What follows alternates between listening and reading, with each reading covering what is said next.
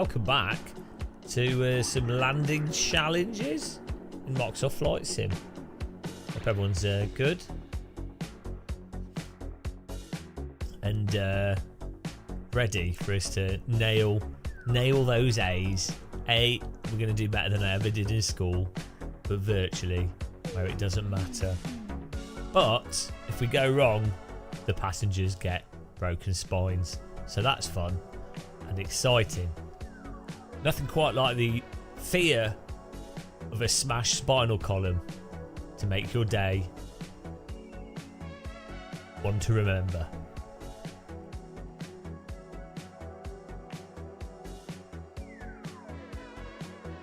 Load this up. Hello, Raw McRip Helmet and Star Fox. How's it going, guys?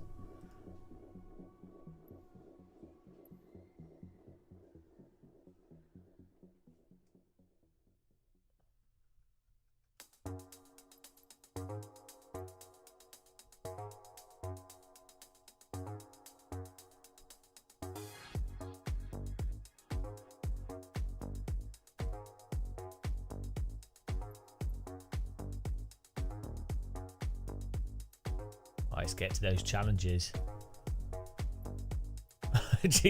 Yeah, that's the challenging part of the sim, is downloading it. Hopefully Microsoft Flight Sim 2024, they've improved that. I think they've had quite a few bugs with those sort of things. Right, here we go. Landing challenges. We are on 98% of the famous. Oh, let's do another famous one. A. Oh, B. Oh, no. This was the one we got stuck on. Let's do it.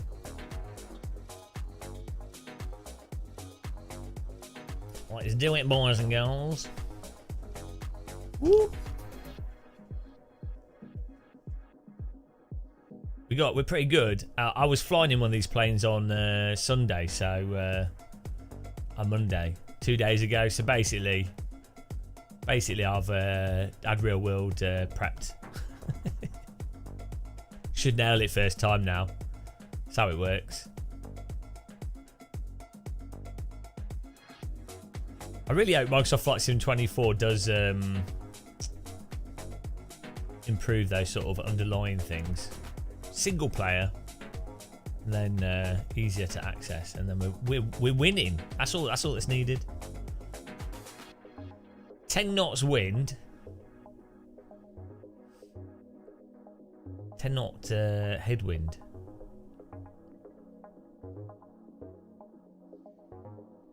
I don't know how much that actually affects things. If you're landing at 150 knots, what's another 10 knots? Hello, Bob. Hello, Jim Bob. How's it going, man?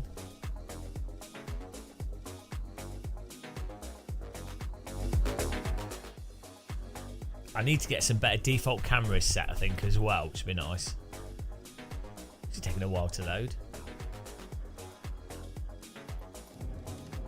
Right, here we go. Oh, I've got my force feedback set up as well. Trying to avoid work.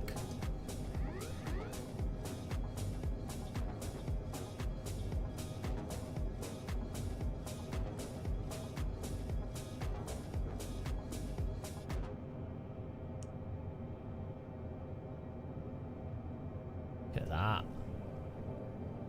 Beautiful. How goes the quick? What did you see the video? There's a short of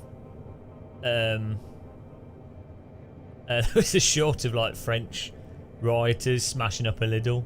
It hurt. Really upset me.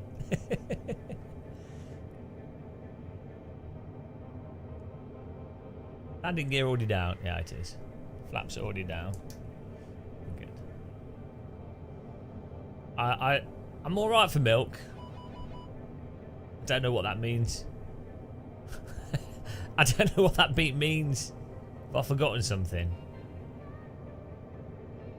Also, I can't remember which. I think it's the closest runway we're landing on.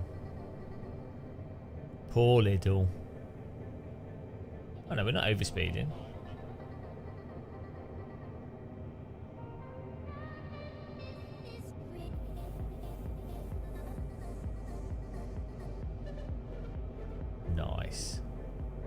Bring it in, boys. And potential girls. We want 2 pappinos. Give me those pappies all over your face. Come on. Slap the pappy.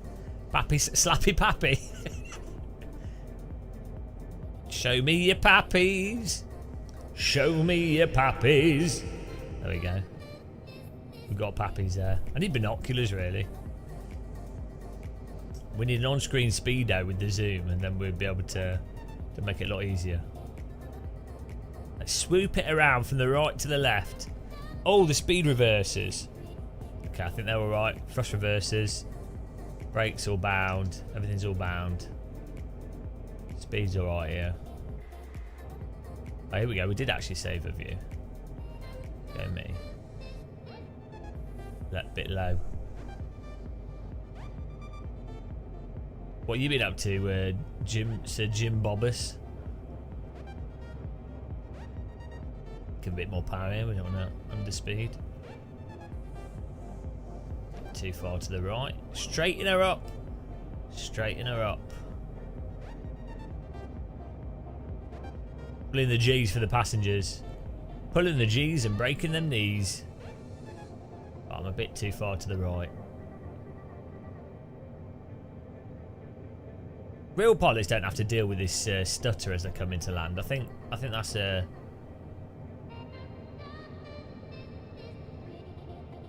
bit too high, a bit too much power as well. A lot of people seem to be addicted to Diablo 4.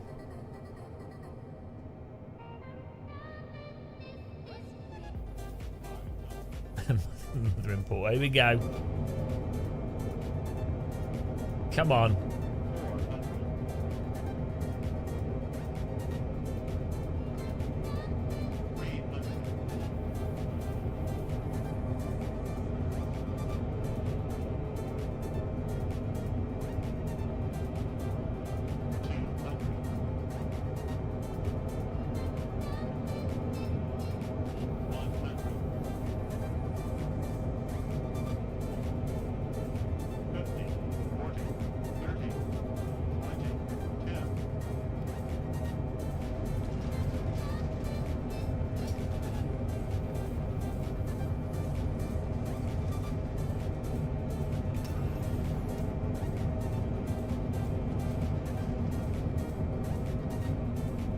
I'm sorry, but if that's not an A.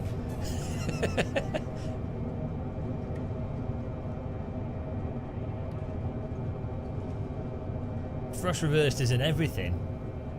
Look how down the line that is. I'm sorry, but that is filth. That's gotta be that's gotta be a pure perfect landing, I'm sorry. Come on. Stop. She's a heavy beast. Nailed it first time. Oh, beautiful. That's how you do it, hey? Oh, finally. Right, it's going in the real plane, guys. It's going in the real plane. We absorb the knowledge of the real flight. That's how it works. Beautiful. Oh, we got some friends on here. We're second out of our friends. Terrible. Alright.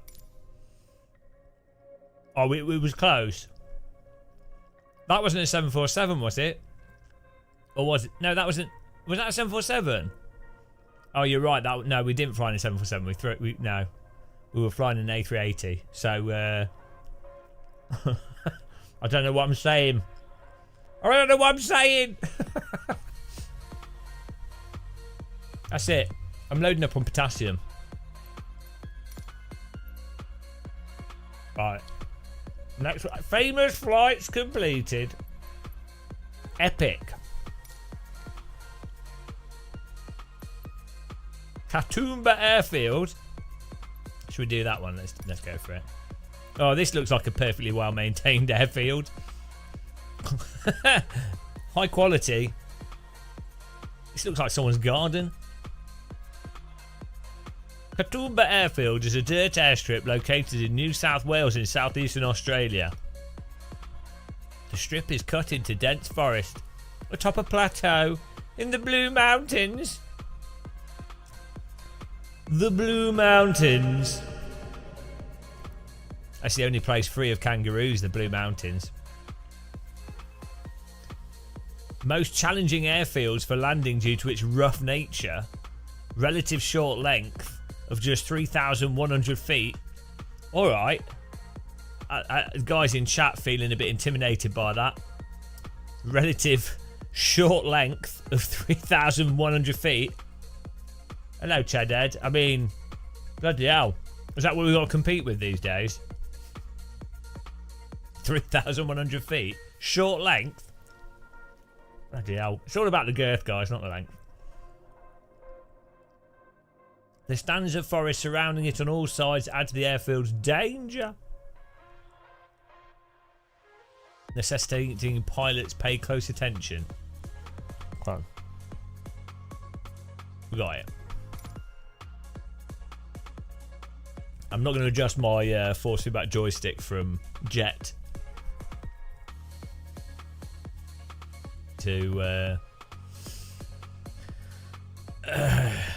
light aircraft, so it's going to be loose.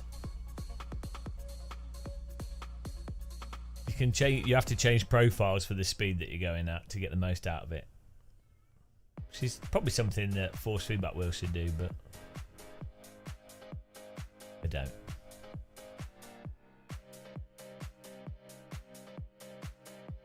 No tree hugging. You can wrap yourself around a tree, I suppose, if you want to. That's always an option. What's going on? What's going on with you, Chedhead, today? The head of Ched. The Chediest of heads. Right, here we go. I didn't even look at the map at the start. Oh my goodness. Who came up with this? What's going on here? Where was it? Guys, I was not paying attention. Was it left or right? Hang on, let's check the little mini-map. Surely it's on there. Is it Y-Cat? I must be right then.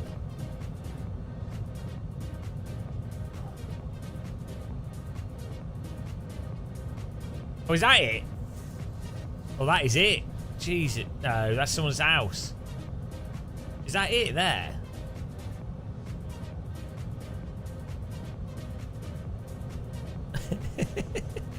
That's not a runway. That can't be it.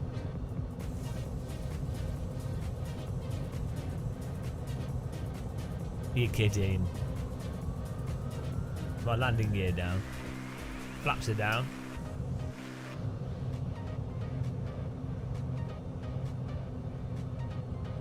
No way is that. Is there a tree in the middle of the runway? That's not the runway, that's someone's house. I mean, where's the blue dot for a start? The landing zone. Oh, that's a road. Oh, I'm so confused. That can't be it. It's ridiculous. I'm gonna land here anyway, I don't care. No, that's a road. That's not it.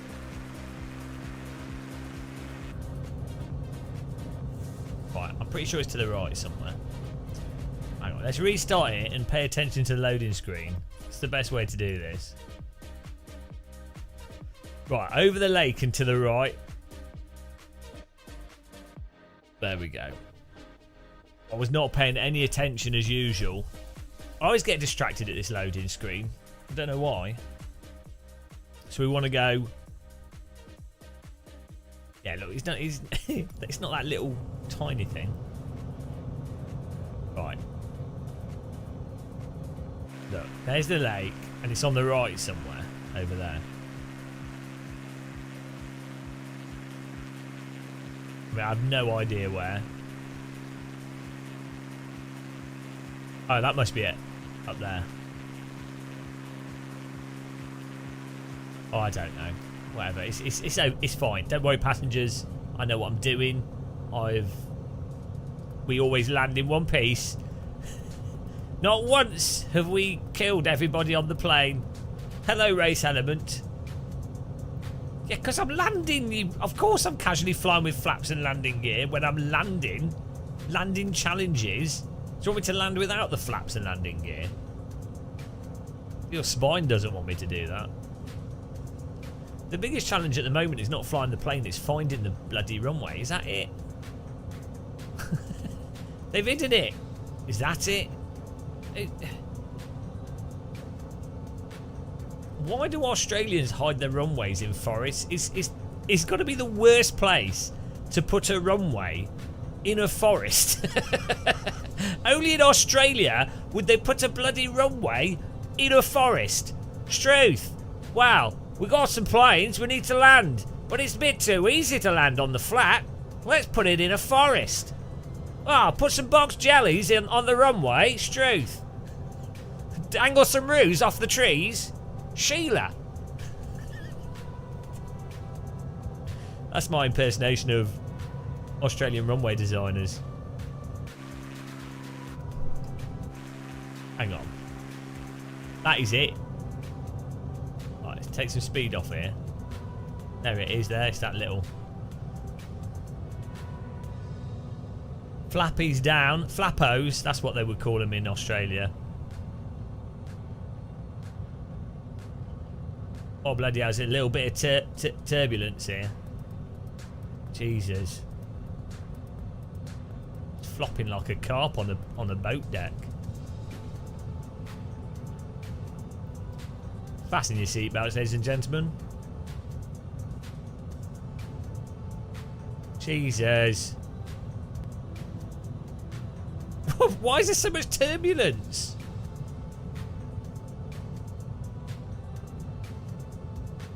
What? Why is it? What kind of turbulence is this? That is weird turbulence.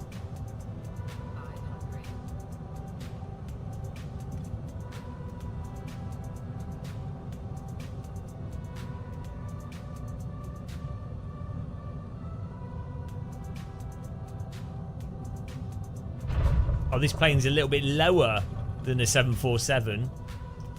Surprisingly. Okay, that's a little bit heavy. I got too used to the being 400 foot off the ground in the 747. I mean, that's not bad considering we didn't know where the runway was. Right, ground right. Okay, we just need to. Yeah, we can get down this one. Easy, easy. Now I know where the runway is. The turbulence is messed up in this aircraft. It's like really weird sudden gust at nosing the plane down. Like a tailwind.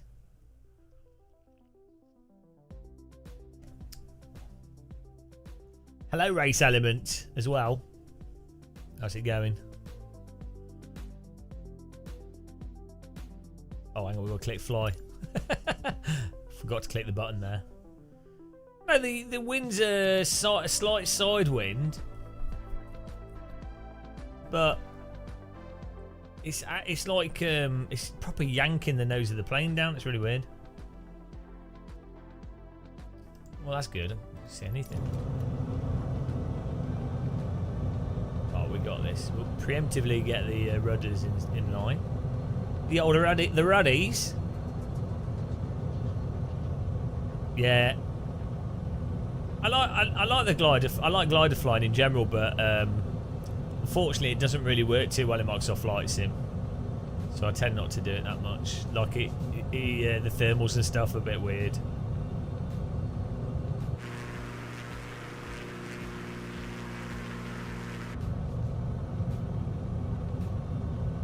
I think if it had X-Plane 11 physics and Microsoft Flight Sim graphics, that'd be awesome.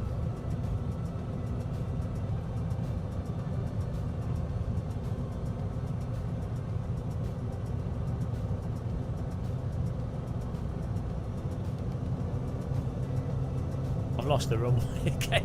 Why is it so hidden?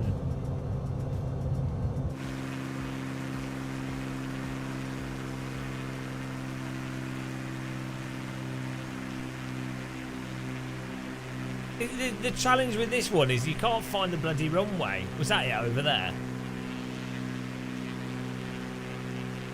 No. What? Was it bloody well gone?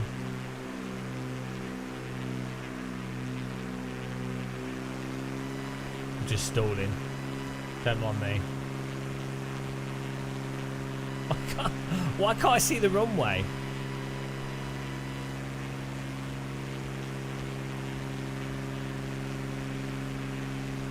Hang on, is it on here? Is it that? Okay, yeah, it should be that. Right, look, fly towards it. And that on screen, computer slow. Should be in front of us. Oh, there it is.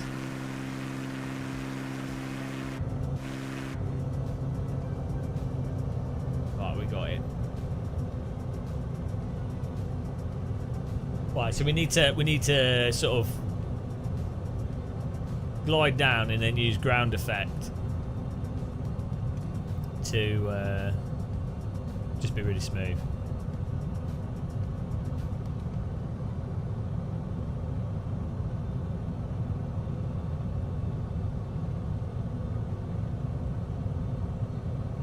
There's a power line on the on the runway. Why would you put a power line there?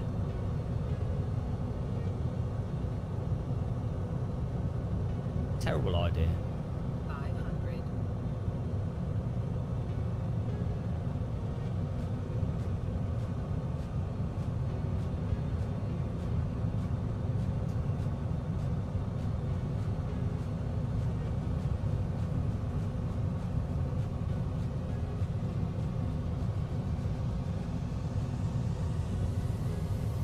Oh, the ground effect in Microsoft Flight Sim. The ground effect is so strong in Microsoft Flight Sim, it's crazy. Like, with the light aircraft, they go forever in ground effect. I know ground effect is pretty strong in real life with gliders and things. Okay, smoothness is all right. I don't quite understand the ground roll thing here. Can't really not roll that far. Right.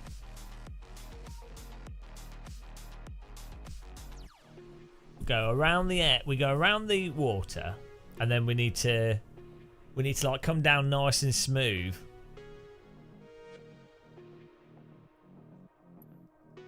Yeah, I think that's what this one needed, really, isn't it, Kabir? I'm quite interested to see how they end up being, to be honest. I think it could be a lot better for live streaming, you know, as well. That's the thing. I mean, I think Microsoft Flight Sims, as it is, it's okay if you like, if you're like, I don't know, you want to go in you want to simulate a flight and you're doing it all yourself, and you're like, oh, I'm going to fly from here to here and I'm going to go through it, and I've got a nice mod plane, and then you've got like some nice weather and stuff, and the airports and the train all looks natural. So for that kind of person, but if you're the kind of person that wants a bit of structure and some things to do, Microsoft Flight Sims is a bit lacking at the moment. So yeah, I think it's good.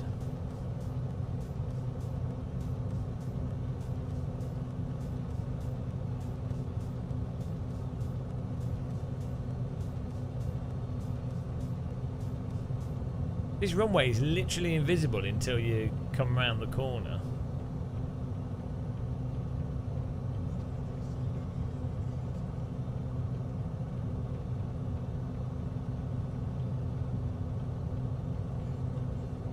The trees really do hide it.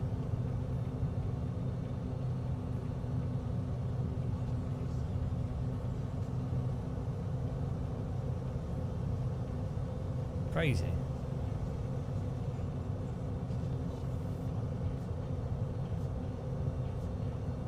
We're getting the A on this one. I can't see it again. It's got to be. It's just that little patch there, I think.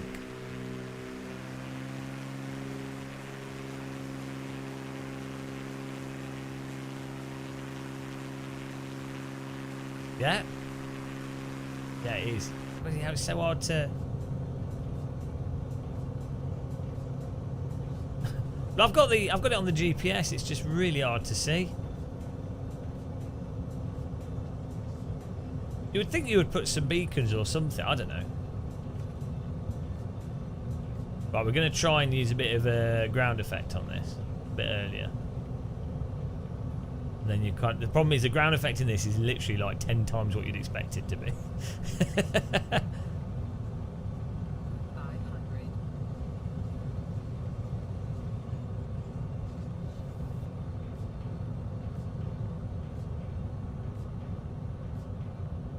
I come here, and then we get into ground effect. Here. Power off. Ah! You can see that I missed it, so we need to come in even sooner. I saw the blue lines underneath us, so I pushed it down a bit. Because you have to be right on that target. Ah! Well, precision was alright. What is this ground? I don't know where the centre of the runway is. I don't understand the ground roll. I don't know what it means by ground roll. Like left and right of where you initially touched down? Maybe? Yeah, we were close to it, to be fair. So look at the run. What kind of centre line is there? It's a bloody patch of dirt. There is no centre line on this runway. Also, why is the landing zone halfway down the runway? Oh my goodness.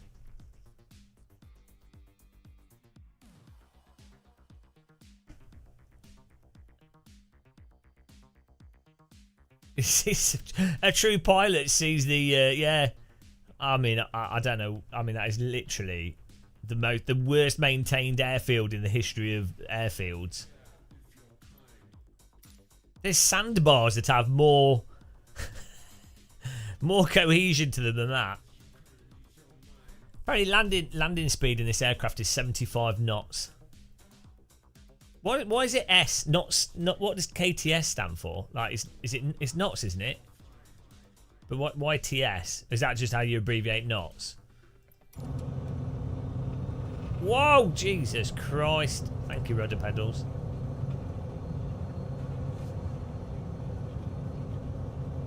Hang on, why is the plane? Ah, there you go. There's a bug in Microsoft Flight Sim where you have to. Well, it's not really a bug, but it's like you have to initiate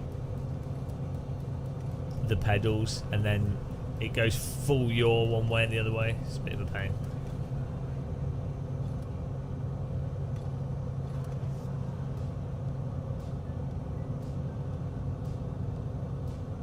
She's screaming. Oh, same hour pat. Yeah, well, I get confused by that kind of stuff. It's a bit silly, I think. So a knot is almost a mile an hour, right? Oh no, it's like 1.1 mile an hour. So confusing. It's all made up, guys. See, it's all just a joke.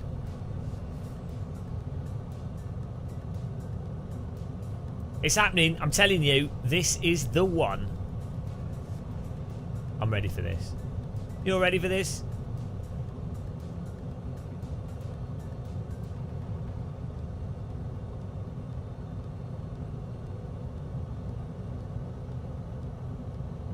$75 knots.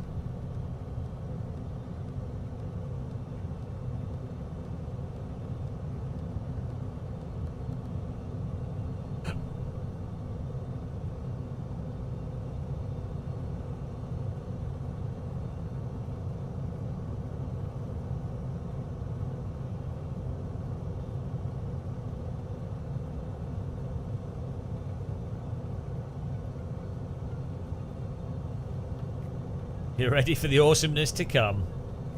Wow, I wouldn't quite say the awesomeness. By awesomeness, you mean imminent spinal compression. Fair enough.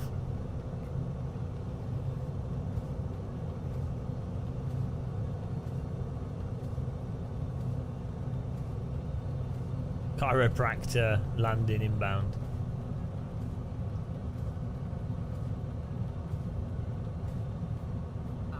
Right, we need to swoop down here, get into the ground effect really early.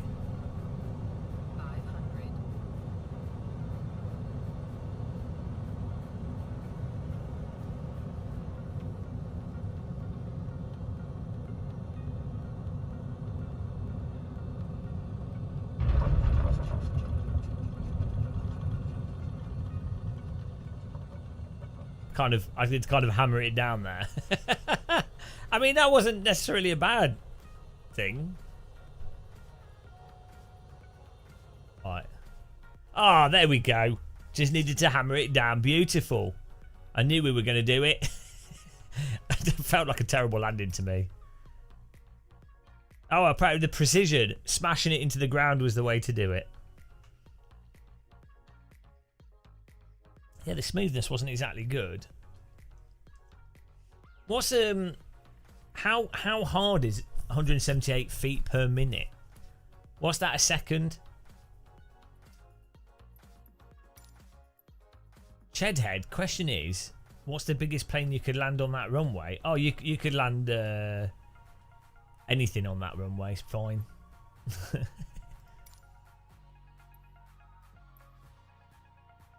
3.1 feet a second.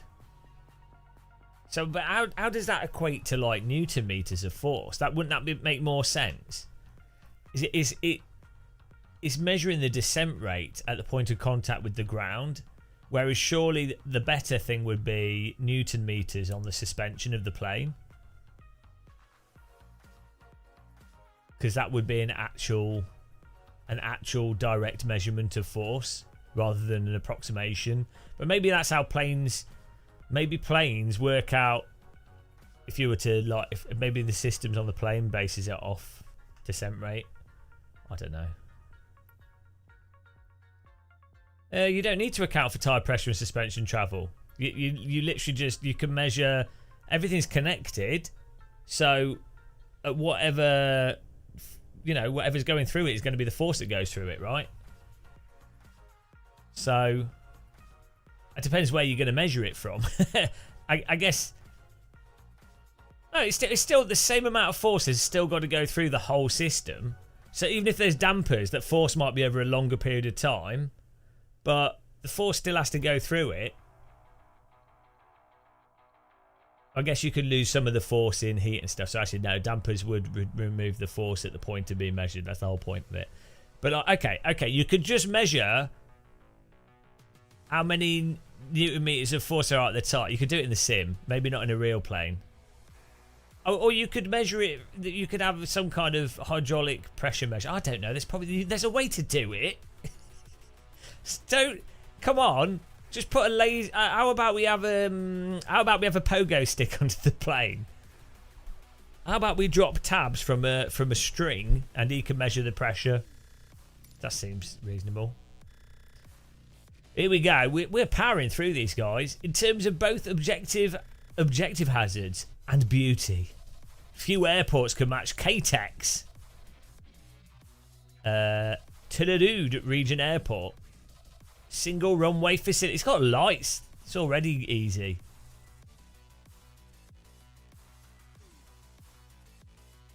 The San Juan Mountains.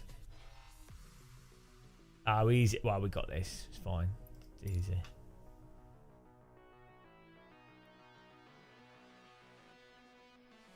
Just put a series of bobbleheads all over the fuselage. Exactly. Well, no, there you go. You could measure it from the... you could have a mass in the cabin of the aircraft, or a central point at the center of the aircraft, and then you can have a scale, and that mass can then measure the force on that mass. And then obviously you could then use that as a reference, and you would know, well, if that mass picked up X amount, you'd know it would have been a hard landing. Yeah, so that's it. You just have an accelerometer in the center of the cabin. Sorted. I don't know how accelerometers measure load. without putting a weight on them. Maybe they do have a weight on them. Oh, Jared Paul, nice. Yeah, I watched it as well. I you know, I was having a hard time being there as a VIP at the actual track. You know, oh my goodness, I wish they would not do that when you press these. Bloody hell. Okay. The great wow, that's what someone that's insecure about stuff would say. Yeah, well, all we need is an accelerometer in the cabin. And then that could measure what the load was at the point of landing. And then you could extrapolate from that if it was a smooth landing. We solved it. We've got it. He's had too many of the pills, that's the problem. He's gone all in on them. Again, by the way, guys, I was not paying attention.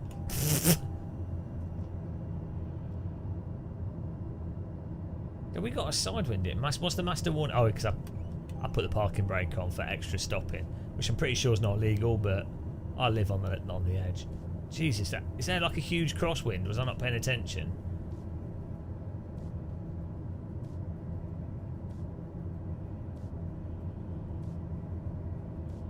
Oh, we have pappies. That's handy. Where's the actual landing doodle bob though?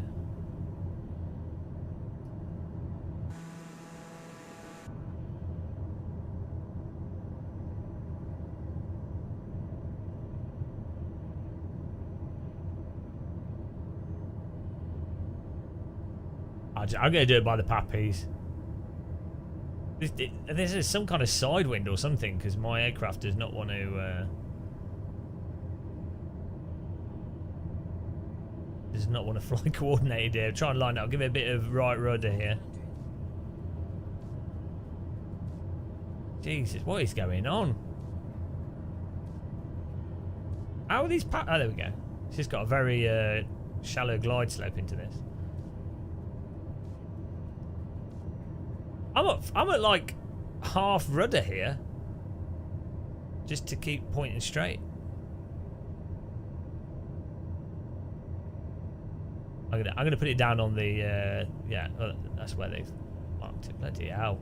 Jesus Christ, what is going on here?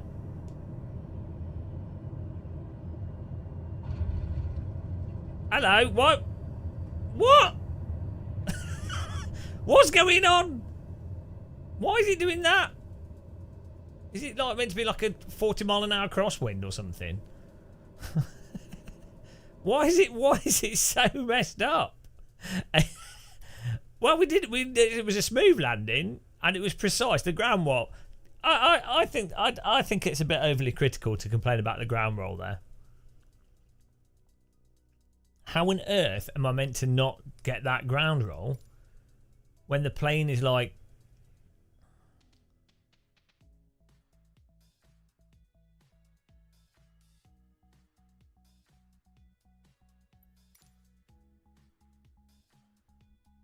Yeah, it's a 15 knot side wind. There's something messed up with this.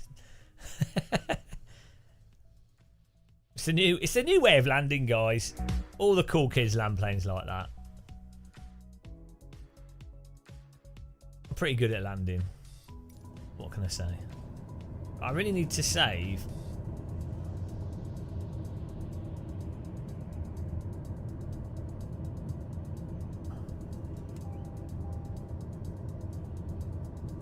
Maybe it's a slippy runway.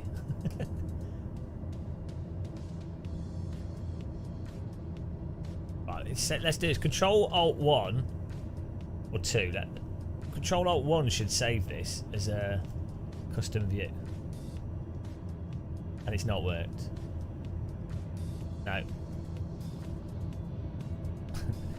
The camera saving doesn't seem to work for me in this.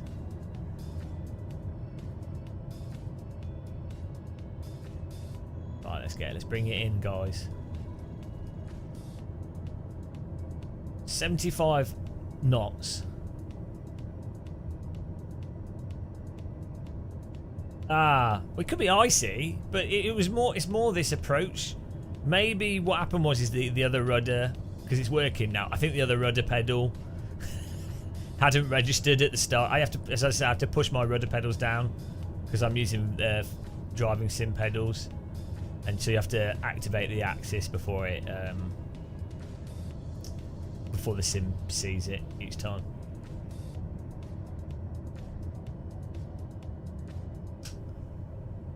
We seem to be approaching a lot better now. Well, we'll see. We'll see. We'll see when we straighten up here. A bit more to the right.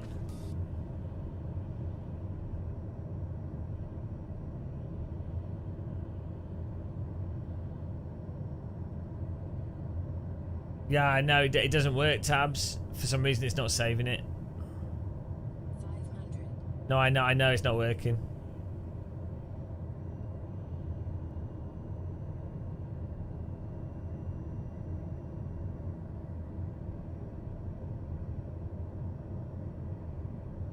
Oh, here we go.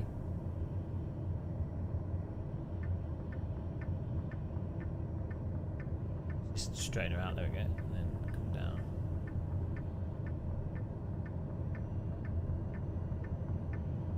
Ignore the pappies, guys. It's for losers.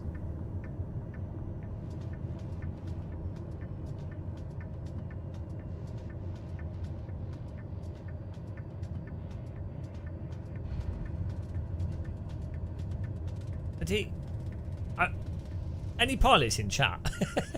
I'm telling you, the ground effect in this game is mental.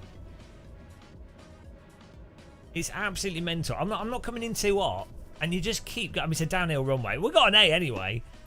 The planes go forever in this.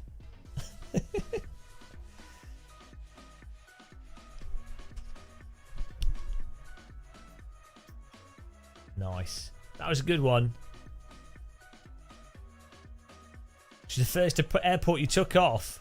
Nice. Yeah, no, Tabs, it's every aircraft in Microsoft Flight Sim has like monster. Every aircraft in Microsoft Flight Sim has the ground effect of a bloody glider. I'm pretty sure. Like, there's something a bit strange. Right.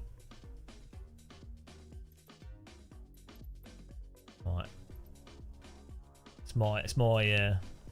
Oh, we have an echo. Right, we keep going. We got it. We got it. It doesn't matter. Look at this. It's got very floaty physics, hasn't it?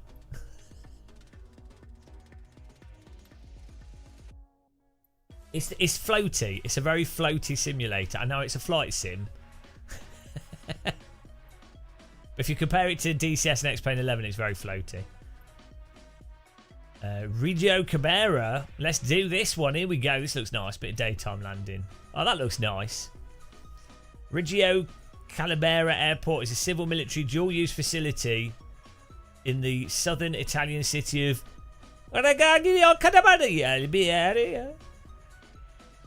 also called Airport of the Strait. I hope it's straight. It lies on the shore of the Strait of Messina. Oh, I've got to fly at the. We've got to land at the Greek airport that I landed at when I went to Italy last weekend. Our planes got cancelled, so we had to go to Greece to go to Italy. You can see the vlog on our Instagram if you want.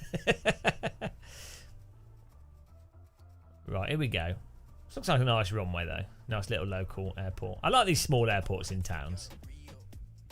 Hello, Craigs. How's it going? Right, let's look at this picture. This is what we do. There we go. Over the mountain, far away. 7 knots, little breeze. Looks nice.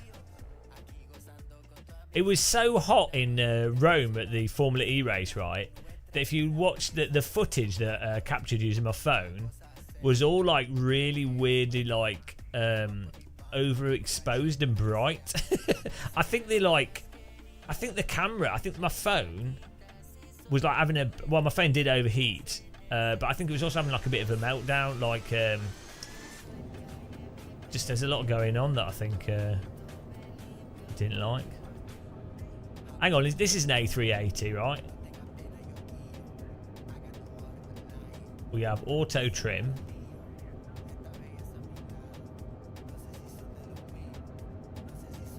That auto trim going. Let's turn autopilot off if it's on. Oh, that's it off. I don't know how you turn auto trim off on these. Normally all the autopilot stuff's here. Flight director, I don't know what that does.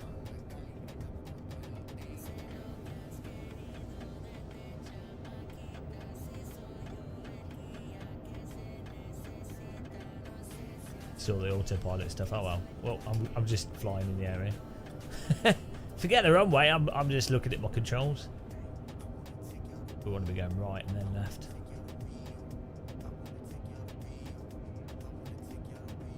FD tells it to.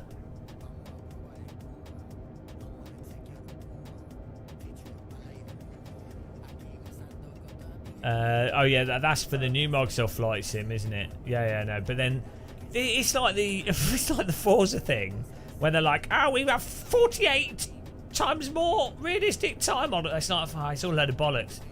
It's all a load. It's sim racing simulators. It's marketing.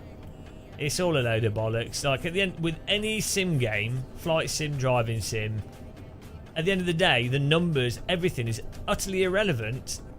Does it actually fly realistically or drive realistically? Doesn't matter how you get to that point. you can have like the highest refresh rate, the highest whatever. It's like, well, yeah, great, but does it actually drive more realistically? So like with there we go. Like with ACC, right? It's got a more detailed time model than AC1. It's got way more stuff going on. It's way more complex. But Unreal Engine is causing like delay, dampening. There's issues. There's some like underlying technical issues. So all the other improvements are completely moot. With iRacing, they do really good car details and everything. There's a lot of stuff they do on there that's fantastic. But the tyres can't drive at the limit. Hang on, we need to go right and then left.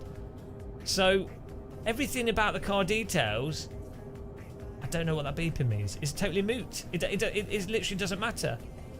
It is utterly irrelevant. If the tyres do not drive like tyres, well, I mean, it is what it is.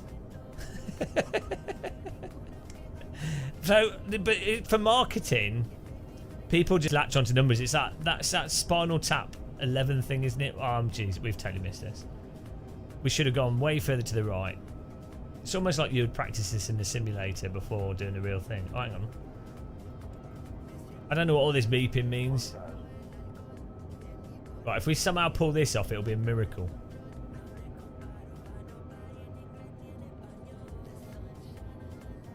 We're doing it. It's like we're landing at.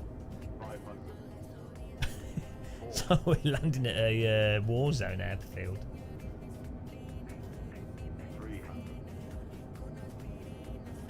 Don't mind me with my last minute banking. This is just typical flying. Oh, look at that! I'll give my passengers the ride of a lifetime. 100.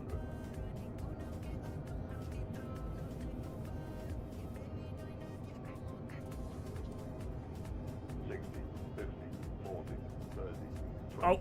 Retard. Don't think you meant to bounce. Oh, I forgot to set the rudders up. Right. Nailed it. Yeah, I know Daniel. Like, yeah, no, I know. I messaged him, like, because I chat to him on, like, I know him.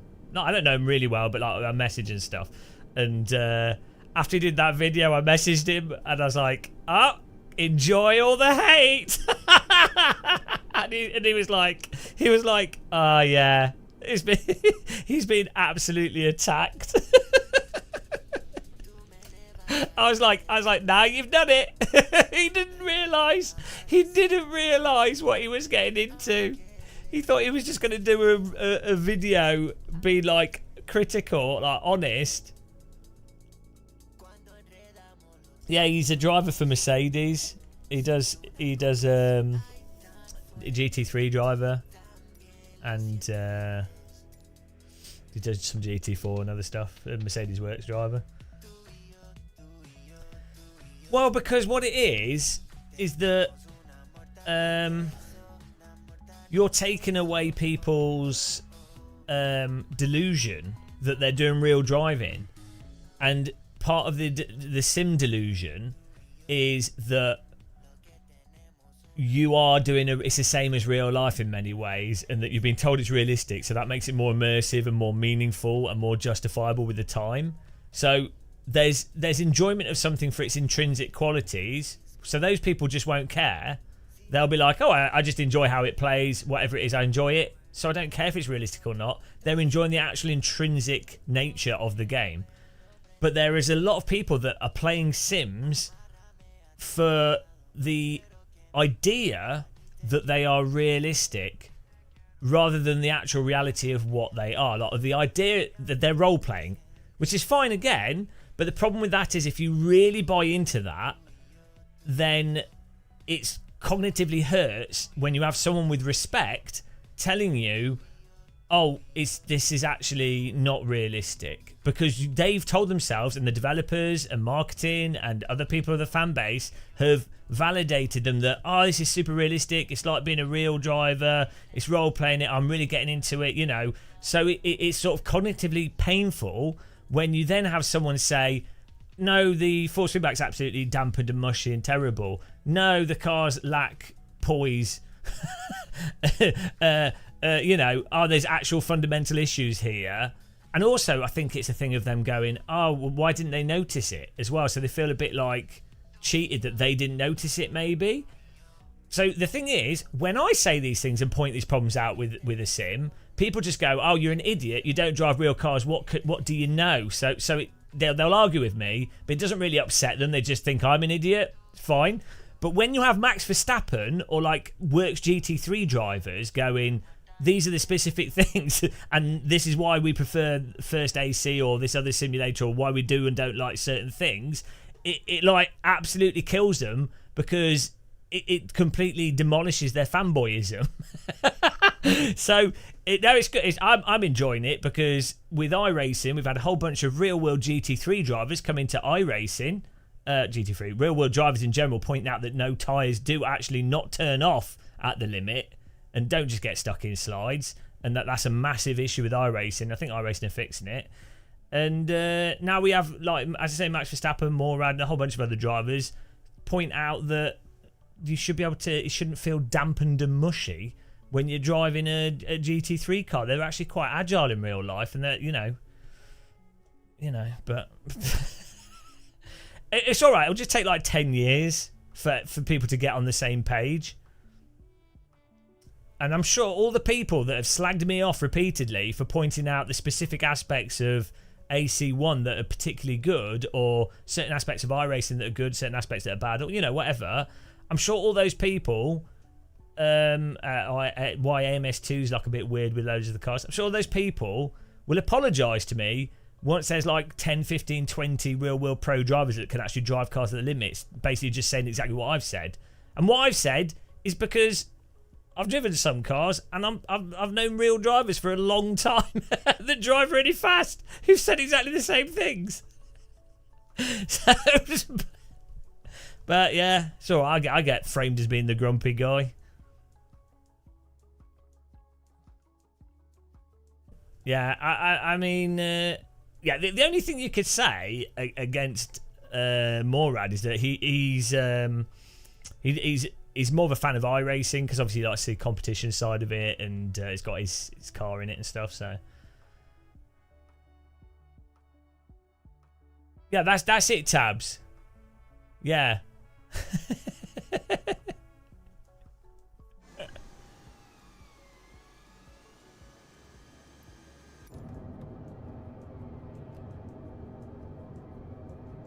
Let's do it.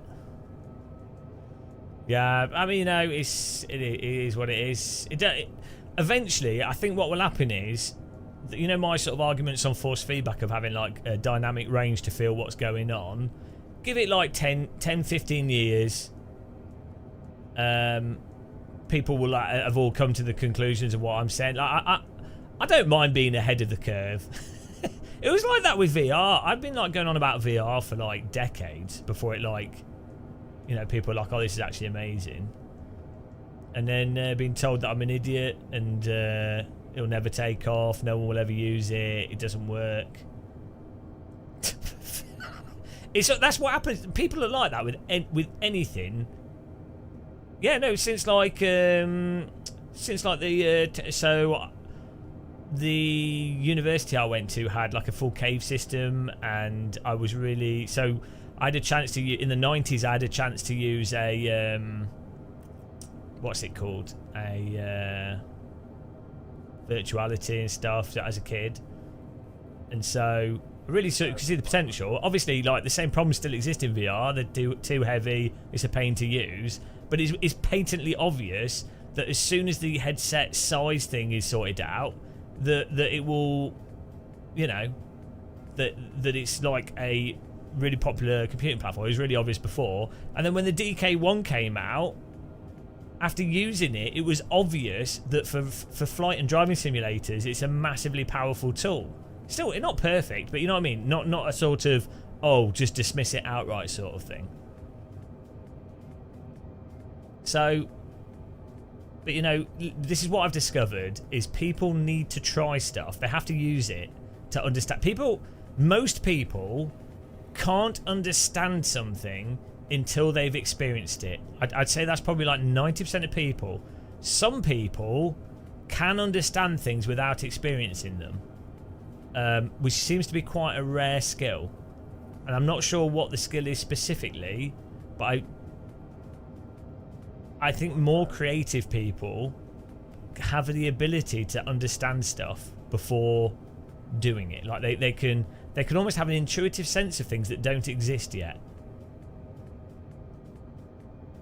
A lot of people don't work like that. Yeah, a lot of people just don't think like that, and so that's where the conflict arises. 500, 400, 300. John Pickett, no, it's just how the different games are programmed. You could design a game's force feedback for like a G25, and the end result would be something that would work really well with a DD wheel. If you design your game to give information for the lowest end wheels, it means that the higher end wheels will have more information to work with, and you can always remove information through damping, filter. You know, you can't add information in, you can only remove it. So for developers to design force feedback around lower end wheels makes much more sense. But you know, there's the problem is it's very technically difficult to make a simulator, and then certain engines have actual, like Unreal Engine has issues with outputting data and input. There's a whole bunch of subtle issues with Unreal Engine. So you could do you could put the best data in, you can do the best thing, but the engine, I think, can still have issues. 60, 50, 40, 30, 20. Retard. Bit of a heavy landing.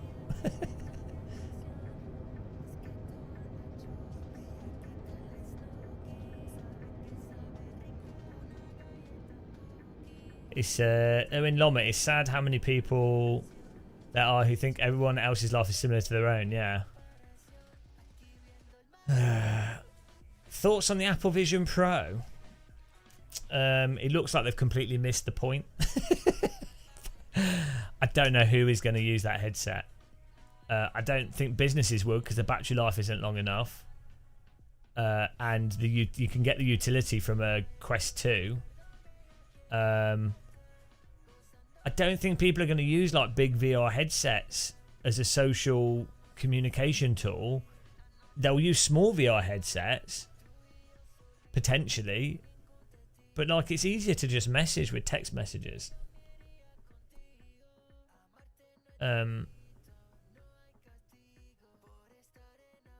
Yeah, I'm not really. I don't really quite understand. The only logical explanation I can see for the Apple headset is that it's a Gen 1 and it was going to take 4 generations, and then the learning process through that will get them to a headset that people actually want.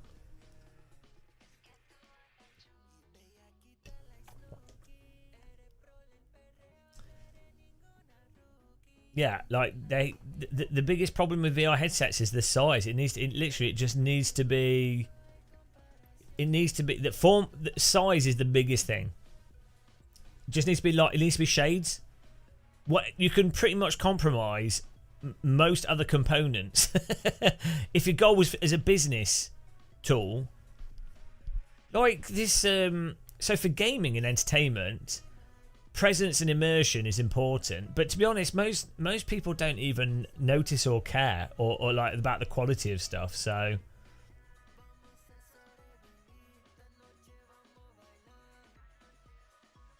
AR glasses will obviously, AR devices, phones, glasses and things will all make sense in the long run.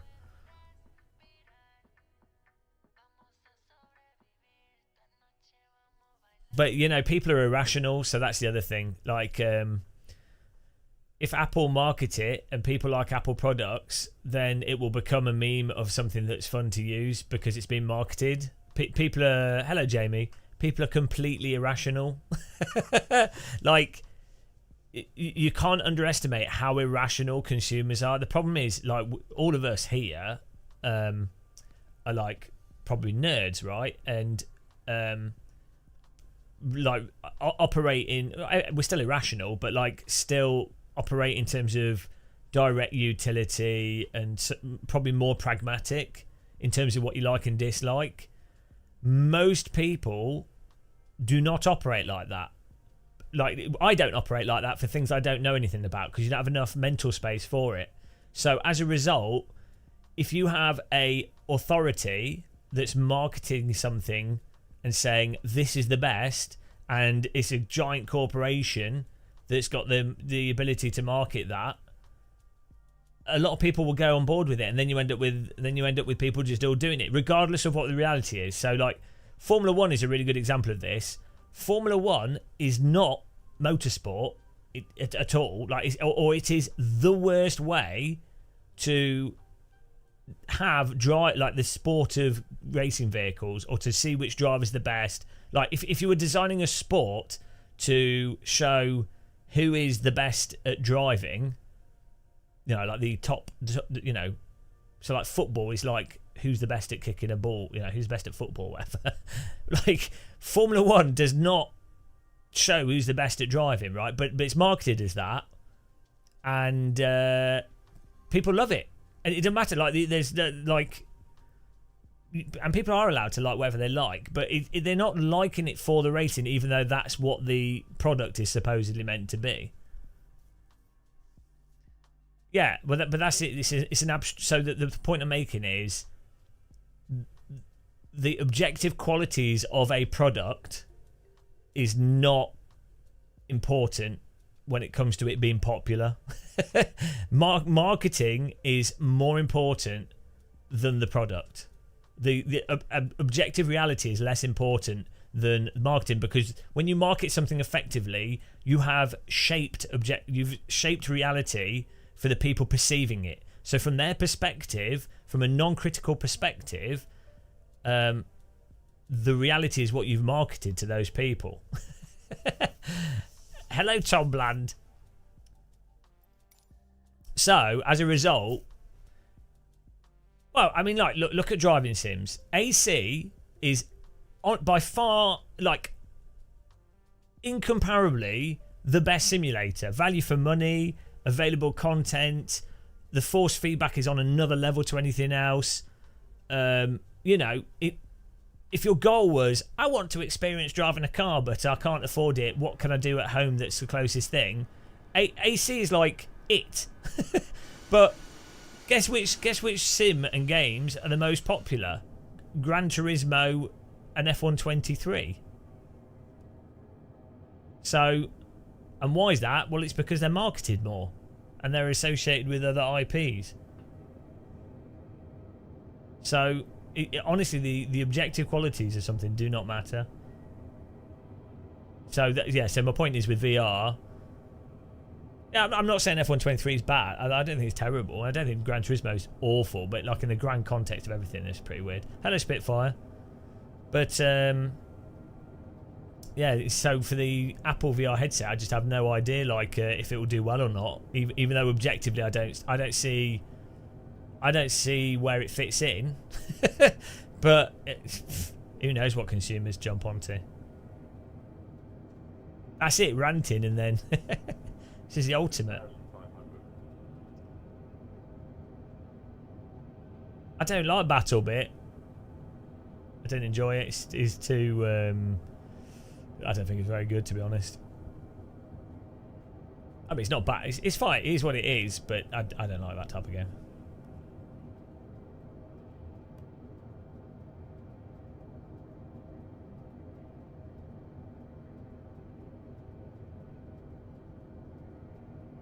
Hopefully they update. The next Hell Let Loose updates are supposed to improve performance, so that'll be good. Oh, nice, Jamie. Which one did you get? Irrational. I don't think there are two types. Is a bit of a simplification. power nerds. Nice.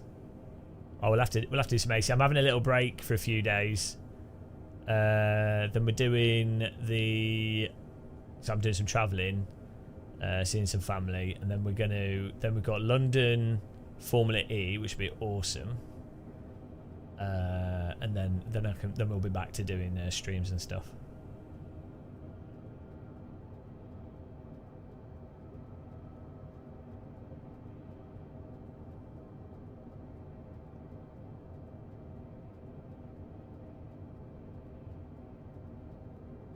Team Power Nerd.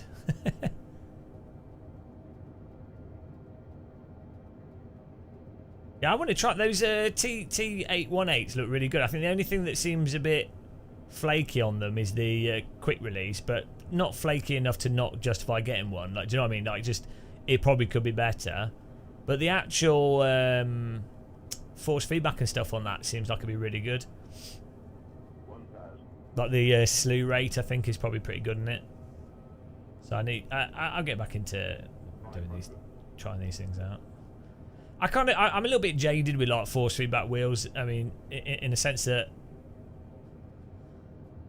we've only got AC's the only sim. AC and maybe R Factor 2. Race Room's nice, but realistically, AC's the only sim that really uses a DD wheel properly. So, like, everything else, like a DD wheel will make it nicer to play, but it doesn't leverage the detail because the detail's not there in the sims. So it's like, well, what's the point of like reviewing all this equipment and marketing it effectively? Even though it's a review, it's still marketing. What's the point? The subtext of YouTube review channels is sim racing products are worth getting. Do you know what I mean? Even if you're doing a totally honest review, the subtext is one of ignoring the reality that force feedback is shocking in most sims. 100. 60. 50. 40. 30. 20. Oh shit. 3 to high. Okay. Sorry for the broken legs there.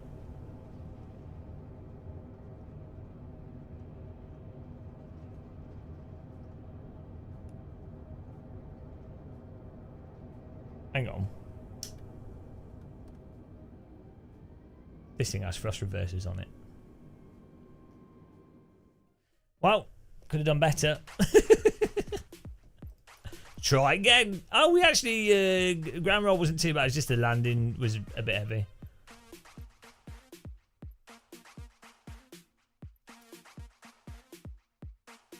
Hello, Filing Account. We're all right. Yeah, how you doing, man?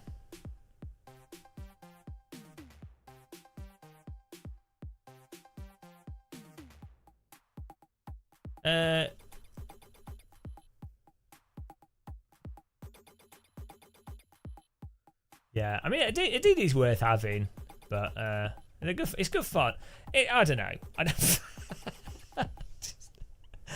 Just the whole like, it feels to me like a bit of a lie in a sense. Like, right. So let's say you spent like £10,000 on like epic triple screen, iRacing, like motion rig, DD wheel, all this stuff, real rims, perfect, like, you know, amazing, as best you could get, VR, right? And then you play iRacing on it, and that's what you play. Well, at the end of the day, the tyre model's completely balked in that game, and you can't drive properly at the limit. So, well, you can spend what you like on equipment, and you might enjoy that as, you know, as an irrational thing. You know, it can still be fun, but from an objective standpoint, it's all pointless. So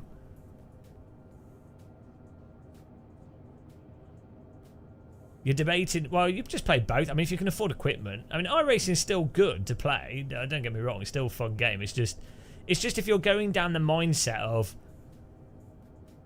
If you're going down the mindset of, well, I'm buying the best thing, I'm getting the best thing, I'm doing this because I want to capture, I'm doing because it's a sim and it's cheaper than real cars and I like real driving. It's like, well, okay, if you like real driving, if that is really important to you, the software is more important than the hardware.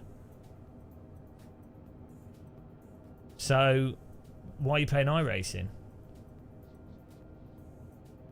Like, it's so broke, and ACC's like ACC as well. It's like they are so messed up. If you're being, you know, if you're really being specific, you can't overlook it.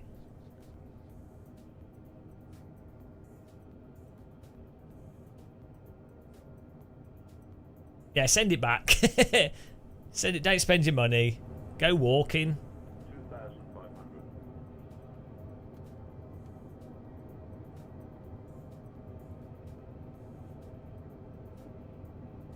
It depends how, like, it depends how you frame it. If you're being objective and critical, or if you're just going, oh well, I can afford it and I like the entertainment from it. But at some point, you're gonna have to come back to being objective. So let's say, right, let's say you just like it because you like it, non-critically. It's just you enjoy it, whatever. But you use that as a justification for buying anything. Well, then why bother if you just like something?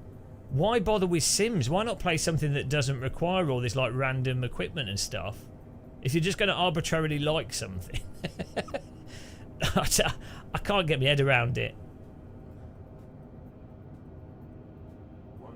It's like that. That's what capitalism wants people to be, the most simplistic consumer that just likes, irrationally likes stuff, non-critically.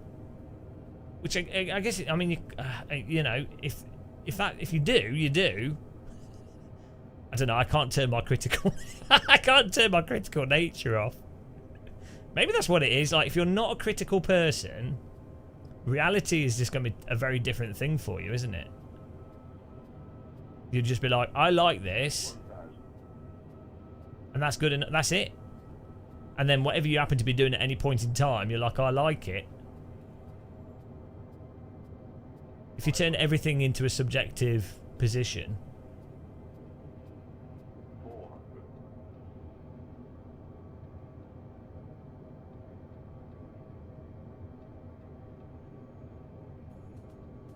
300. Oh, here we go. Right, we've got to keep it at 140 knots. 200.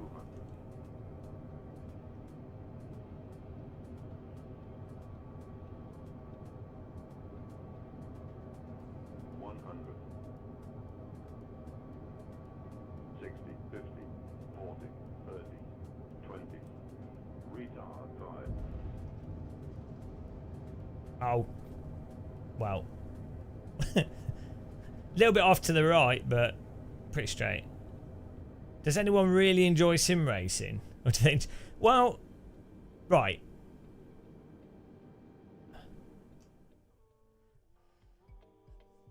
Like, personally, right, so this is where I've got to. I really enjoy like the aspect of balancing, like with the, or landing the plane or anything, like balancing the physics, feeling what the car's doing and playing with that. I think that's very enjoyable. And I enjoy racing other people and the dynamics that come from trying to balance a car whilst racing other people. That's my enjoyment. I think these sort of intrinsic qualities of it's a physics toy, right? And the more realistic it is, it turns out the reality actually does that very well. Like, that component is most compelling in reality. So that's why for me it matters if a sim is realistic or not, because in terms of raw physics, real tyres are actually very satisfying and very, like, they're snappy. They might not always be perfect, but there's a pliable range there that's enjoyable. I have a suspicion, well, for a fact, most people that drive sims and race cars do not know what the limit is. They don't know what balancing at the limit is. So you've already got this, like, huge, insane disconnect. It's like, so their whole process of playing a sim seems to be beside the point of what driving actually is, or what I would say I think driving is balancing a car. Race driving is balancing a car at the limit. So if you can't do that, or you don't know what that is, well, it seems very arbitrary then what people like about it. So what are they liking? I think a lot of people. This is why GT3 is so popular, because objectively GT3 is not good for racing. It's branding, marketing, branding. They've been told to like it, and that's why they're liking it. They're not liking it for its intrinsic components. It's a role playing, it's a role play of driving a specific brand that they've been told is important through marketing. Yeah, but Tabs, that's marketing. That it's not just what's immediate. That's like long-term marketing. That's the power of it. So this is it. If you're operating from a non-intrinsic quality like aspect to how you approach life, your enjoyment of stuff is going to be completely irrational, which then makes it really hard to, from a rational perspective, to actually have a genuine conversation on what is good or bad, or like what it, because everything just breaks down into I like it, which is, it's fine. There's nothing wrong with someone liking it, but you'd have to be like, well, hang on, surely the reasons why you like it matter.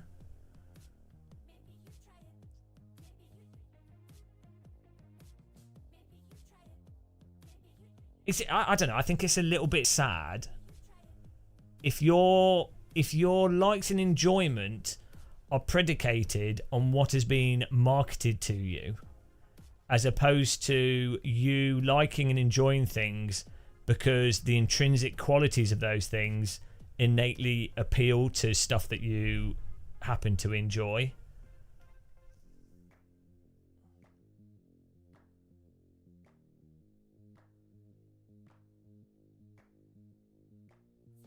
Oh yeah, influencers are terrible people. Awful. The worst.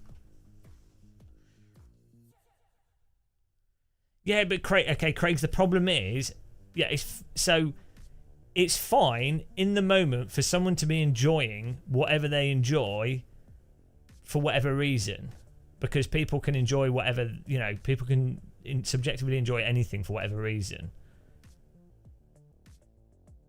But if it's hard to put into words.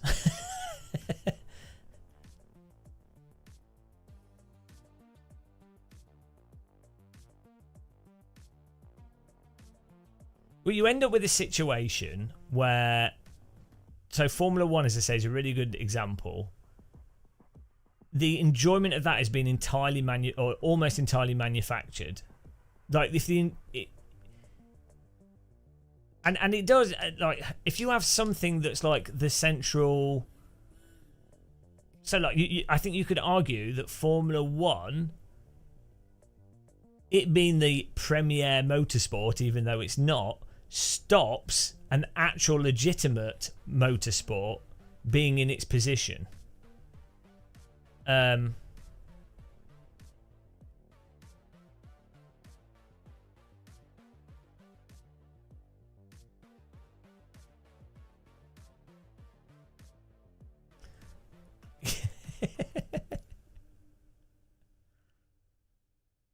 It's kind of like that argument for capitalism where you go, okay, you can look at capitalism and you can go, well, you know, it's the markets are what they are and we should just do what we do. And okay, if we destroy the earth, it doesn't really matter. It's capitalism. It will balance itself out. And it is what it is. It just is what it is.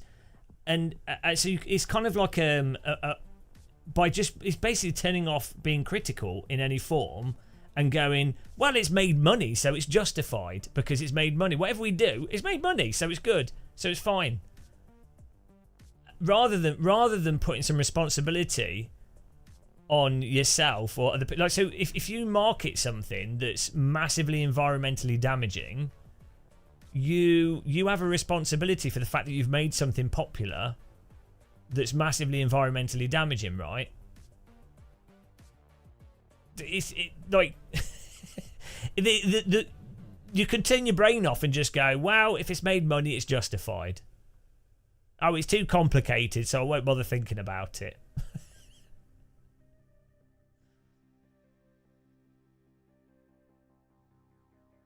Or maybe so back on the enjoyment thing, maybe it's not, maybe enjoying something, maybe that's not fine.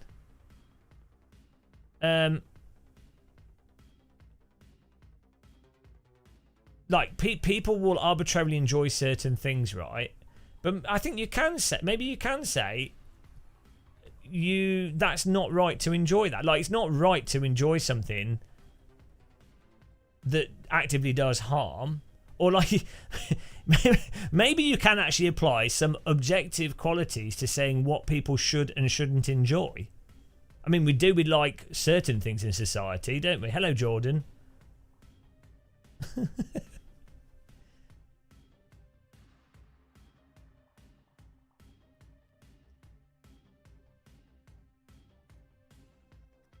Maybe blindly enjoying something by virtue of you not being critical is actually bad. If you can be critical and enjoy something as well, like you can like identify the components of it that are good and bad. Or maybe you just shouldn't enjoy anything. Maybe you should be like actually ambivalent, like neutral. maybe the correct philosophical approach would be to be neutral on stuff, like a Vulcan.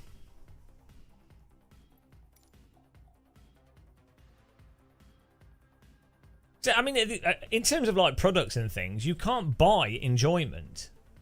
Like, realistically, the most fulfilling enjoyment or happiness, which is probably what people are trying to get at with enjoyment of things, the most fulfilling thing to humans is going to be relationships, because we're social animals, so it's like genetically built into us, unless you're a sociopath, and seeing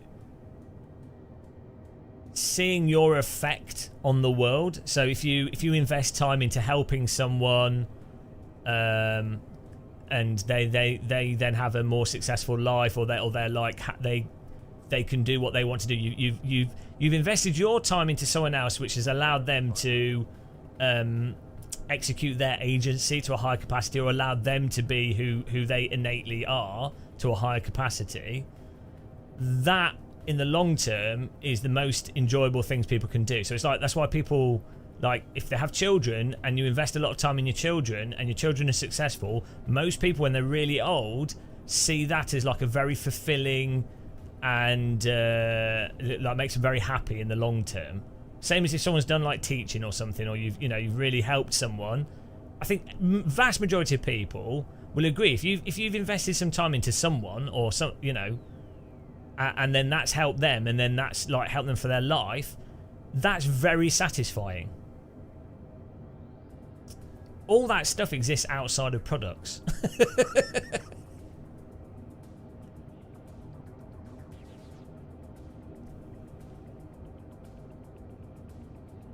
So you should. I mean, maybe you can say,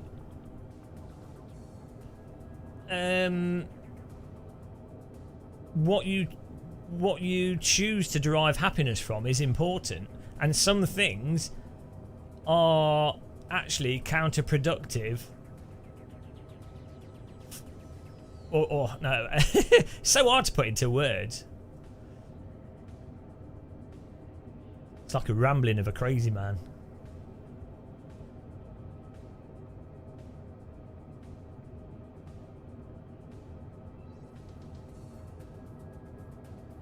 He's talking bollocks again.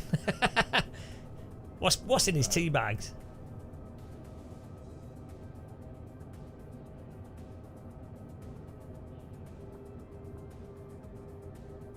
I don't know what the beeping sound is.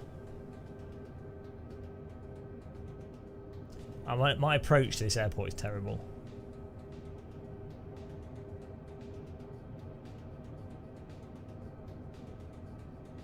Right, okay, look at motorsport, right? In general, it is a massively inefficient way of getting entertainment. It's terrible.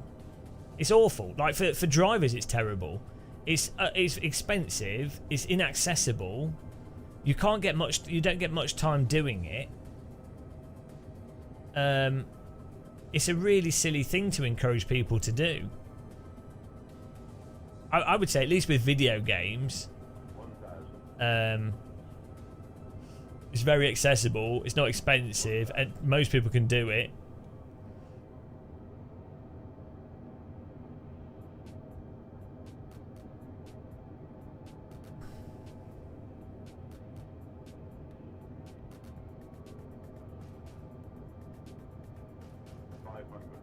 Yeah, but I'm Tabs. I'm not saying that's a separate conversation. I'm saying it's a lot easier if you just say, well, do I really need that sensation? Is that sensation worth the effort required to get it? It's like, well, the sensation of being weightless in space is pretty bloody hard to get, isn't it? Maybe it's better to just go, hang on a minute. I've totally missed the landing point there. Oh, Jesus.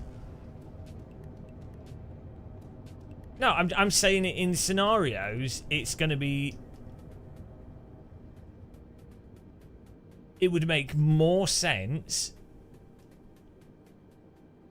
to just... Because there's an infinite number of things that people can be happy with.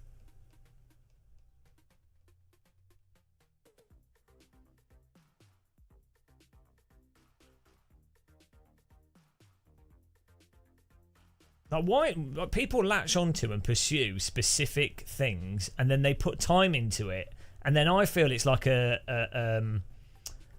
lottery, not a lottery fact, like a sunk cost fallacy, that people then get used to that thing, and then that becomes what their entire life is about.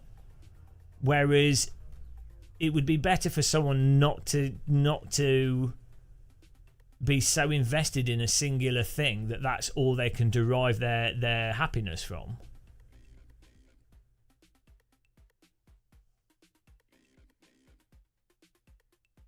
We're self-aware.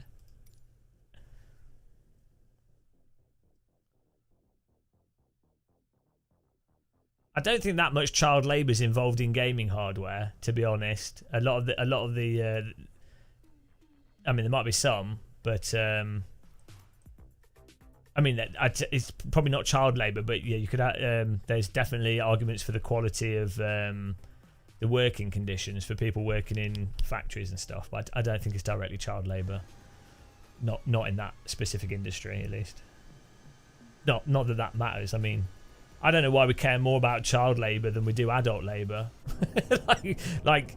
It just, you know, people are like, oh, save the children. It's like, hang on, adults are just older children. So surely adult labour that's horrendous is, you know, why does it matter if you're gonna do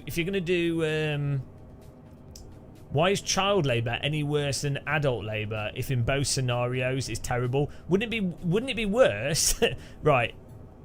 Wouldn't it be worse if it's less worse if someone had 6 months of child labour versus an adult that has 10 years of the exact same labour that's terrible. If you could pick between the two scenarios of a child that has to do 6 months of terrible factory work, but then they never have to do factory work again, versus the scenario of an adult having to do 5 years of the exact same factory work, you could probably make an argument. Yeah, but if I'm saying in the same scenario, so neither of them have a choice, they're both forced into it. The whole child labour thing is like conveniently ignores the fact that adult labour is horrendous as well. Do you know, like that's not really discussed in that context. It's like, oh yeah, no, we stopped child labour, but hang on a minute, we have loads of 16-year-olds doing the same job. It's like, in my mind, a 16-year-old is still a child. You know, 16-year-olds to me look like children. So I mean, some 16-year-olds are a lot more mature than others, but like they don't have much life experience, so they're very childish generally. Hello, Thomas. Yeah, Craig, there definitely is. But it's just funny. It's funny to stop. It's funny to stop caring when someone's an adult. It's like the stuff in America, isn't it? Where they're like, oh well, we can't do. Don't allow the woman to choose when to terminate a pregnancy. But just let the adults die. It's like, hang on, if you care about life, why would you arbitrarily be so protective over one thing and not another thing? It's almost as if you've latched onto a specific thing to maintain your bigotry and control over a group of people. It's almost as if that's the case. I mean, that's probably cynical, but it's also probably the truth.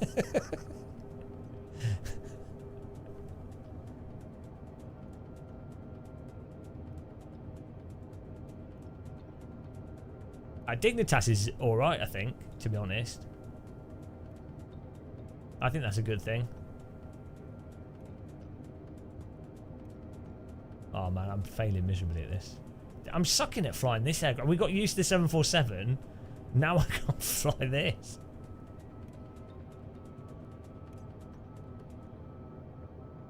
Yeah, Thomas, we're having a philosophical discussion here about enjoyment. This is what we do. Planes and philosophy, the obvious combo. It's a good time to get philosophical because I'm about to fly you guys into the ground at a high rate of speed. 400, 300, 200. Right, so the plane keeps descending even when you're like... 60, 50, Oh, it's dropping! 20, retard. She's dropping!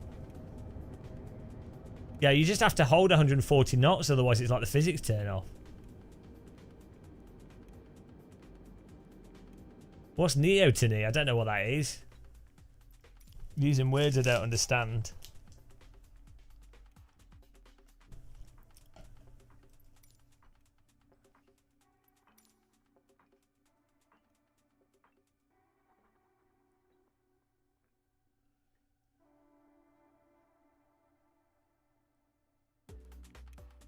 Yeah, so with the sim stuff. Oh, looking younger and cuter. Children are most neoteny. Oh, so I mean, like in terms of. I see what you're saying. It's like people wanting to protect the young. Yeah, I get it.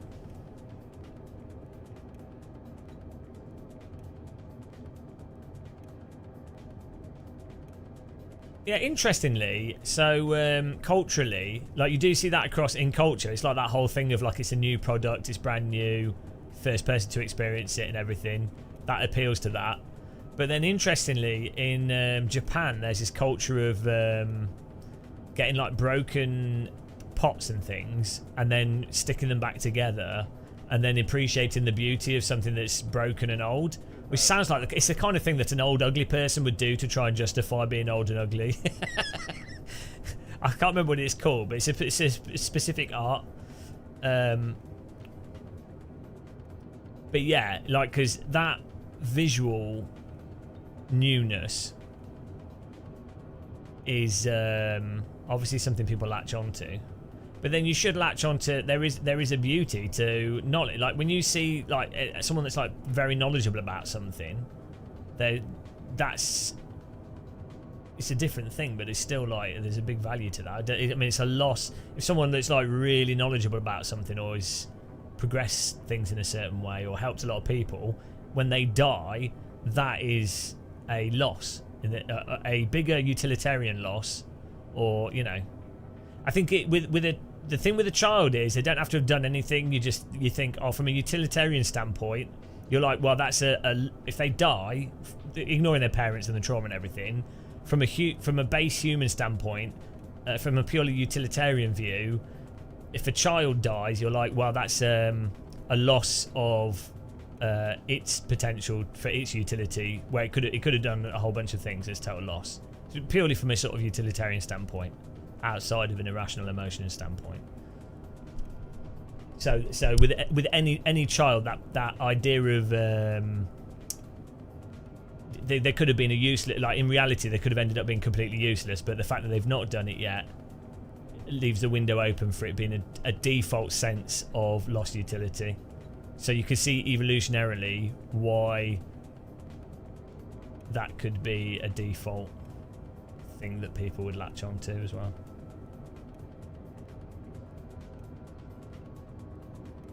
Otto, yeah, you have to. It's like 145. I keep forgetting with these planes. You really have to keep the speed up, otherwise it just falls out of the sky. Oh god, the layout of this runway is really like skew-if compared to the terrain. Like it actually looks. It's really. Most runways are in line with the coast, if that makes sense, rather than or from the like. It's hard to explain. This runway seems out of line to most runways that are at the coast. It keeps throwing me off.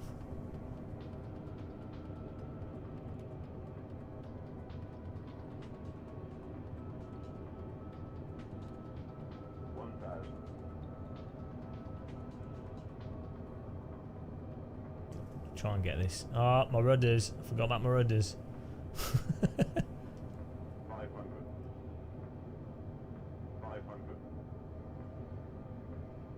400. See, things are just a bit unresponsive in this, I think. Like jet engines are unresponsive in reality. 200. We're coming in so steep. I need to get the angle, the glide slope set up initially, and then just use the throttles to. 100. 60, 50, 40, 30. Ah! Retard. It drops. It literally, once you get to if you've got low throttle and you're under 140, it literally just drops out the sky.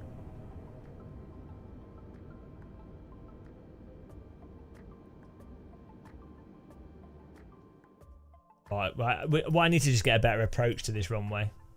I'm turning left too soon. We need to go over those hills, and then we can just do a nice glide slope. And so on with a jet, you increase and decrease the throttle to control your height, rather than pointing it. C is for killed everyone on the plane.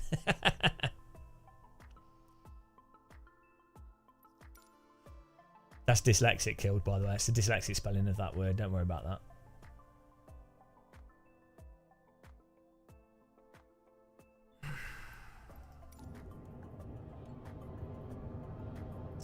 So yeah, I mean, if you're going to say that all enjoyment is subjective, which it is, in like obviously everything is subjective from an individual's perspective. You say all enjoyment is subjective, and then you use that as a justification that anything is valid. because someone will enjoy it regardless of what it is. At which point, you then lose the ability to actually have any critical conversation about anything. This is how I think marketers and corporations want you to think about reality, and it's also online and the narrative of like toxic positivity is this idea of everything is subjective.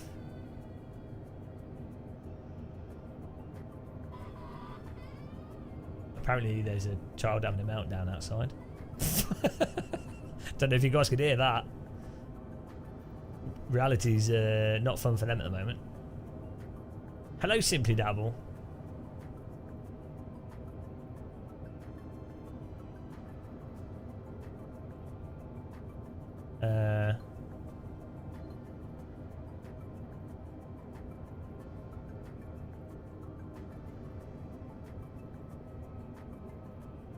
Right, see, intuitively, you think, oh, it's that bit of street there. Or like, it's not, it's like the runway is actually right further to the right and then straight.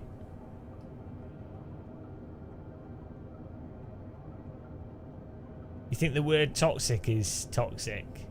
Yeah, well inversion of these things is used as a tool by narcissists to take advantage of them, isn't it?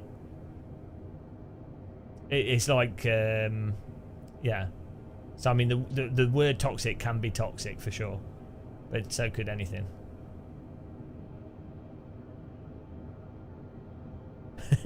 You won't be glad.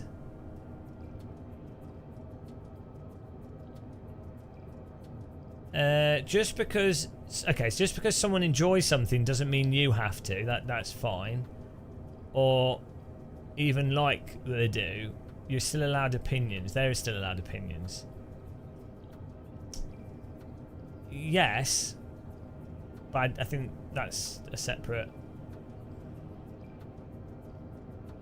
So I'm trying to think of like a way of framing the conversation.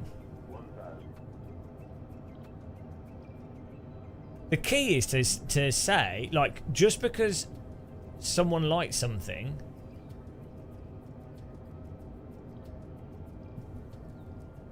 they can still be wrong in liking that thing. So, like, I disproportionately enjoy grass, right? Like, I just enjoy being in fields, right? There's nothing wrong with that because it's not doing any harm to anyone. I just like grass. I find it very, you know, it's just pleasant, right? And force feedback. I enjoy that disproportionately to how much I should enjoy it. So the thing would be for someone to say, wow, or for me to disagree with someone else that says you're overly concerned about something that's actually completely irrelevant to life. I would be wrong to disagree with, like, it's a fact. So they are fully right to say that I'm wrong to enjoy that thing to the degree that I do, and they would be correct. Oh, hang on, 45. This is like this feels like we have to like come in so steep here. 100. 60. Now we're missing it. 40. 30. 20. Retard 5. Oh, I forgot to push the rudders. I forgot to push the rudders. Drift landing. Oh, that's a good idea, Tabs. That's a genius idea. We'll do that. Thanks for the pro. I'll buy some AstroTurf and we can put it on the pedals. That's genius. Oh, I'm glad to live stream today. It's pro tip of the decade. That was better. Like, if we hadn't done the pedals stupid, we'd have got that.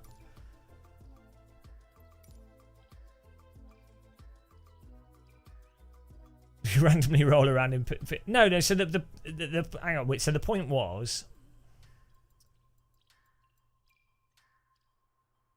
there is still an like, people can have subjective amounts of enjoyment to different things. There is an objective reality. I think there's objective reality. Even if our perception of that objective reality is distorted and everyone's perception is subjective, fundamentally there is an objective reality.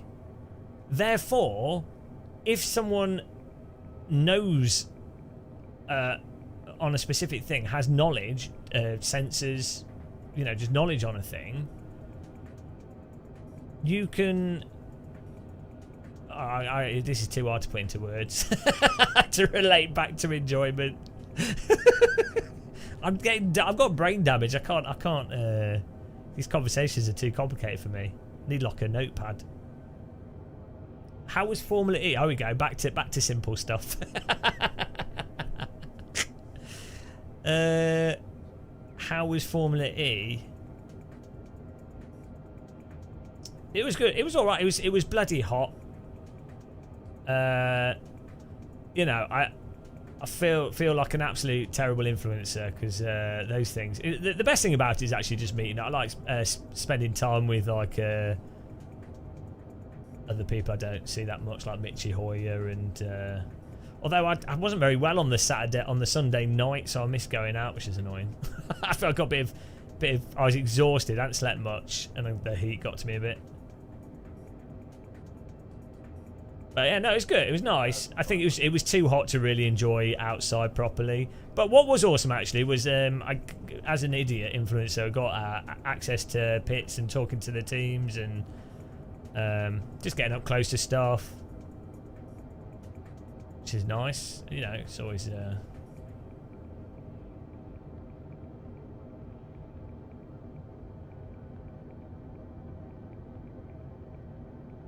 You can buy add-ons, Jamie. I think they have added, but you could. There's loads of mods for stuff like Edinburgh and things. You're saying perception is experienced subjectively. Well, but that doesn't mean that you can't say. So right, someone could perceive. So if you're watching a, hang on. So you're sure objective reality exists. Why do quantum particles behave different as soon as they're observed? Well, I'm not a quantum physicist, but that's more to do with them not behaving differently. That's more that you don't know. You don't know the state of them until you observe them. So, there's debate on that. It depends how you break it down.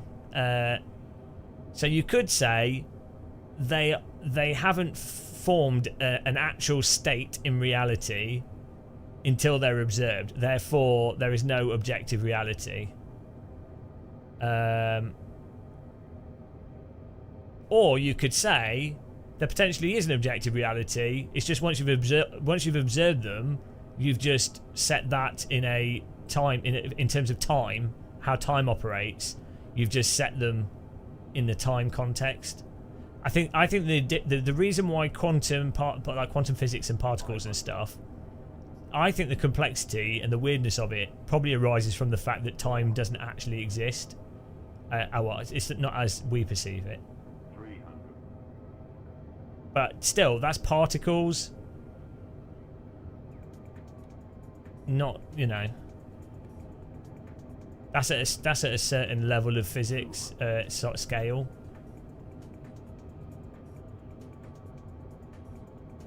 And yeah, even if you're breaking it down into probability, you still do get into pretty defined probable levels of things, to the point otherwise a quantum computer couldn't work, could it? So, and smack. That's not a light landing. Ryanair landing, guys. Oh, thrust reverses, why not? Whee! Oh, Jesus. One thing for certain, Gamer Muscle talking objectivity about... No, because that is an objective quality. Right, I don't know why this is so hard for people to understand. Your perception of graphics, sound, force feedback, your perception of that is subjective. You could literally measure the qualities of the force feedback from iRacing, rFactor 2, AC, ACC. They are putting out different force feedback signals, so they are objectively different.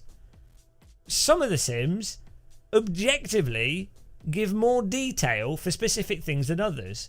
And I mean, there's binary examples. If you put curb rumble on, when you touch a curb, it plays a rumble through the wheel. Well, that's objectively different to if you don't. Now, that's not physics generated, but that's an objective difference. The problem is, with that whole conversation, there's huge swathes of sim racers that do not understand. They've never played AC1 with a wheel set up properly, so they don't understand the range that's possible and the detail that's possible with force feedback wheels. They've never used an AccuForce wheel and messed around with it. They don't know.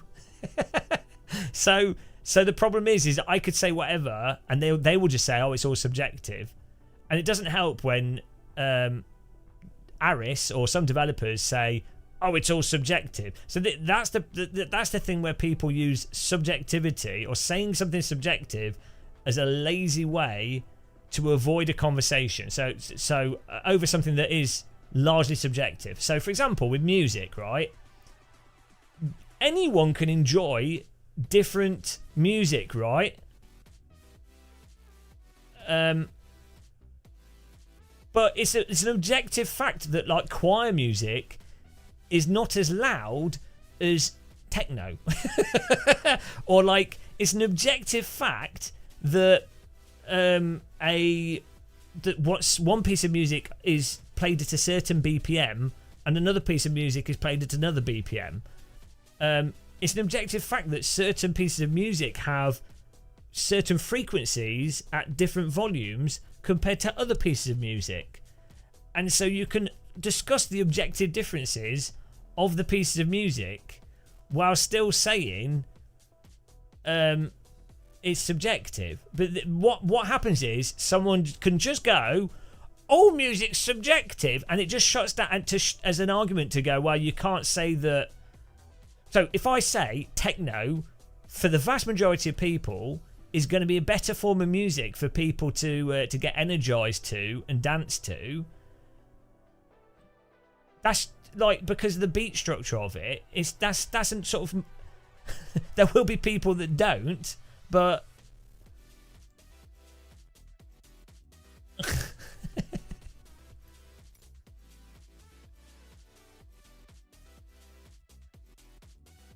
yeah. Also, yeah. When people make a conversation, they go. First of all, people saying, "In my opinion," well, it's like everything's your opinion, unless you bring specific facts in the conversation. You don't need to say, "In my opinion." You're only saying "in my opinion" because the term "in my opinion" has been used as a way to present yourself as being non-confrontational and anodyne. But it's actually a Machiavellian conversational ploy to open the other person up to thinking that you're a non-confrontational and agreeable person. You're actually not being agreeable. You're doing the opposite. You're actually making the other person more receptive to your non-factual views. So you're literally doing the opposite by saying, "In my opinion," of what it on the surface seems like the person's trying to do.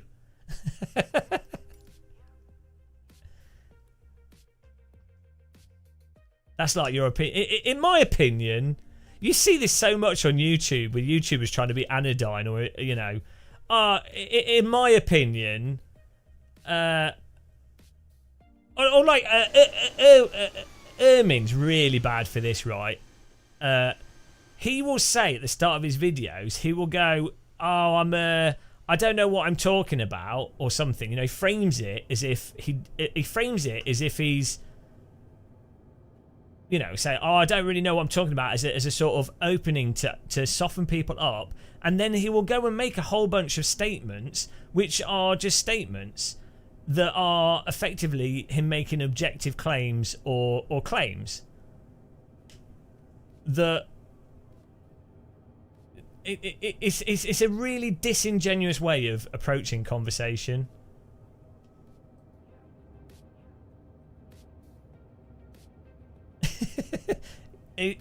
And so if the thing is, if someone then says, "Oh, I disagree with you on this and that and this, then that person then says, well, you know, I don't really know what I'm talking about.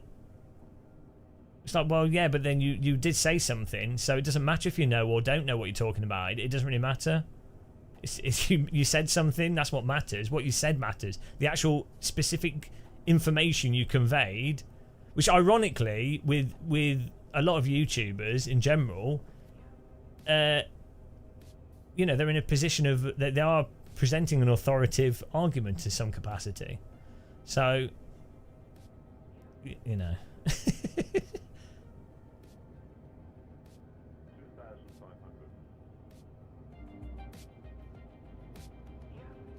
But the reason why people do it is because if you're abrupt, if you are like what I do, where I'm just really abrupt with stuff, it doesn't go down well. People get offended by it. People get annoyed by it. You're actually doing them a favour.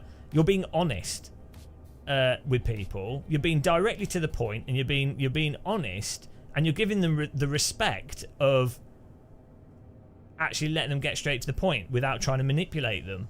But ironically, it goes down worse. So people literally want to be lied to. Oh, no, Jamie. Wow, there you go. We'll have to do some AC once you've got it set up.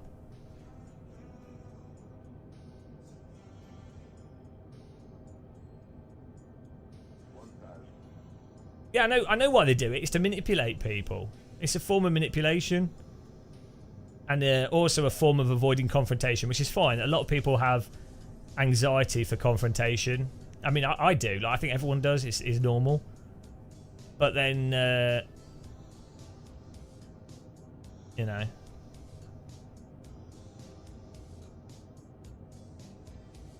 I'm going to call people out that do it anyway.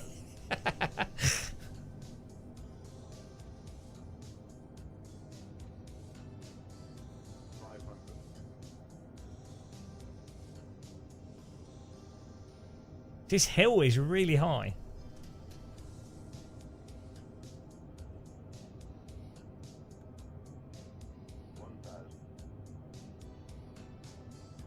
I think the thing is, a lot of people don't have rigorous conversations with their friends and family, so they're not used to that framework of being straight to the point either.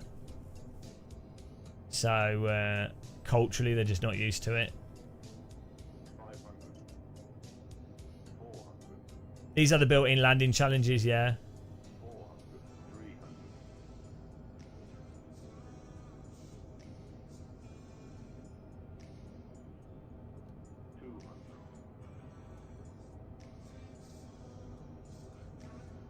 Right, I'm going to keep it 145.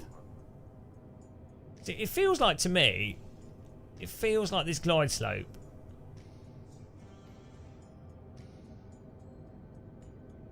Too steep. I mean, it's not. It is what it is. It's this airfield. 60, 50, 40, 30, 20. Retard arrived.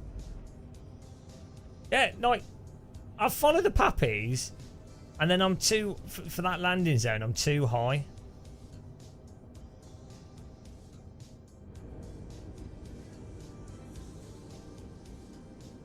Also, I keep landing far to the right. I don't know what that's about.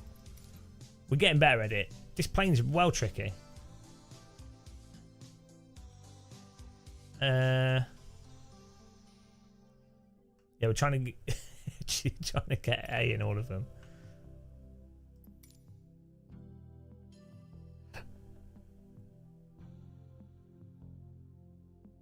Yeah, the plane's got the flaps down and the although sometimes the auto speed is set and autopilot is set. I don't think they've fully configured all of them. But yeah, the plane's basically on its final. Wow, this isn't final, is it? It's kind of final.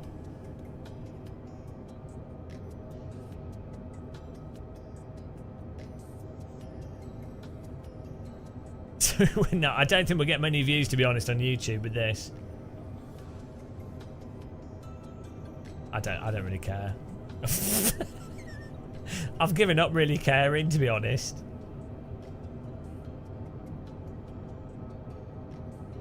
think it's the best way.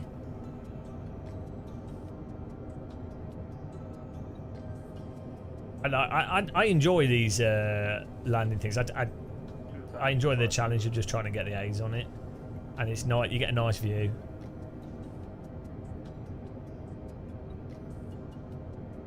Not caring always works. Yeah, some people have to take drugs for that. I just played Microsoft Flight Sim.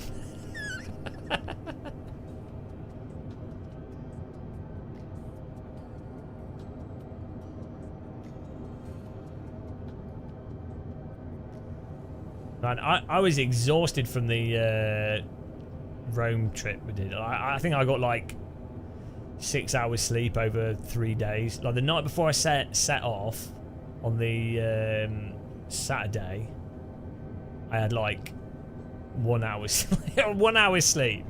Then we had like 7 hours of flying, and I get excited when I fly. I like being in planes. So like, I hadn't slept, but obviously just fun of flying was like keeping me going. Then we got there, and then I'd got there at like 11, chatted for a bit till like 12, and then I had like 5 hours sleep because it's a hotel beds, a new hotel, not used to sleeping in different beds.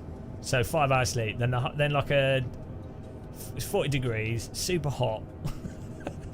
From like 7 till, well no, I got up at like 6 or something. I don't know. I got up really early. Doing stuff all day. Like nothing hard, but it's just hot. And then like then I had like 5 hours sleep, and then I flew back. So absolutely, that absolutely wrecks me.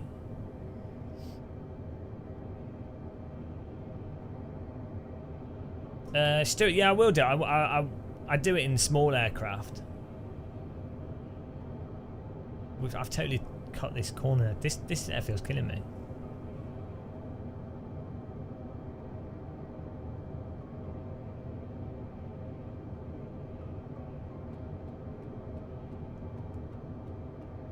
I would wait with VR headsets personally. I think we're sort of a little bit.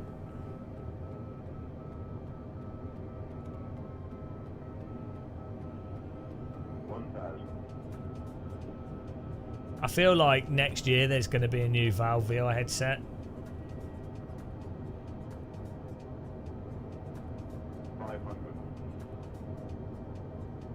Oh, we're doing another military landing on this one. 300.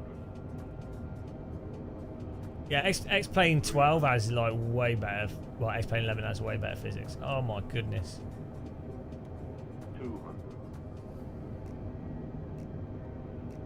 Right, we need this to be 100. 60, 50, 40, 30, 20. Retard. Oh my god. Why this aircraft?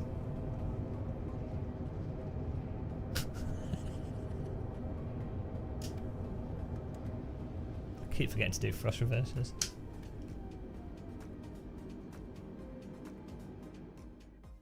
Oh my god. The last part of the landing, the aircraft's either going way too fast or you're too high, or it just drops it just drops out of the sky. Or you're floating down and up from something you did half an hour ago.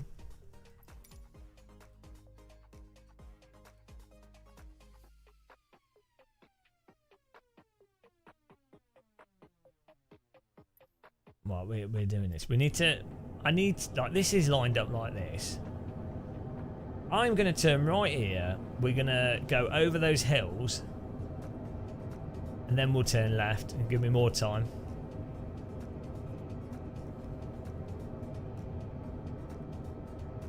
Yeah, I think eye tracking is pretty good for VR, but the problem is that the developers don't utilize it properly. You need, for eye tracking to really be something that works properly, you need developers to actually use it. So like for foveated rendering and stuff.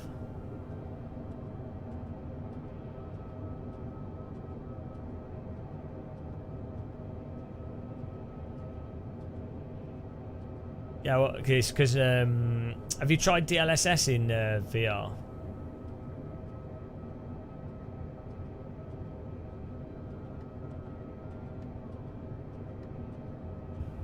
Yeah, any game engine that uses a deferred renderer has issues with VR, because VR works really well with old school anti-aliasing.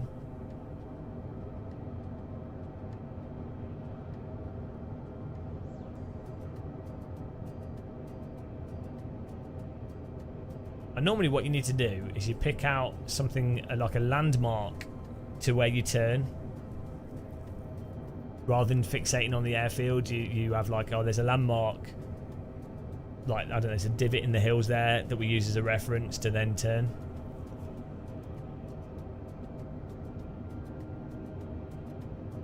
Exactly, Craig's. It's like the bloody platforms in VR. You know, like the those things where you run them in a spot, treadmill things, and people are like, oh, these are amazing. It's like, this is the dumbest idea ever. Like, unless everybody had one and all developers design the games around it, i.e. then no lying down, or, you know what I mean, they're never going to take off. And yet people, I don't understand why people don't get that. It's always been the case with video games. The best games will be the game that is developed for the innate stuff that's on that platform. So if it's an arcade machine, it'll be games designed for an arcade joystick, or, you know, whatever that arcade machine has, the buttons, the joystick. If it's a PC simulator, well, the best ones that play with the wheel will be the ones that are designed with the steering wheel. Surprise, surprise.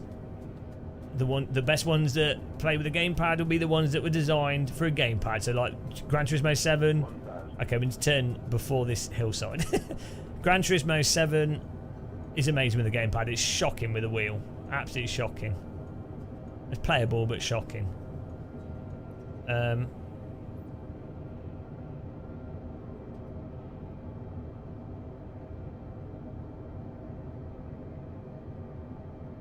So yeah, treadmills in VR, it's like, well, who is designing for that? No, I mean...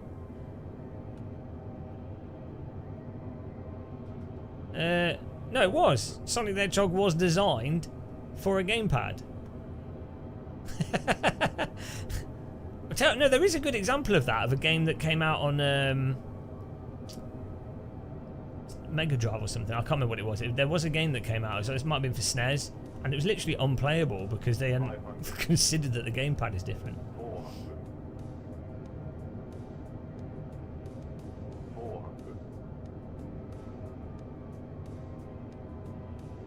300.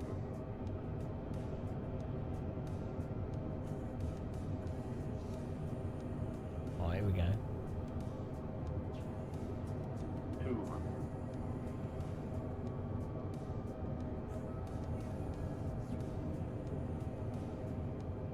See, supposedly we're too low here, but we're not, because look. 100. 60. 50. 40. 30. 20.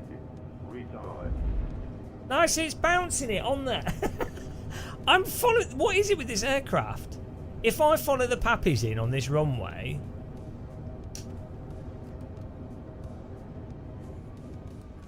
if I follow the pappies in on this runway, we come in too high to then be able to hit the perfect landing spot. So we need to like be on 4 reds at the point we go over the threshold. There, the start of the runway.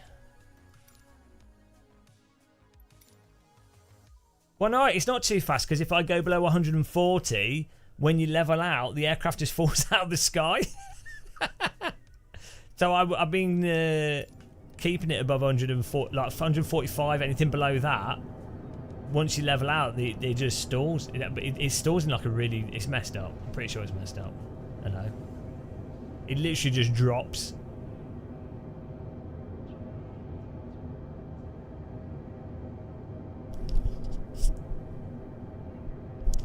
Not quite sure why. We'll get there.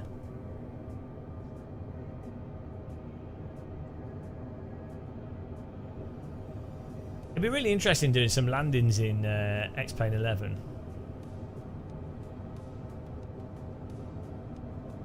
comparing it.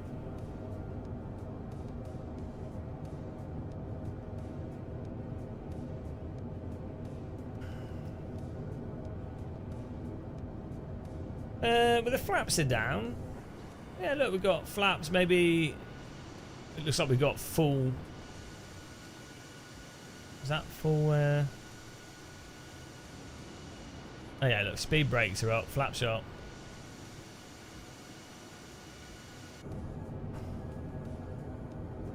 It's just, I think that's pretty standard.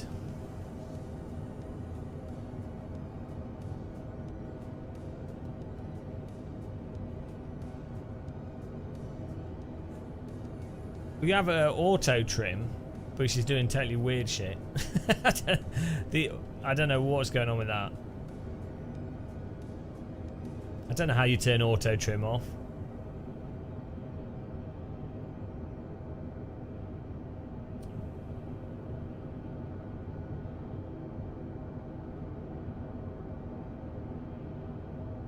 Normally it's up here, this automatic.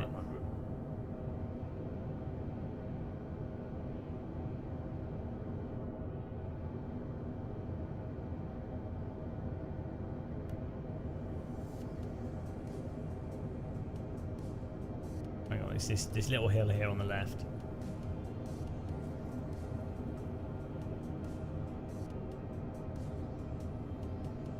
Yeah, it does seem a little bit aggressive, but maybe it's, I don't know. No wonder you're falling out of the sky. That's just how I fly, mate.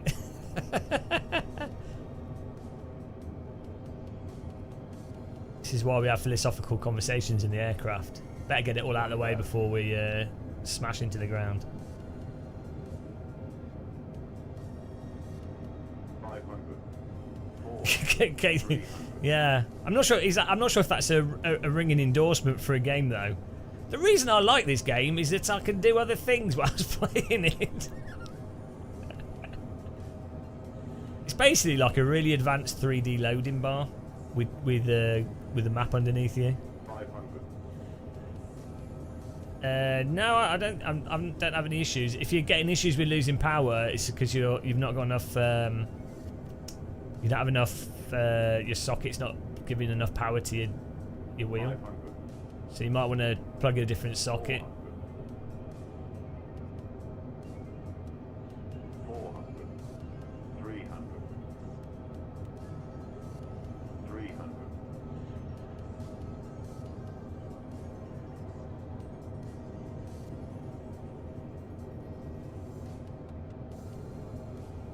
200.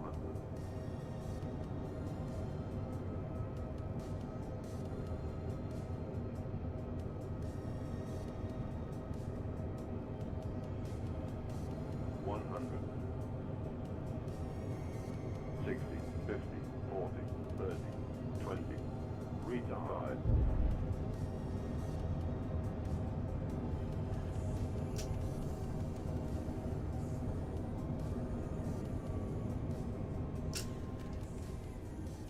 Ah, that seemed a bit better.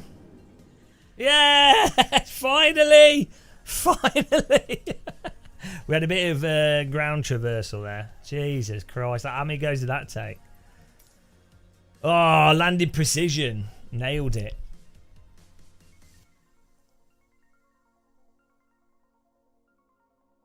Hot damn.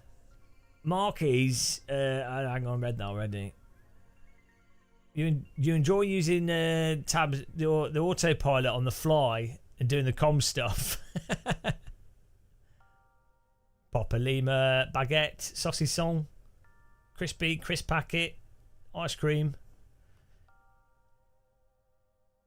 It's still quite a chonkus landing. Oh, the ground roll was good though. We used the thrust reversers, but that's for left and right, not no.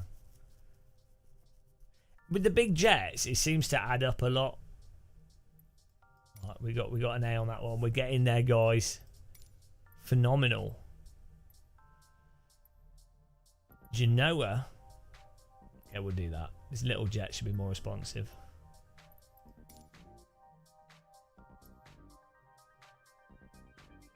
Christopher Columbus Airport. go for it. See how this is in line with the ocean? This is what I was saying with the other airport. The runway is literally in line with the terrain. I think it's a lot easier for pilots to... That just makes sense.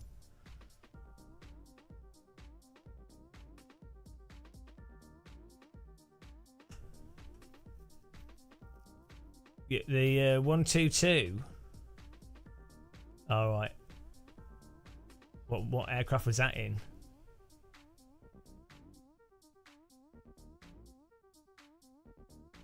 Yeah, no, it's a man-made airfield on but that's what I mean. Like when they build airports, which, yeah, no, this looks natural. This is a natural formation.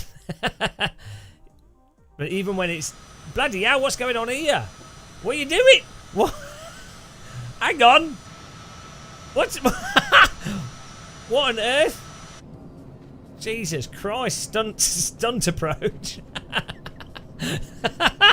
That's the AI. What was that? Bloody hell, Microsoft Flight Sim. Maybe that's how you land this plane. Maybe that's textbook approach for this airfield. Put on a show for the business passengers. That's what I like to do. Autopilot. Oh. Shit. I don't know why it's not. I just turned it off. Prosecco everywhere. Hello, James _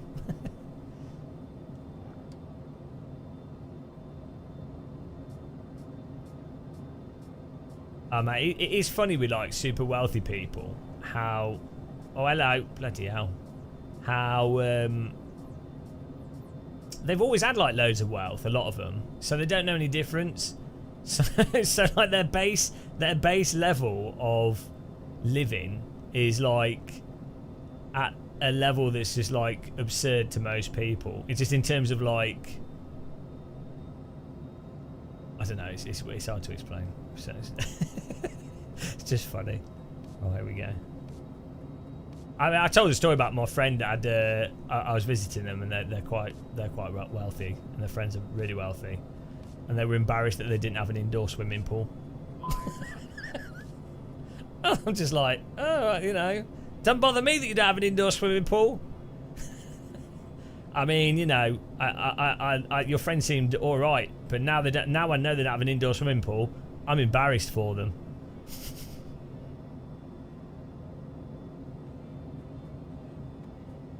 Oh, what's the landing speed for this thing?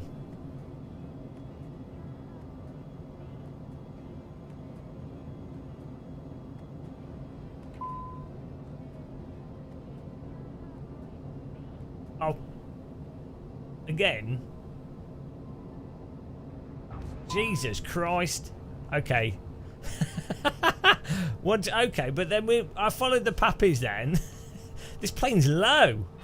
Bloody hell. It's like a Formula 1 car. I thought we were going to... This is what happens when you go from passenger jet without a VR headset. See, I wrecked the aircraft that landed. That should have been like a Z.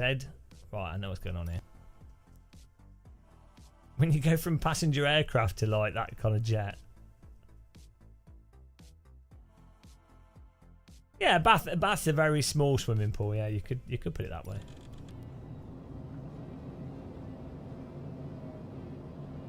Right, it's time for another cup of tea in a minute. Did you say it was 120 landing? Okay. Let's fly over this ferry.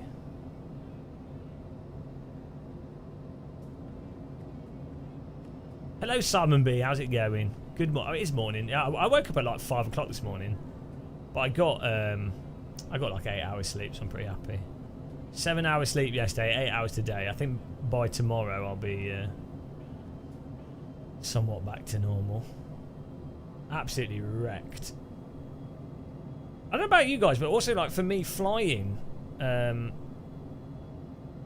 whilst I'm doing it, I'm not tired, but then days afterwards, it's like absolutely just cooks me. I don't. Maybe it's because I genuinely get really excited by planes, and then I do worry about missing it. Like I have like a subconscious. I mean real planes as a passenger, not flying them. I have like a weird subconscious anxiety about traveling, even though I'm consciously very comfortable and enjoy it. But subconsciously, that I don't sleep. I always have like weird dreams about missing the plane. You know, it's really annoying because consciously I'm like I really enjoy it. It's just like some like. So maybe it's that.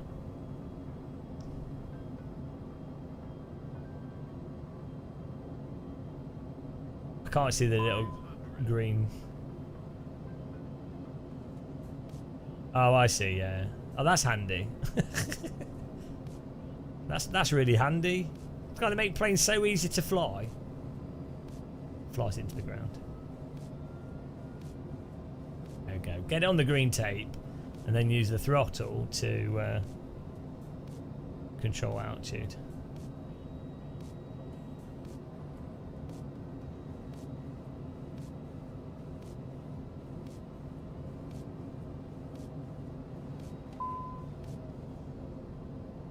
We got the ground effect in this game, guys. Is so strong. I get like this is under. That is gliding for ages, and we're at the absolute ideal speed there. There's a beat. Like if I needed to be lower than the pappies, we need to have 3 red pappies, and then get into the ground effect, and then. Look, that's because of the ground. Everything else was perfect.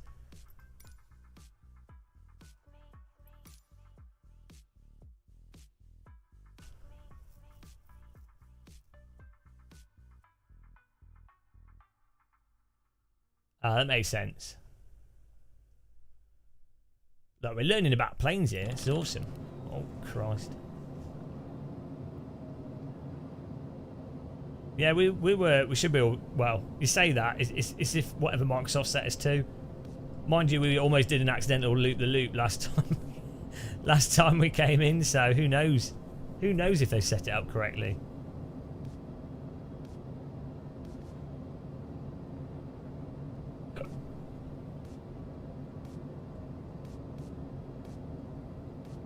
These default cameras are... Why wouldn't Microsoft put... Oh, they do have alright default cameras, they're just not bound to my joystick. Altitude.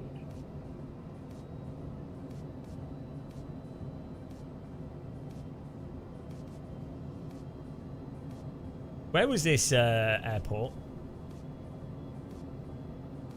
Yeah, it was Italy, wasn't it? Coast of Italy.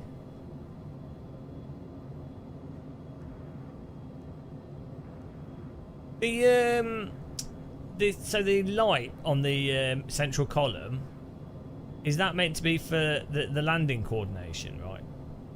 Should that be green, or is that just for like if the nose is up and down?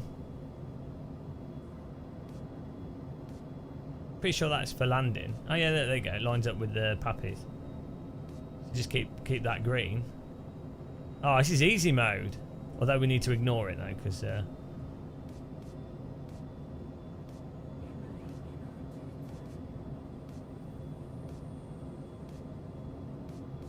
Oh, it's too high.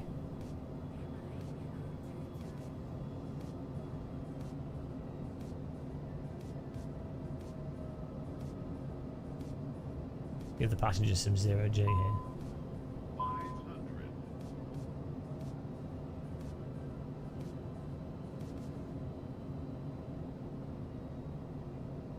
I'm going to go for 3 pappies.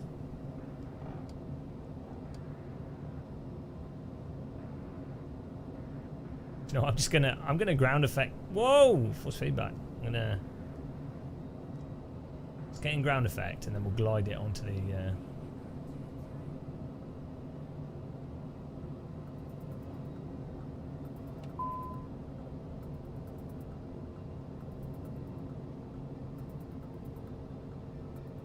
It's it's still going.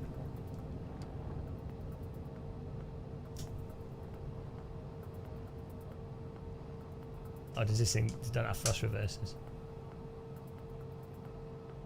I do. Ah, nailed it. Ignore the pappies. I'm streaming at 1080p because 1440p there's like a 15 second delay that gets worse the longer you stream.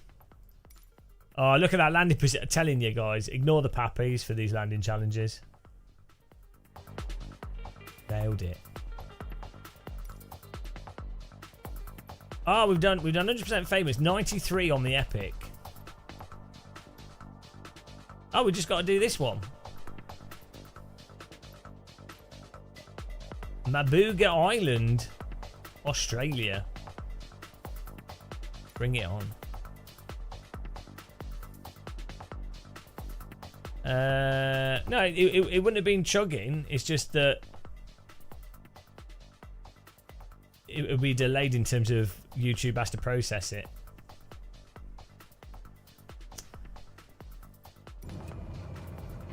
Okay, hang on. I cannot see anything. Am I? Where's this bloody runway? Oh, we've got. Hang on. Were we going to go fly past it and then turn around? Just got to land using the computer, I guess.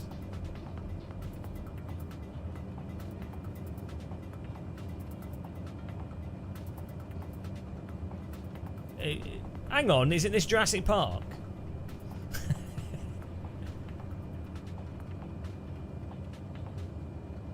I don't know what you mean. It looks perfectly fine to me.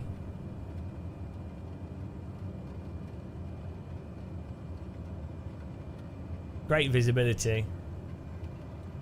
You would not land in these. I mean, I guess you wouldn't have a choice, would you? It's the only landing site for a long way. So I'm just going to land using the screen.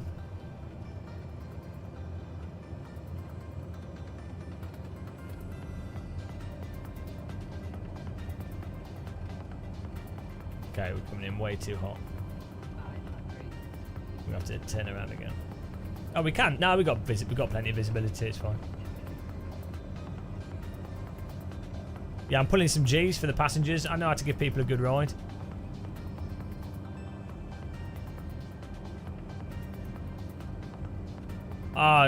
What is it with people?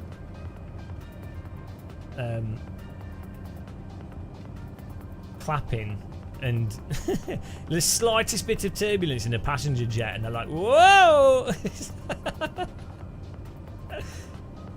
Oh God. I think planes are so smooth now. Compared to even when I was a kid.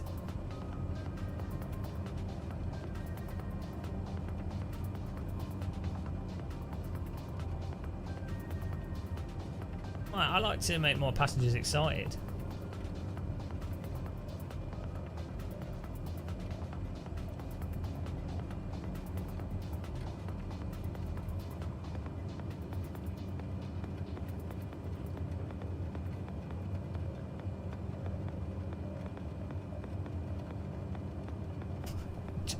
Dropping altitude here. Overspeed.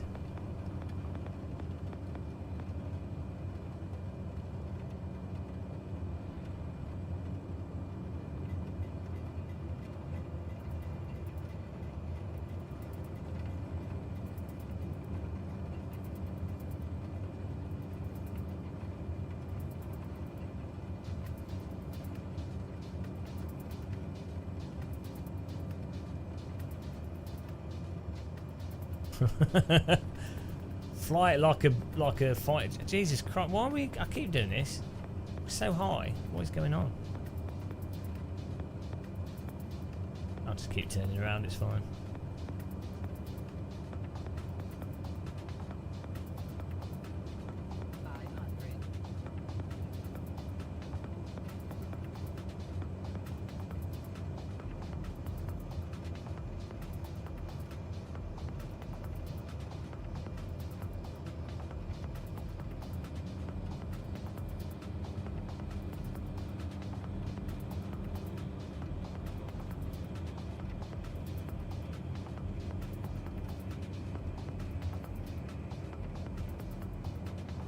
Bloody hell. The FOV's too low on the little on-screen display, that's the problem. Whoa! Oh no, we're not making that. Hang on. Go around, go around.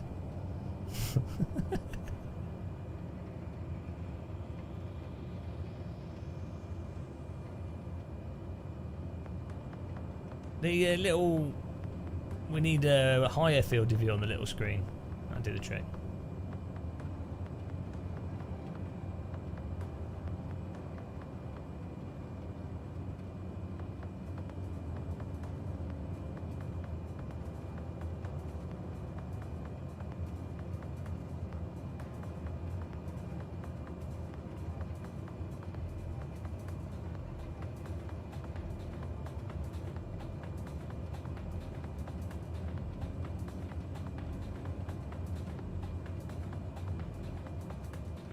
I've lost the runway. Oh, is it in here? Here it is. We got this, no worries.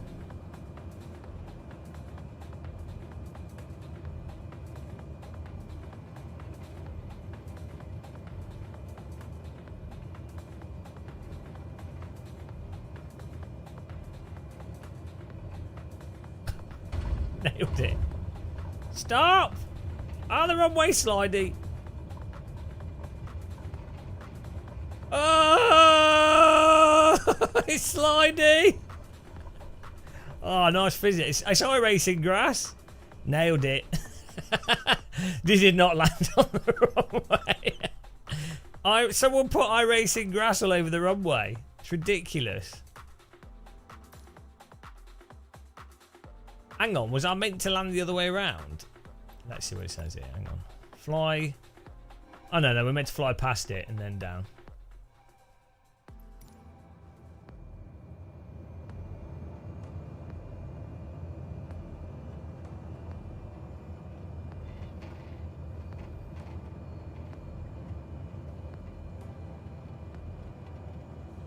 It's fine. No worries. 500.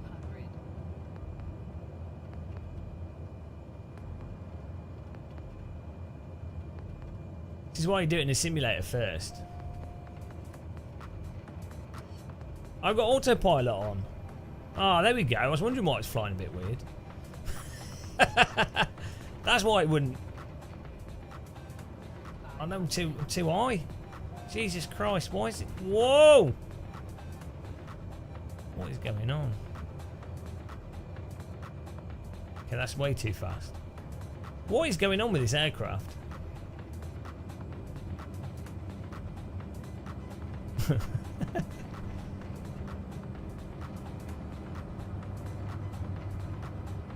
Yeah, no, this has a green. Yeah, it does have a marker. Yeah, it's a little bit windy. Too many beans.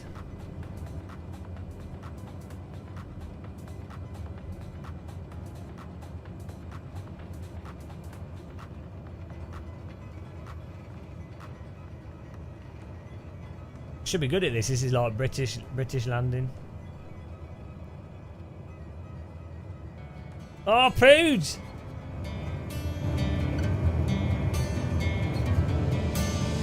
DD girl with a DD wheel. What a babe, what a beauty, what a sexy lady. It's a DD girl with a DD wheel.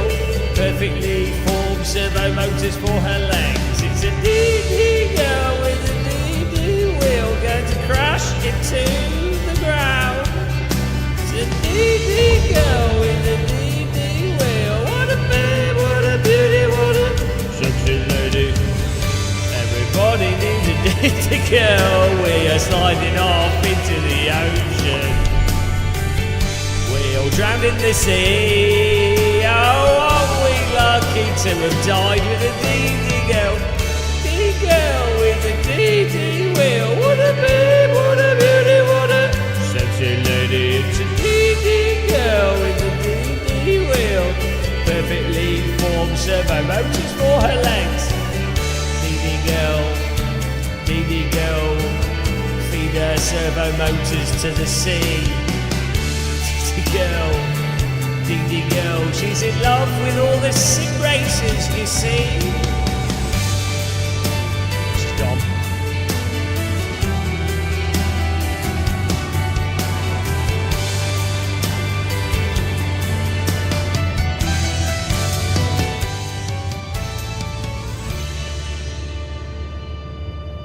That went well. Thank you very much for being a member. Appreciate the support.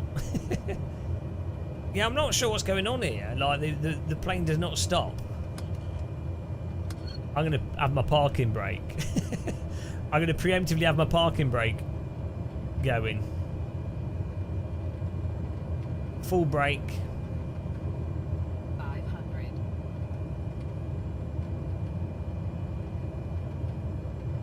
Thank you. We'll just try landing it at a lower speed. Let's go for like 60 knots. Our autopilot's bloody on. There you go. Why is autopilot on?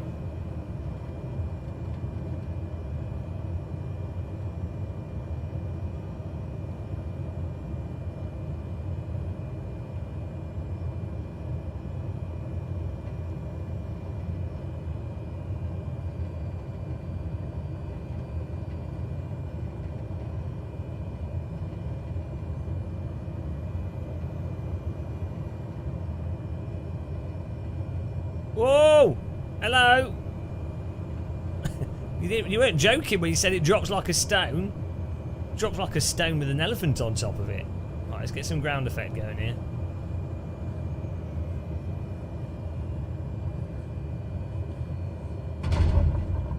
Stop! No, I forgot to do the pedals.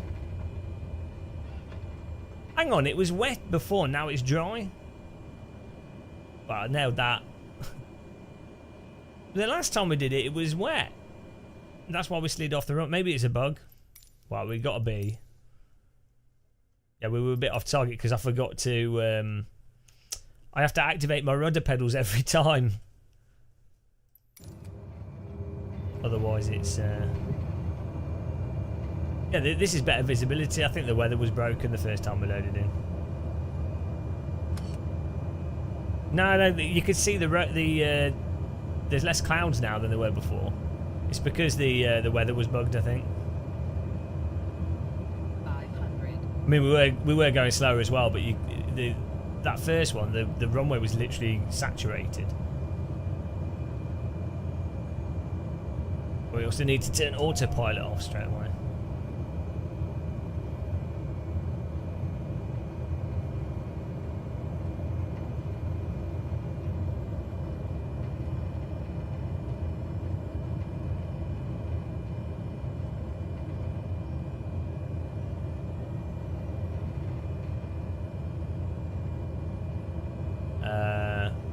I'm not sure when was this meant to be Australia? I think so.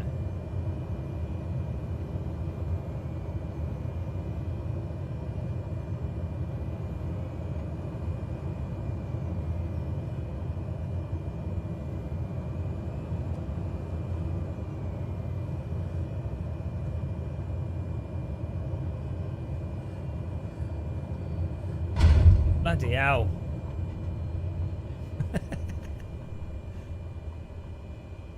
It's hard to judge the ground effect in this game. It's like a laser came out of the cloud. A bit heavy. Ah, too heavy. We'll get it eventually. I need to just come in from a bit higher.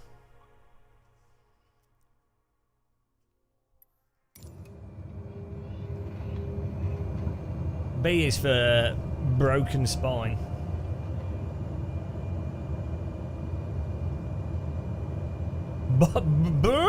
Almost. Almost.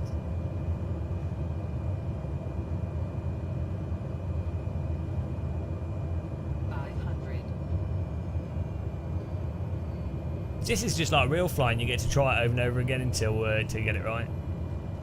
That's why flying's so relaxing. Captain Sully actually had 40 attempts at landing on the Hudson. It wasn't really as impressive as people made out.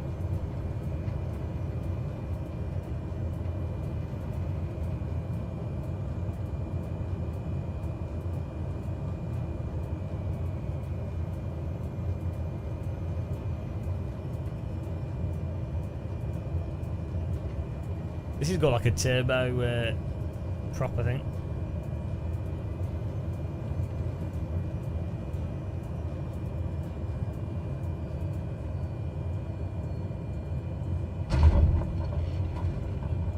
definitely a bit heavy.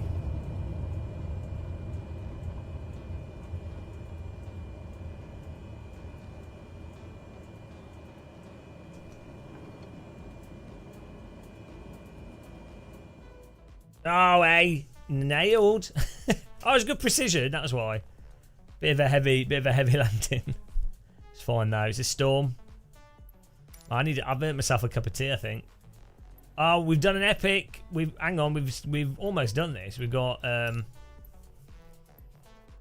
oh shit, we haven't. We've got a few to go here. A few to go. Let's do this one. Southampton International Airport. Oh, you can't see the runway on this one because it's so bloody rainy.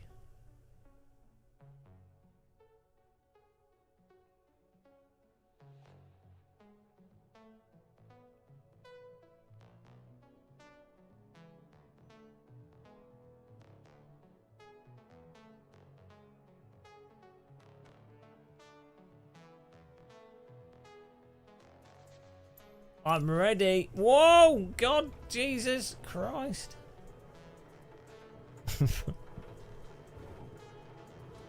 Why is there no engine? Start her up. Woo! Why was the engine off? Thanks, Microsoft. It's a lot easier than the Microsoft challenge. You can't offer up shit. Oh, this plane's perfect. It's nice and responsive. It's the radical of aircraft.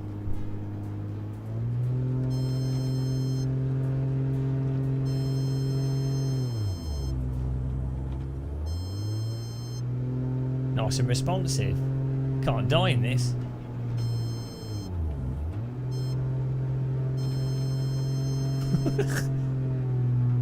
Didn't even drop any tea there. It's perfect.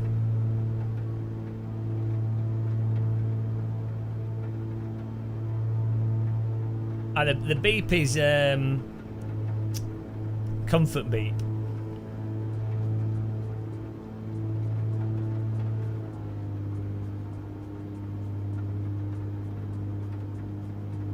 The beep is the plane squeaking like a pet rabbit being stroked. That's what that is.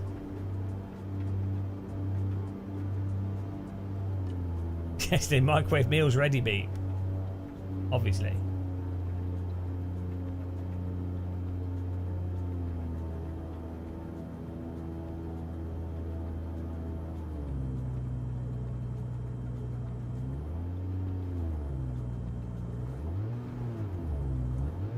Sounds like we're doing some lawn mowing, some strimming. The strimmer plane.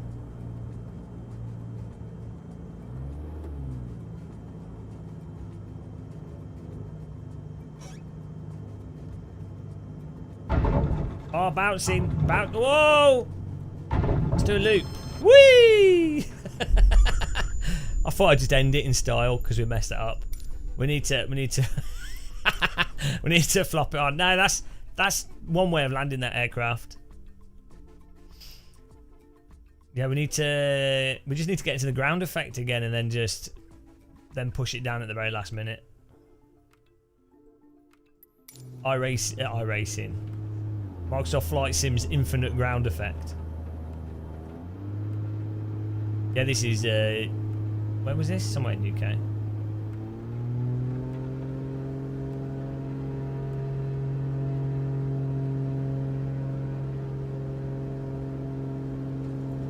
This is the typical landing approach for UK airports.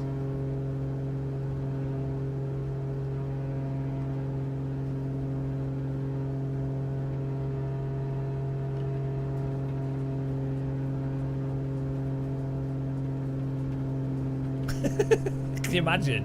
Can you imagine approaching an airport like this? You'd be like, oh, seems a bit rough.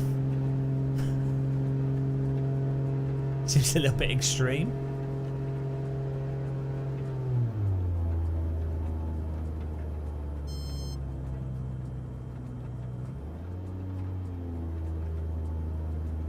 flying it like a drone.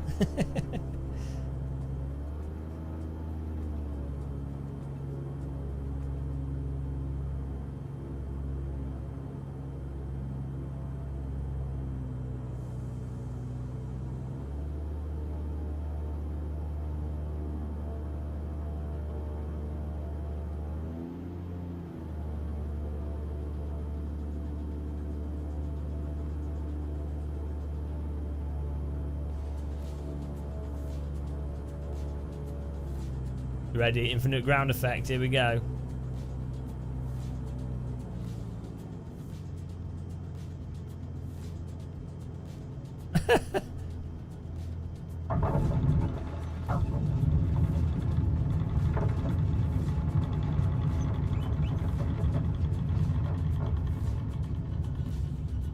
I'm applying, I'm sending, this is my resume video.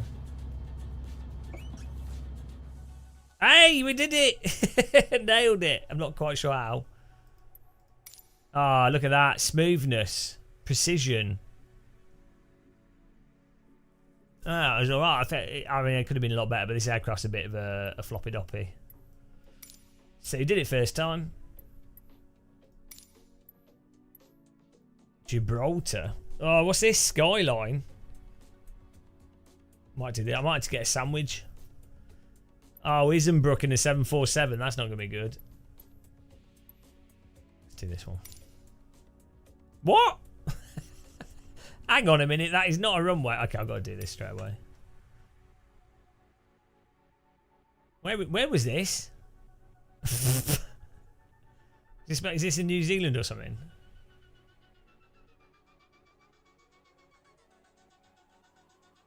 Who thought this was a good idea?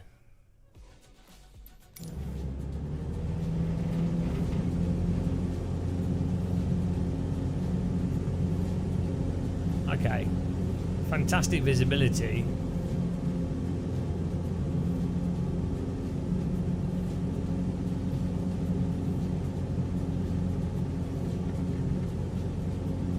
Where's the runway? Okay.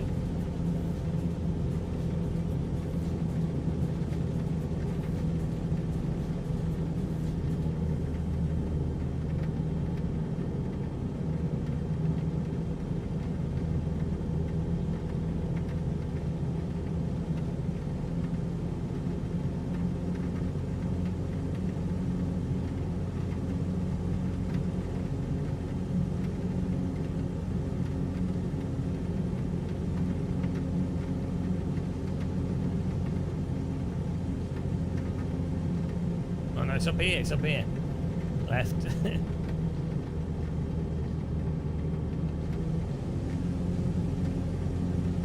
I have no idea where the runway is, apart from on this radar.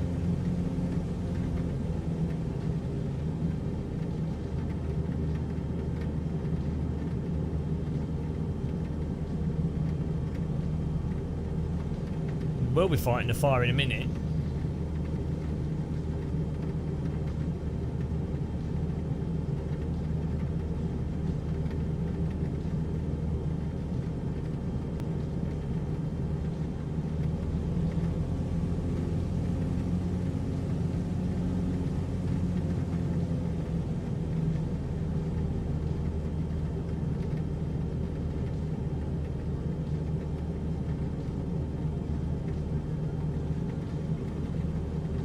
This is bloody runway.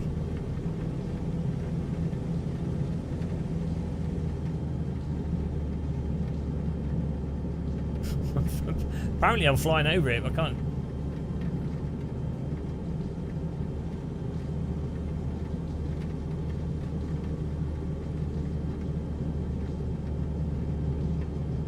Let's get a little bit lower and see if I can see the ground.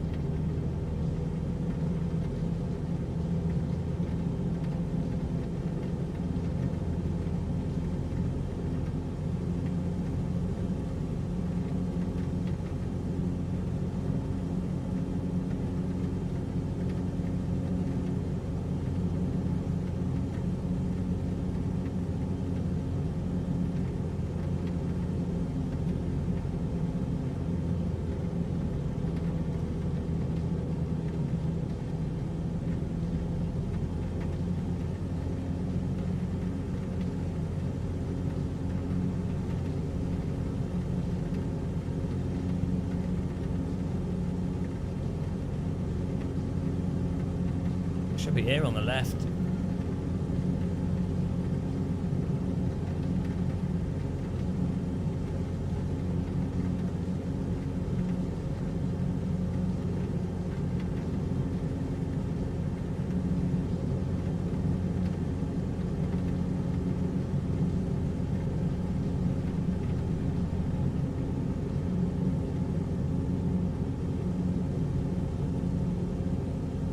It is 1 ID 9. That's probably not the runway. It's probably just a beacon. I don't know. I'm flying around a beacon. I thought it was a runway. Oh, there it is. See how this...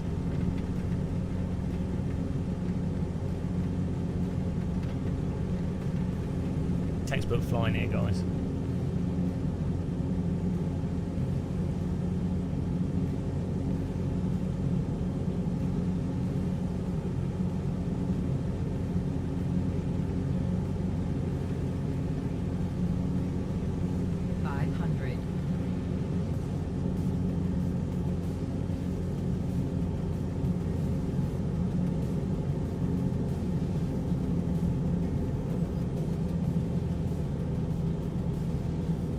This little hill.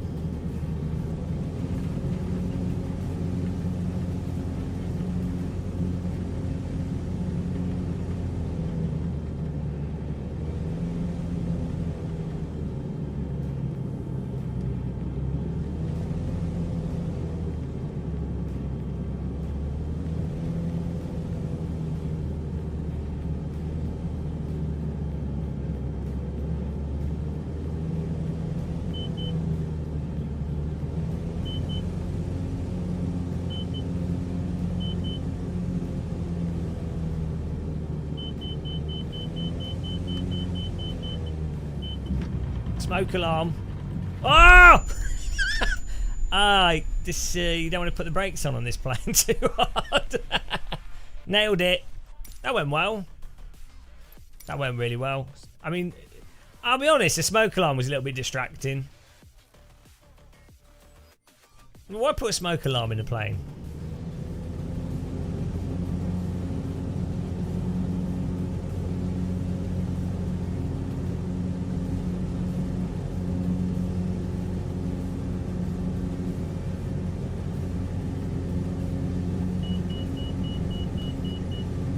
Like we're overspeeding, but we're at such a high altitude.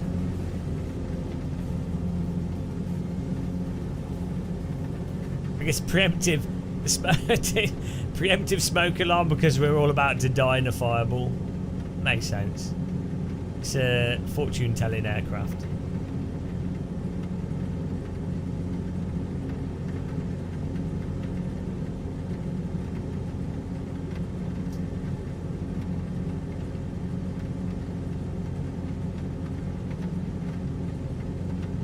We're approaching at such a high altitude.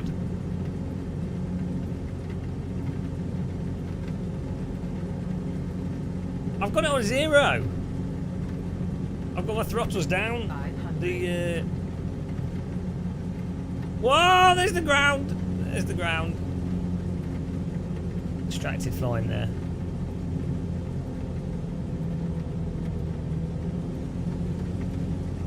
Nailed it.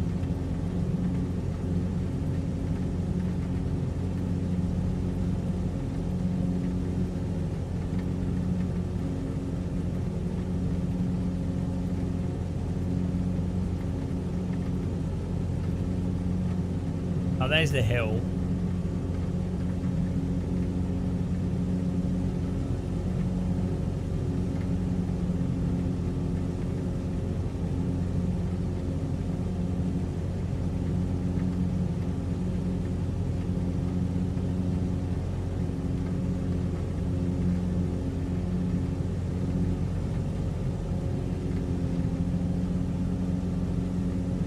Can't see anything.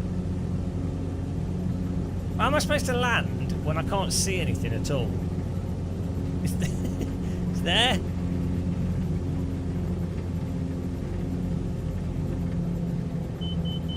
Don't worry, guys.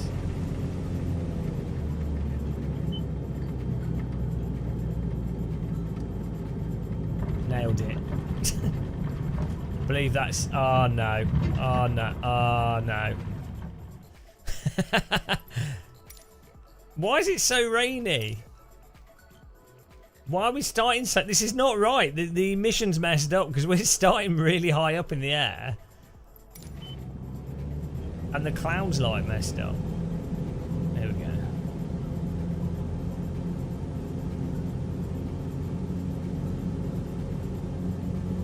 It should have auto throttle.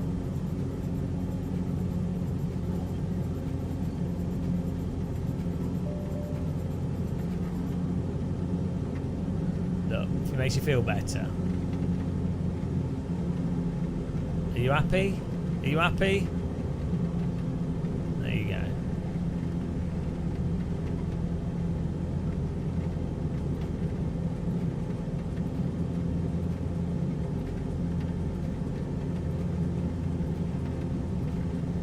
This aircraft does not want to come out of the sky.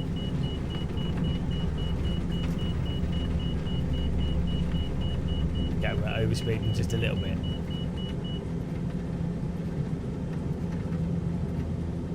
I don't know where the mixture is on this aircraft. 500.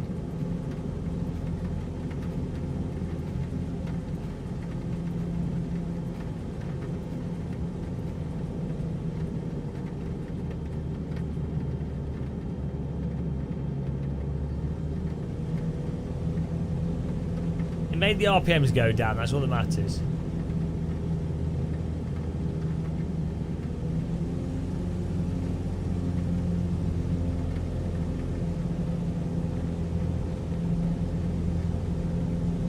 Look, it's this lump.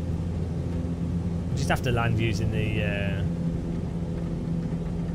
thing is it's actually quite high up on a hill.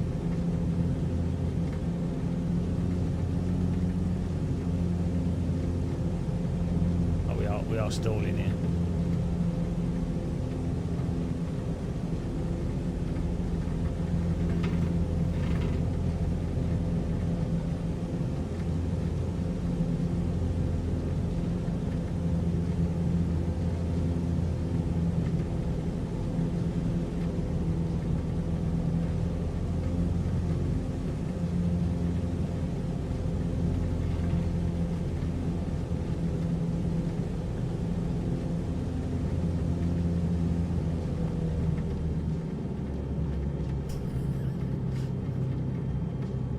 Jesus Christ.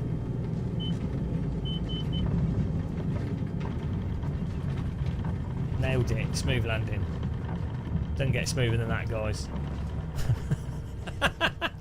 What? I did land on the runway! How? What? That was on the... What? That is the runway. This, I mean... What on earth? I mean, it's a bit of a stretch to call it a runway, let's be honest, but... It's not the worst runway in the game. You've got to hit the blue marker, otherwise it don't count.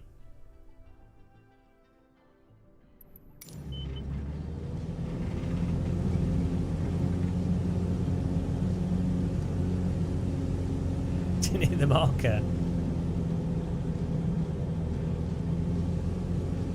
Oh man, I want a doner kebab. Kebabo vision.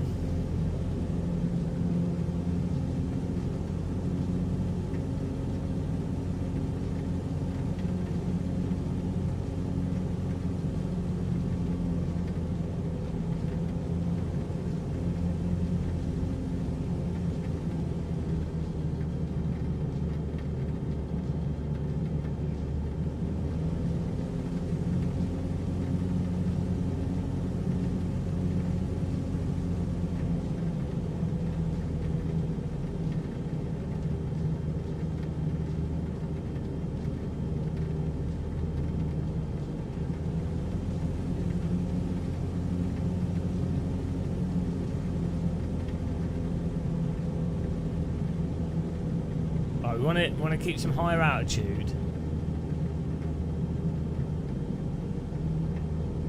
Everyone should have a kebab.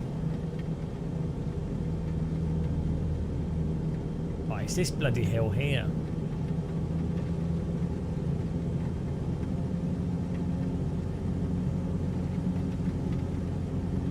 We're way too high.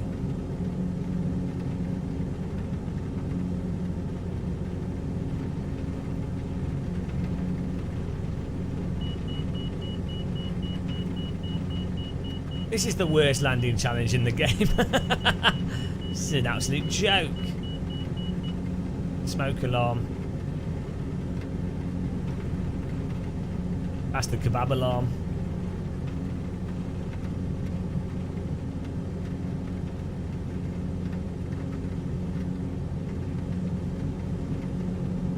At least you have the power on the lowest setting and we're still like hating it.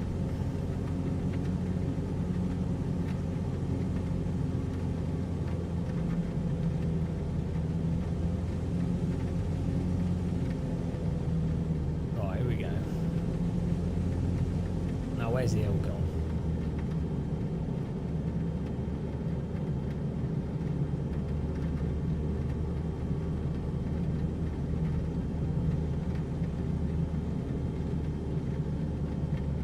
I've lost the hill.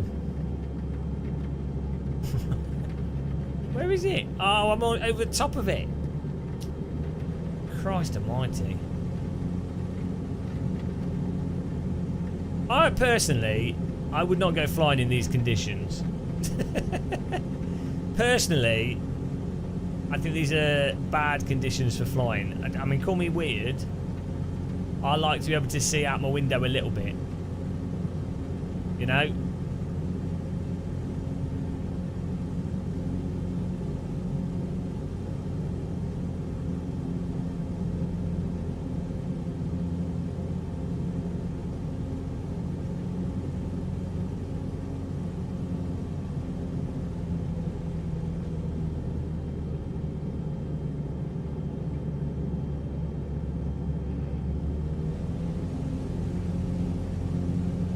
Who puts a runway under a cloud? That's why. Why would you build a runway underneath a cloud?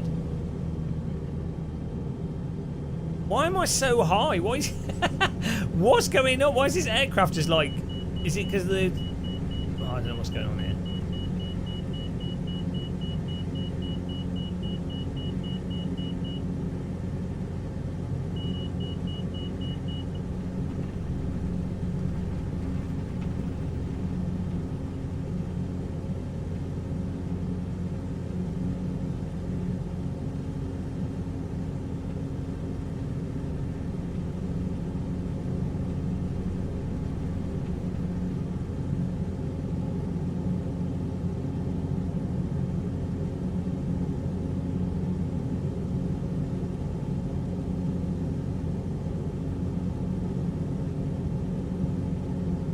Be landing from the other side. After a while, the rain cloud has gone past the runway, so makes it easier.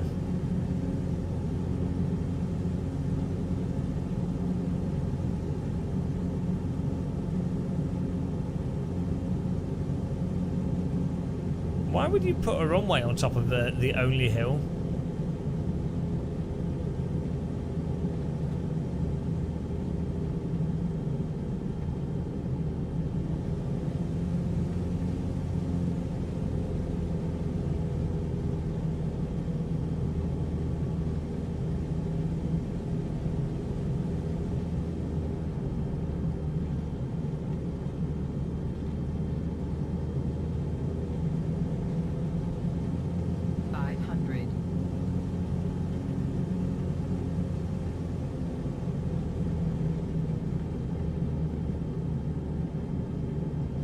I don't know what's going on with it, like... Something seems weird with the throttle on this aircraft.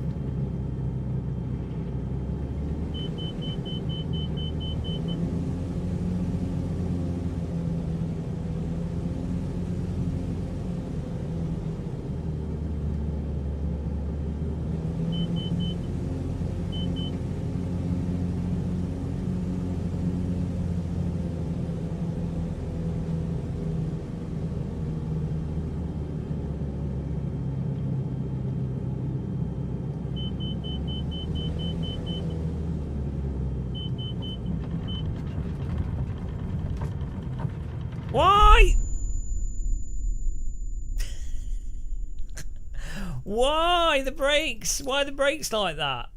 Can't believe they've done this.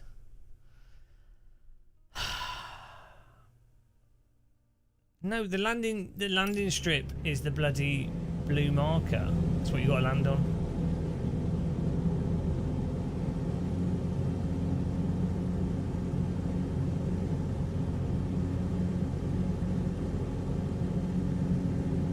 Problem is, it won't. The plane is not losing altitude. It's like messed up.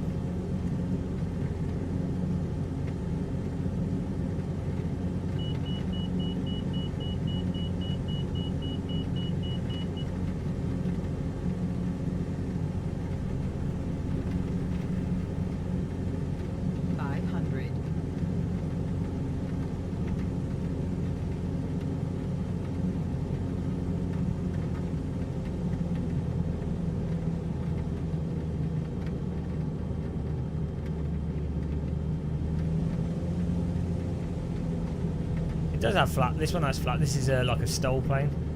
It's got monster flaps. I'll put them down.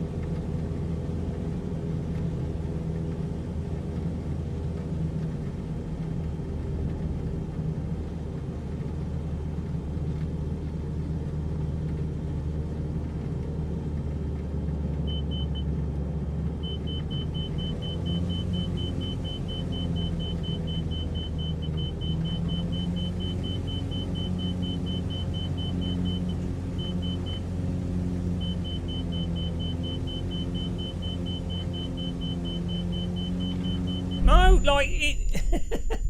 It's like, right, if you fly it normally, the approach, you have way too much altitude and it's got infinite lift. If you preemptively go low, it gets stuck in this like stall state of it not wanting to lift the top, and it's uphill, but still, it's like. And then if you approach it normally, it overshoots. It's like totally messed up. I don't get it. I don't get what's going on. It seems super wonky.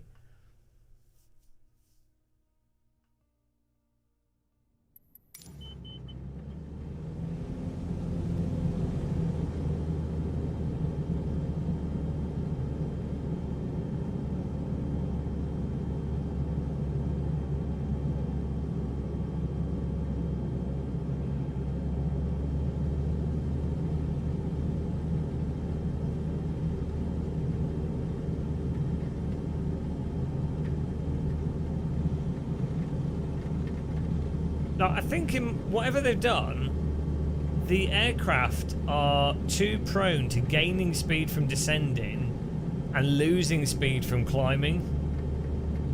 That's what it comes across like. Like the aircraft themselves don't have enough inertia.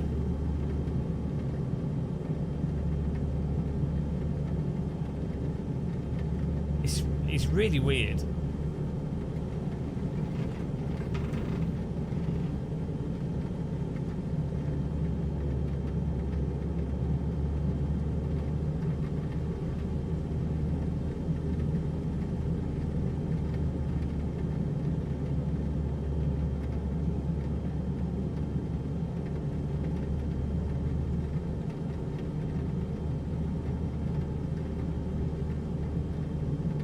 The setup for this landing doesn't make any sense at all. I'm like 0 throttle, pointing down, and we're like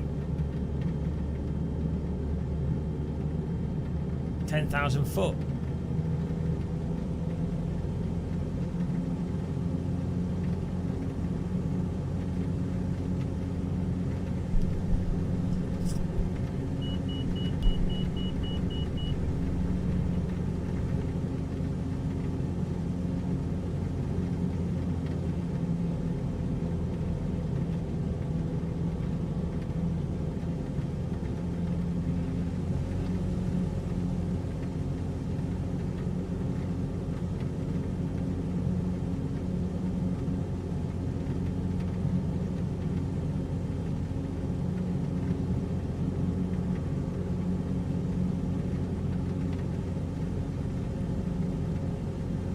Even with the throttle down, our RPM is at max.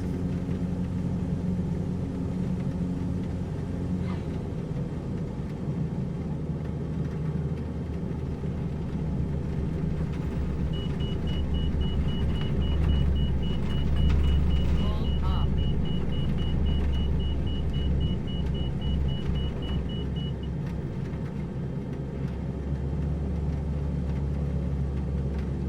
Maybe the RPM setting's incorrect.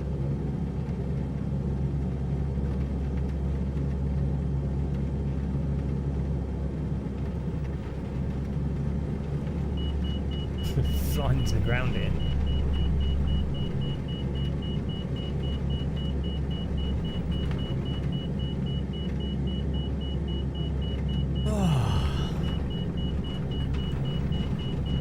This is a different one. I need a kebab.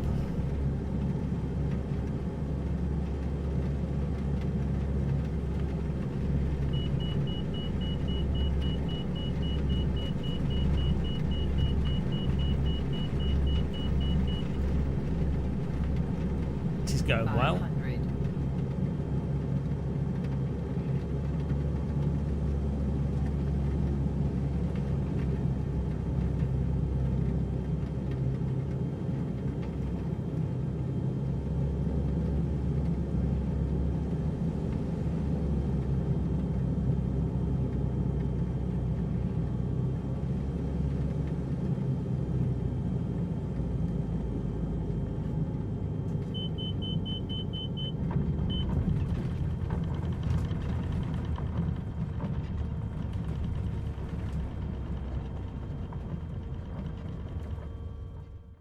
That's the runway!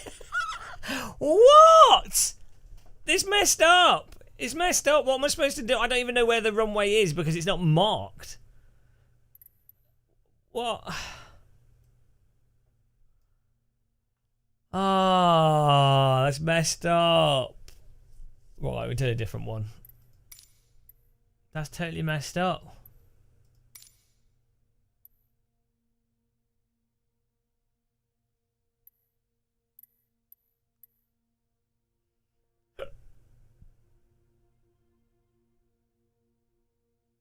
It's like to make any sense. Is it this one, isn't it? So, like the actual runway is further down here. Like why? It's not.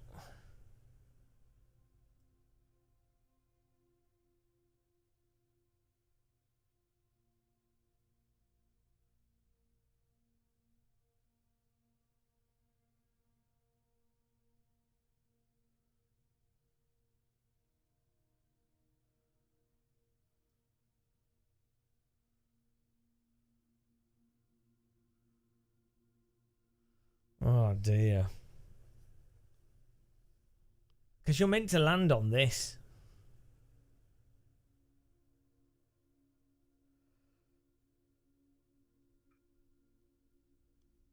No, you have to, because you have to hit the blue dot.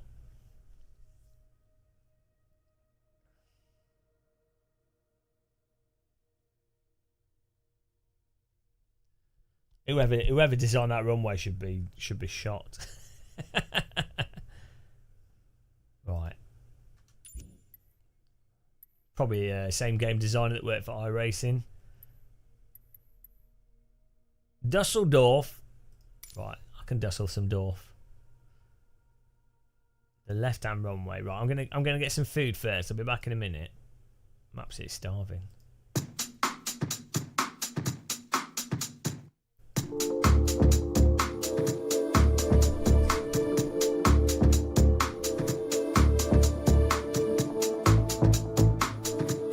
Back in a minute, guys. If only I had a German doner kebab place on my doorstep. That'd be amazing.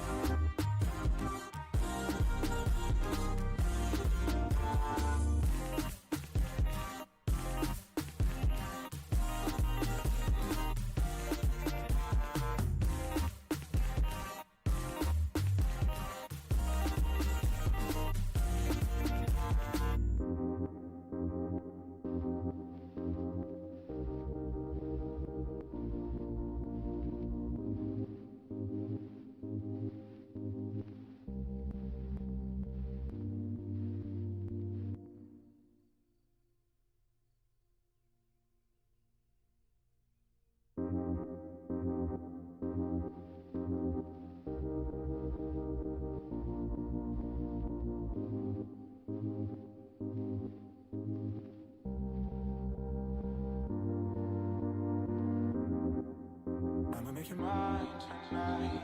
Pulling your hair, baby. I'ma make you mine tonight. I feel you breathing on you. You know that I'm a selfish lover. When it's mine, I want it. One track mind for you, for you.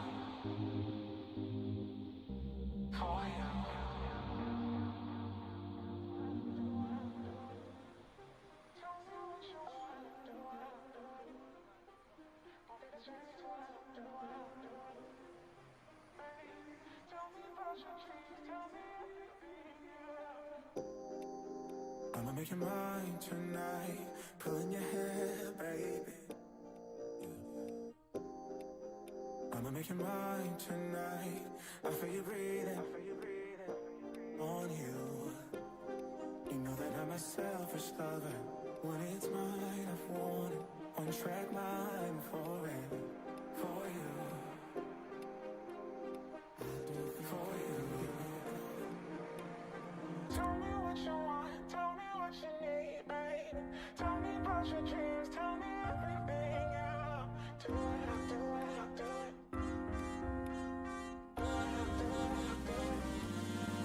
Honey's never over for me. My favorite Toy Story. My favorite space on me.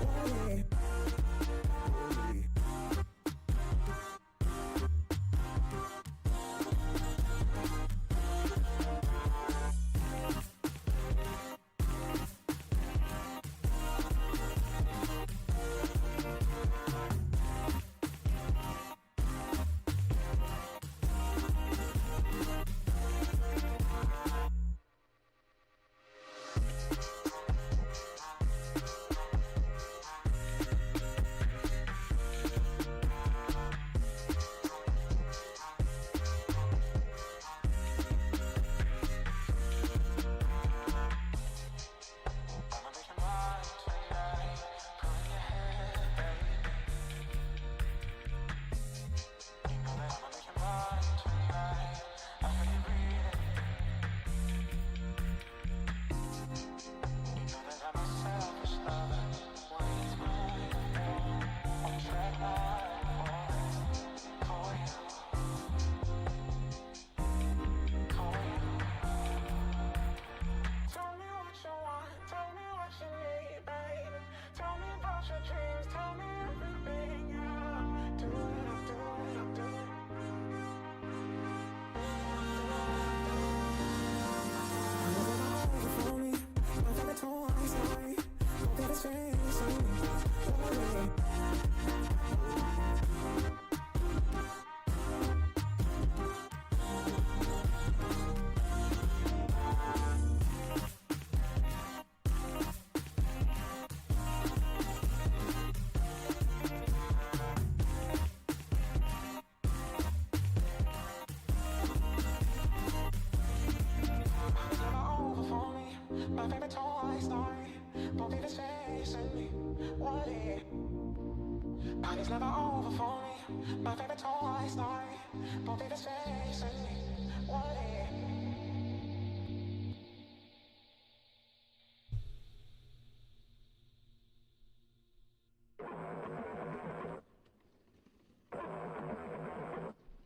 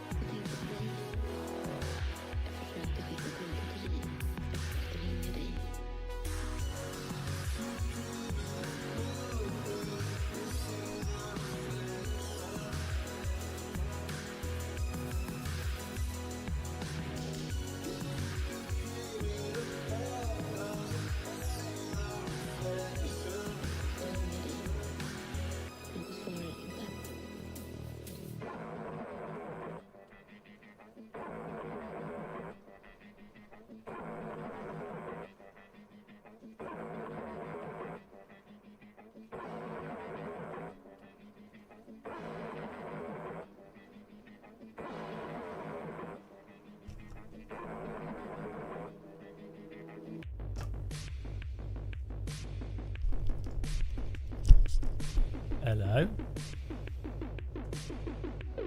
To put some fish in the oven. Fish oven time. Alright, here we go. Dusseldorf. Pure Dusseldorf landing. Inbound. Easy.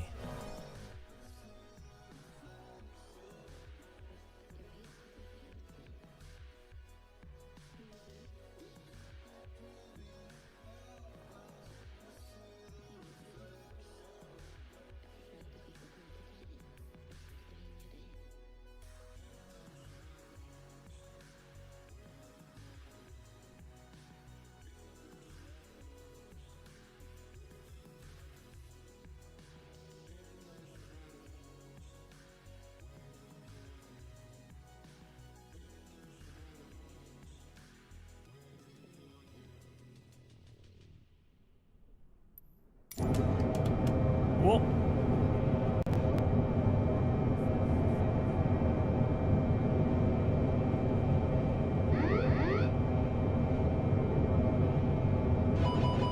Okay, what is going on here?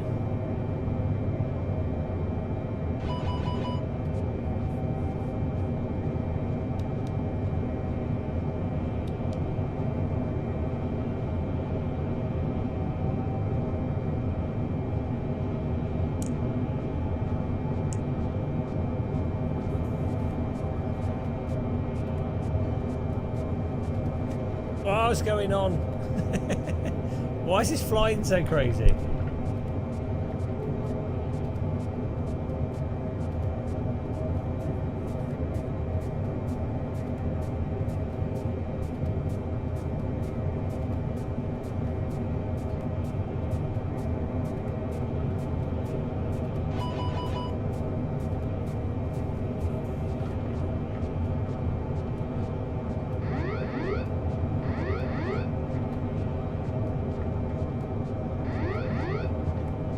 These sounds are now totally normal.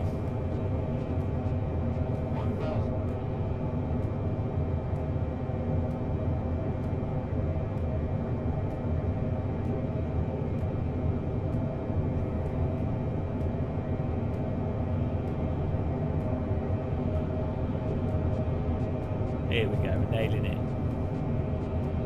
Everything's fine.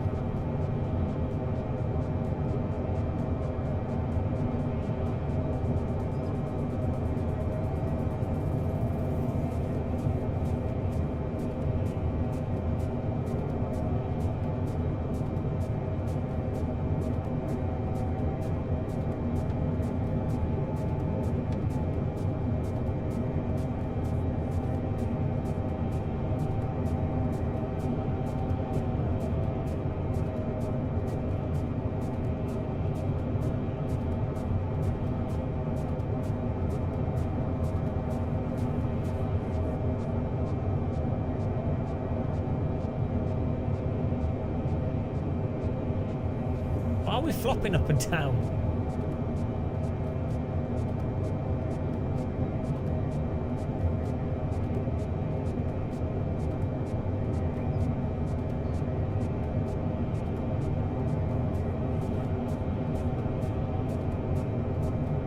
Oh god, I think we're all going to die.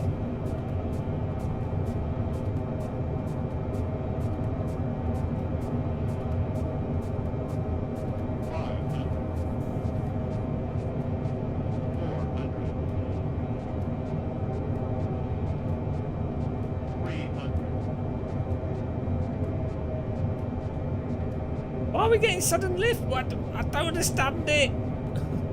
Now we're going to smash into the ground.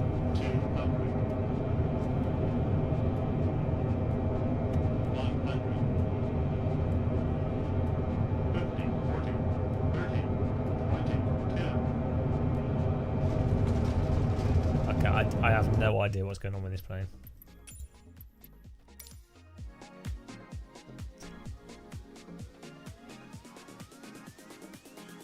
Maybe I need to restart the simulator. Maybe there's some like weird thing happening.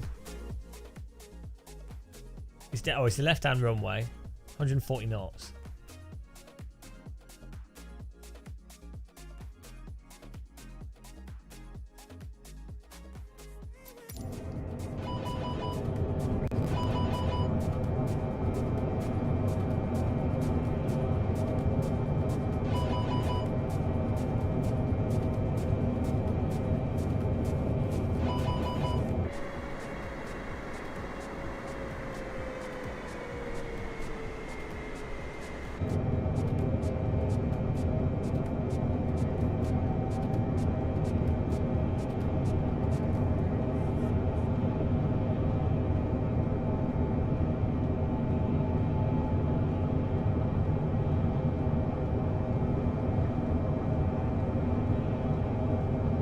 auto speed it, do you just... If you use auto speed in the passenger jet, do you literally just point the aircraft out the runway?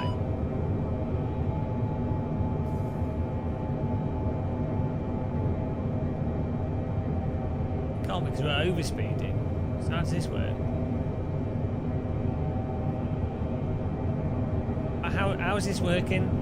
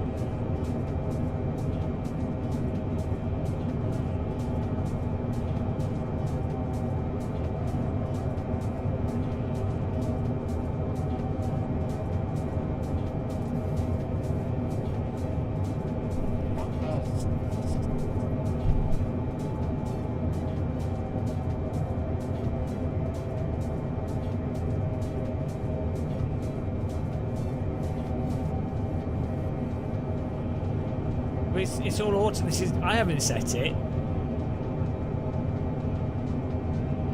This is Microsoft Flight Sim has set it to that.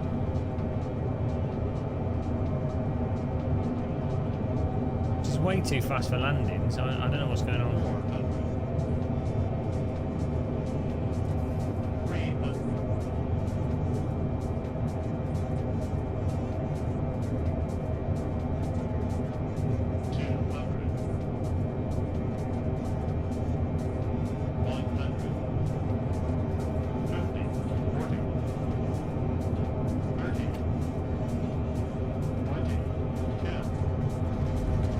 Jesus Christ. Oh, I nailed it. Yeah, we need to just turn it all off. It's messed up.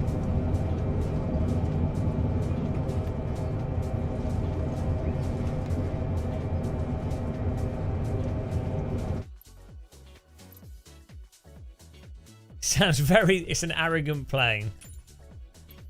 I just turn autopilot off. I don't know why the defaults in this game so like mental. So, well, it can't be that hard to set up like the settings for each landing challenge so that they make sense.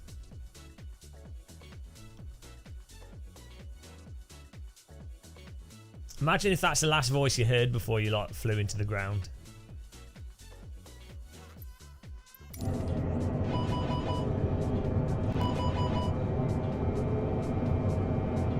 Turned autopilot off.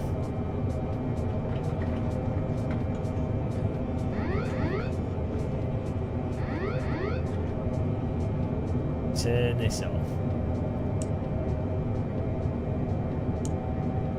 There we go.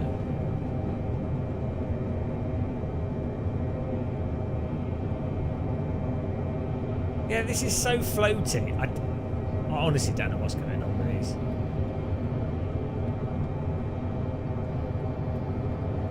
I don't believe that real planes are this floaty.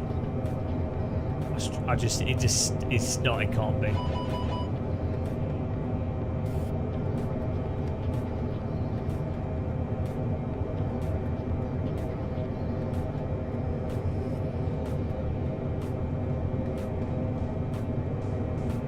This feels like the trim settings are incorrect as well. Why am I gaining? Look, this is what was going on in the other platinum. Maybe I need to reboot the game. We're like gaining and losing speed like massively. Because it is a windy, but still.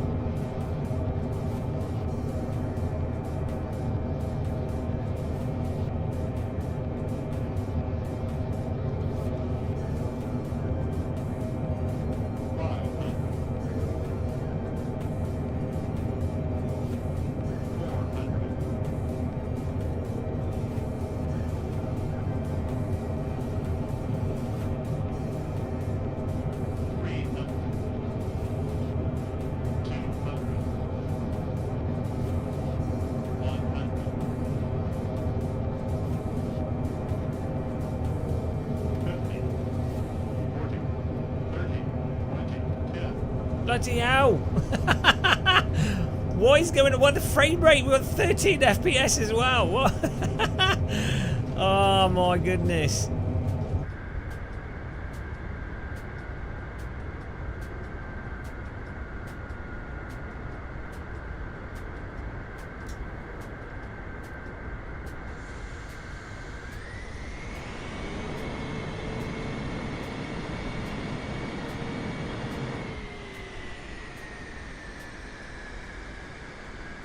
Why are the thrust reverses jittering? What's going on here?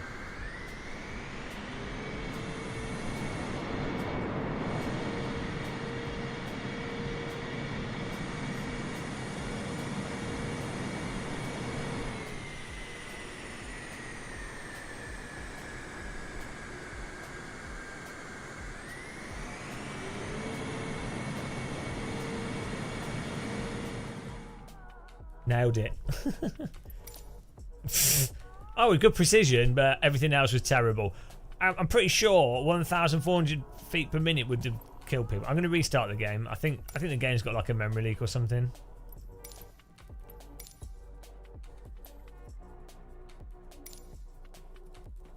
I don't know what the Kuro mod is. I don't know what that is.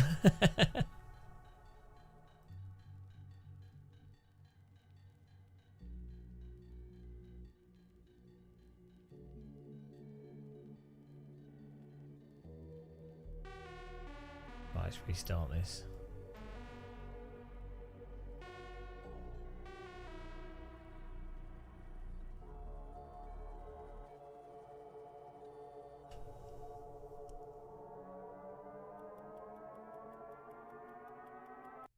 Is it a free plane?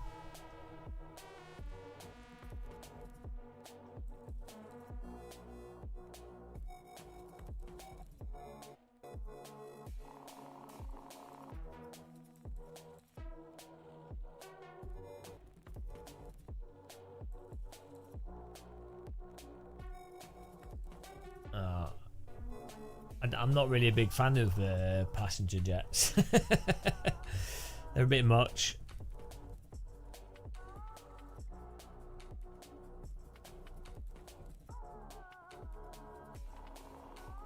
It's a mod for the 787.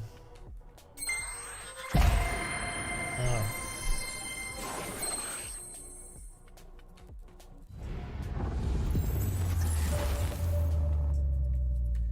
I think I've got the deluxe edition.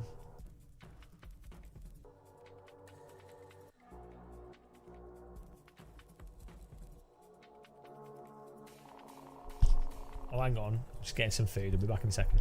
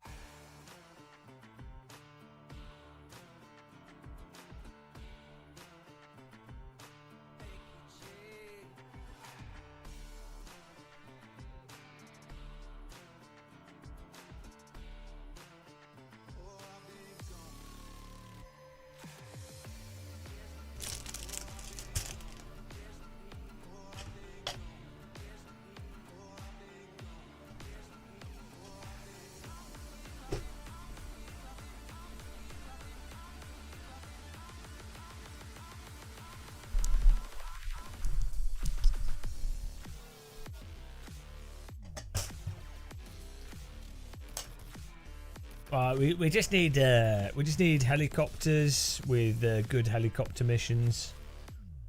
There you go. Well, that went well. I just barbecued myself.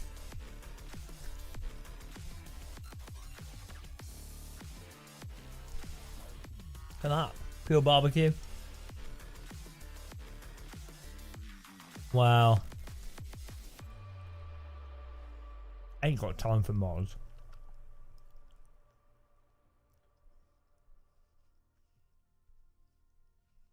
Before you know it, it turns into a Assetto Corsa.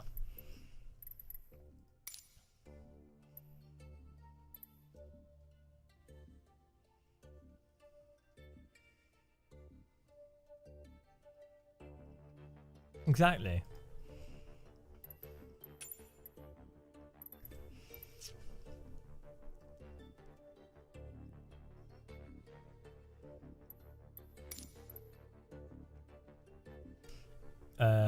It's fish. Fish in a roll.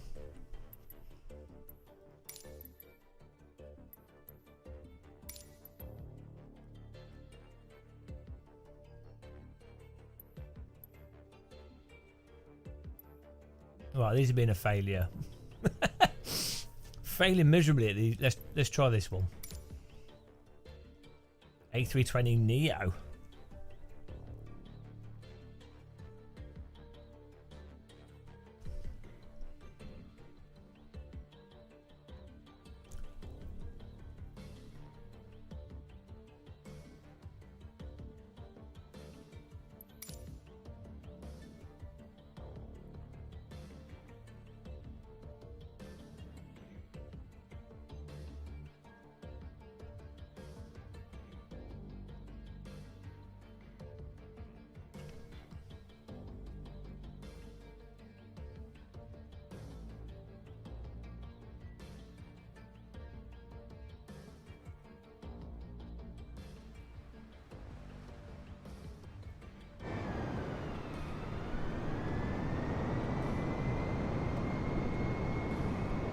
Going on. Well, I didn't get to see much of it. It was sort of doing stuff all the time, and then sleeping. But what I saw, it seemed quite nice. But yeah, I didn't really get to go outside that much. It was just too hot. Airport was nice. Really nice, a nice airport.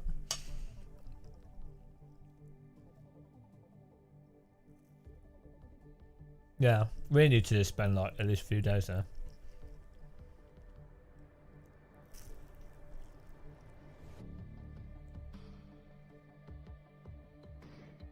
I know. Or maybe I did, but I've got to pretend I didn't.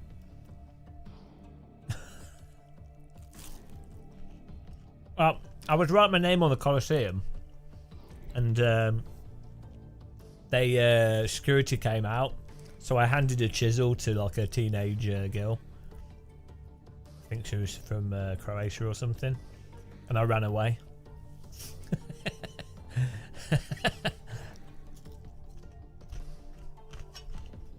Was she from Croatia? I can't remember. It was a British guy who's done it. Well, a teenage girl was the last person.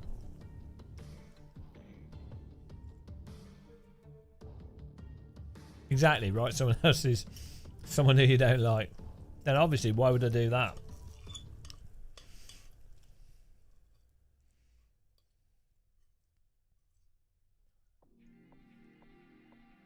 Big fine.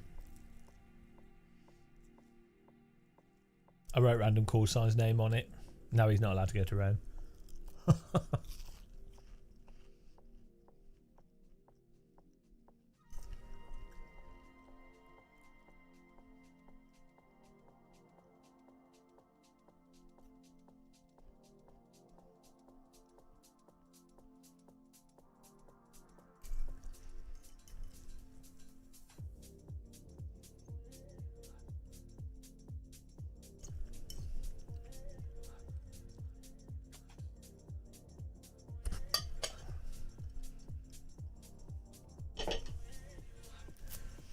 Righty. I needed that. I'd only had a bowl of porridge this morning.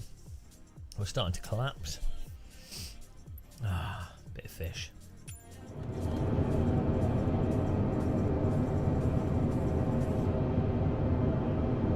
Right, turn autopilot off. Yeah, autopilot's off.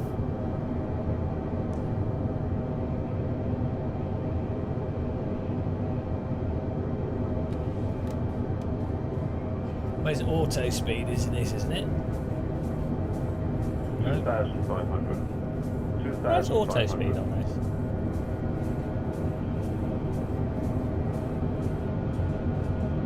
$2,500.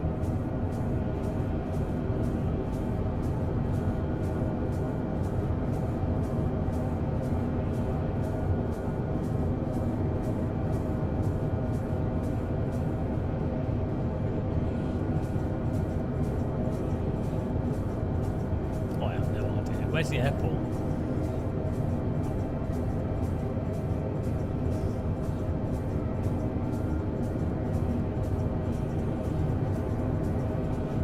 Oh, here you go. Yeah, auto throws off.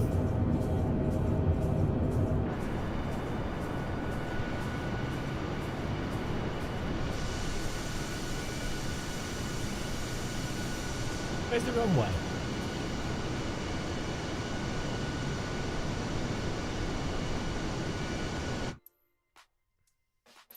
Yeah, they really messed up some of these missions because some of them require you to change the autopilot. Some of them don't. Oh, I see. It's on the right.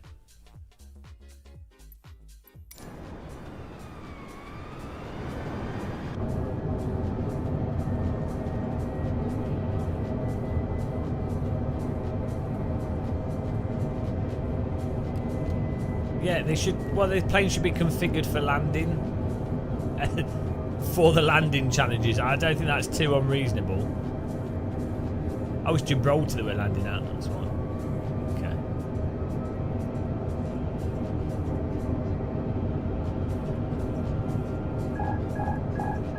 Oh, look, auto thrust. There you go.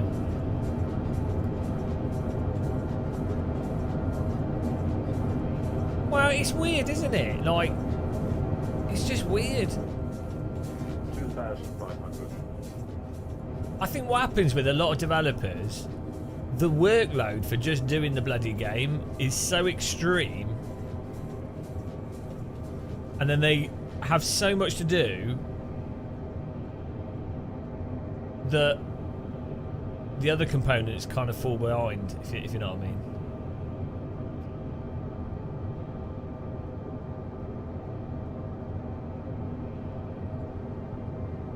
I think this happens to a lot of sim developers.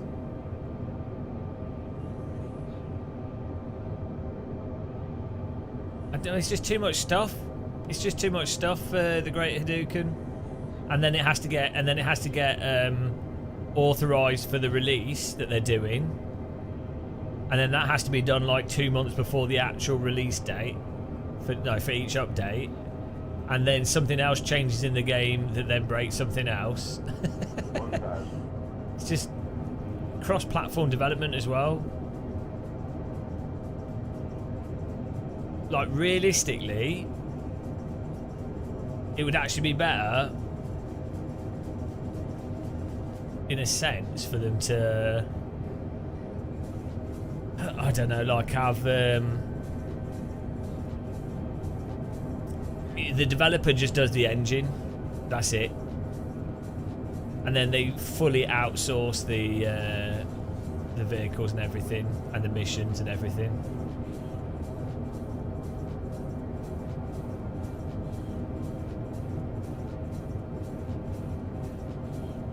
I don't know. Or like, clearly what's happened as well is Microsoft Flight Sim 2024 is actually what Microsoft Flight Sim would be if it was a launch product. Do you know what I mean?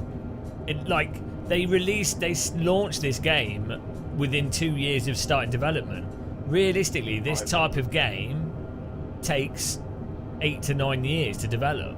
400. You know, if you were going to have something that's on a par with like a 2000 game release, when you buy it, it's got a whole game there ready to go. That's like a... 200. That's like 6-7 year development time. So, realistically, Flight Sim 20... 60, 50, 40, 30, 20, retire. A little bit heavy.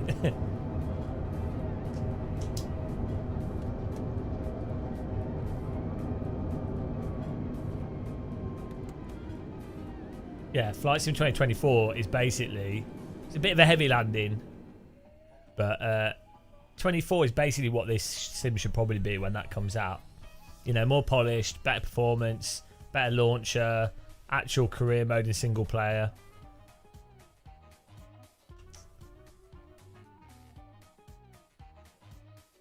Yeah, I mean, I had a chance to talk with the Microsoft Flight Sim developers when they were launching the game. So I was chatting with them, like, so I went to the States and they had like a barbecue and stuff. So I just talked to people. So, you know, it's just the logistics of games development. Everything is so complicated, and everything just becomes a vast project. And then managing people becomes insane. And then the reality of physics simulation is that you have to keep iterating over and over and over again to dial things in. And the more like chunky a project becomes, the harder that is to do. Then like the bigger the product is, the harder it is to get that product to work desirably. And the slower everything becomes. So,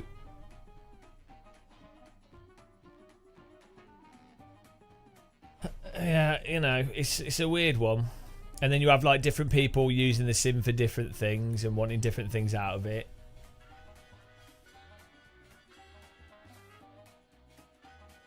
I do think simulators end up failing a bit as games, though, don't they? That's the thing.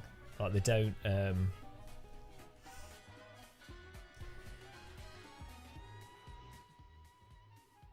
I don't know. Like if you're building this game as a simulator, like your goal is, it's a simulator. Well, then the number one priority apparently is to get ketchup all over you. Number one priority would be physics, I guess. Then obviously you've got like the world and the weather and stuff. Okay, great. But then you'd be like, right, well, you just did one plane. Let's nail one plane. That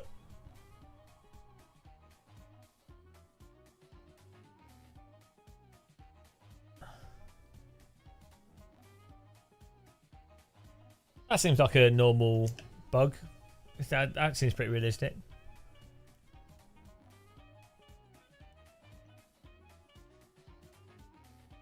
That is true, Skywalk. I'm pretty sure that is the main reason why people play Sims.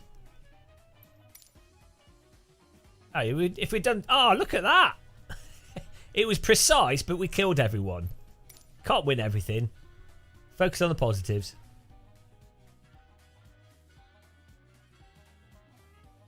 Yeah, well, that's for passenger jets.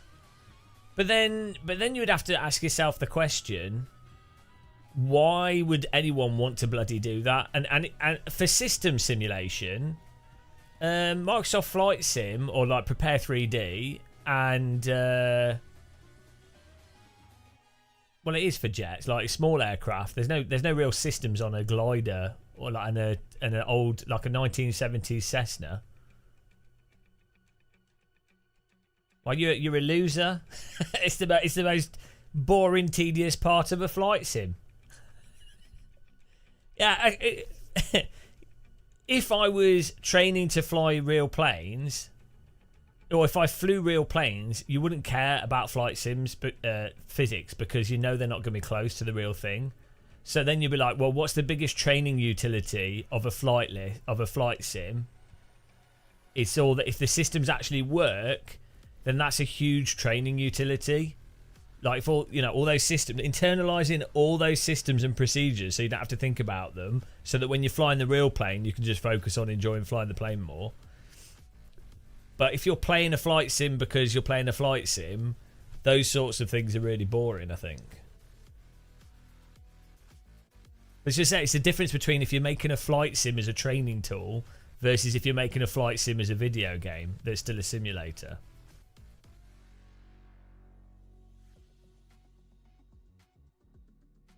Well, it is effectively a checklist, though, Tabs. Effectively.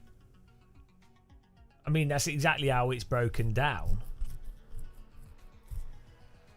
And then the thing with the system stuff in a sim is you can't know if it's broken until you find out that it does. Until you find out that it is broken. It's not immediately intuitively obvious what is broken with systems in a flight simulator. So you kind of just have to go in with like absolute trust in that the developer hasn't like fudged the system, and pretty much universally the systems are broken in simulators. Even with the top mod teams that go through stuff, test it all out, spend a mental amount of time on it, the core simulator gets updated in Prepare 3D, Microsoft Flight Sim, or whatever, X-Plane, whatever. And then that breaks some like fundamental like system component of the simulator, which you don't know until you actually experience it whilst flying when you do XYZ procedure. You're happy with 95% of the physics?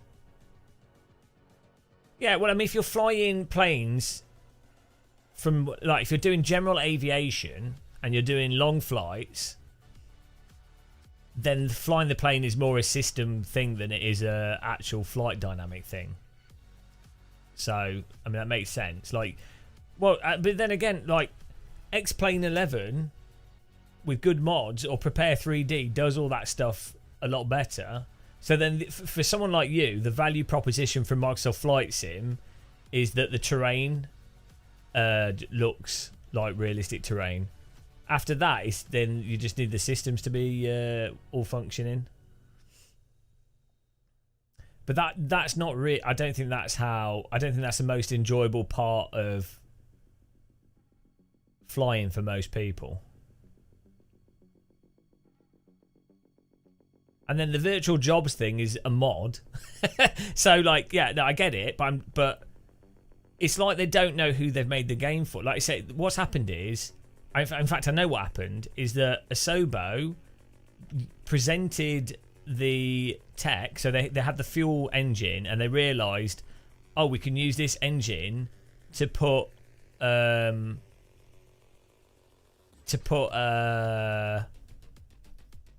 large amounts of terrain, high quality terrain detail into the game. And then they were like, okay, well, we'll just go with that. Okay, yeah, we can build a new Microsoft Flight Sim off this. Who cares if it's a mod? Because it's not the official component of the game. So it actually damages things quite a bit. It means that other people can't easily join in with you if you're like taking part as like a communal thing.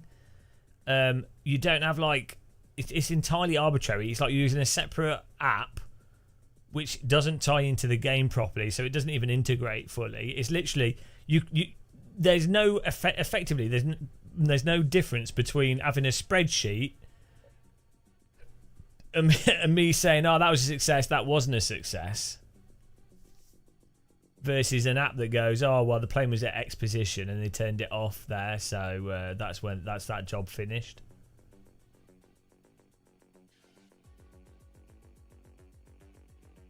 Yeah, it just needs to be done officially. It's like the difference between doing a self-hosted league, right, in a sim, versus doing one of the official iRacing 24-hour races. No, you're missing the point. Do you not? You see the difference between like the Indy 500 in iRacing that everybody is taking part in, everybody's aware what it is, everybody has a story to tell from that one specific event and that thing that was going on. It's a thing that's the official specific thing to that game.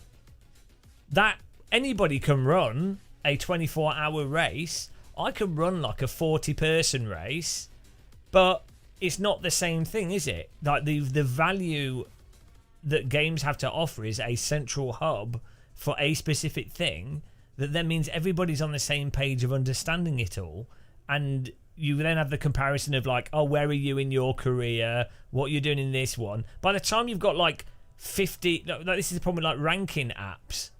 It's like, oh well, okay, there's 15 different ranking services for AC. Which is the official one? Well, no, it's not an arbitrary line in the sand, is it? It's because, one, the mod's going to be a total pain in the arse to set up. Two, there's probably like three separate random mods for career mode. so there's a whole bunch of different random mods to use. Four, they are janky. They're proper janky in how they operate. So, and they don't feel like they're part of the actual core game. It feels like some kind of separate spreadsheet application. No, I've watched like multiple hour videos on these apps because I checked them out. I was like, oh, they look interesting.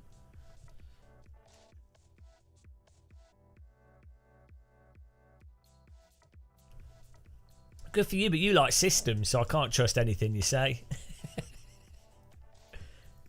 you probably see like the fact it looks like an Excel spreadsheet, and you're like, oh, I like this. I like stuff to like, you know, I want to be like evaluated within the game to a high fidelity. What on earth is the autopilot stuff doing there? I want like an in-game currency system that actually ties to something in the game properly. So not something that's like, well, you've unlocked a plane that you already own and could just fly anyway. Okay, well that makes sense.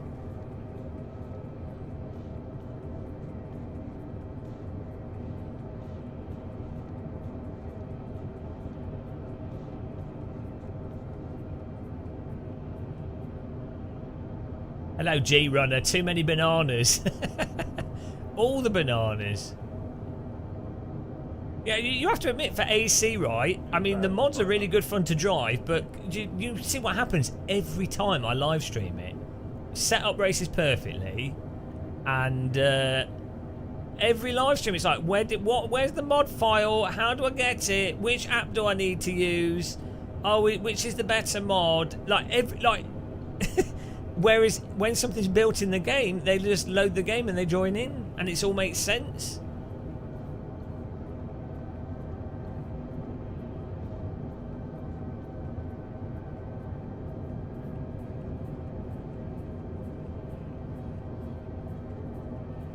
Yeah, that's it, G-Runner.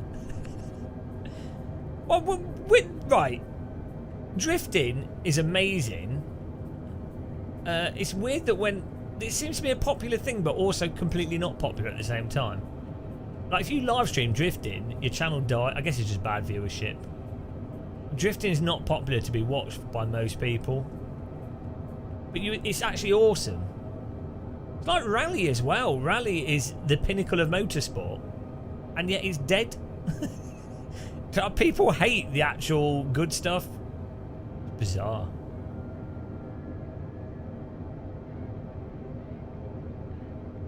Well, so I play Microsoft Flight Simulator as my as a video game to relax, right?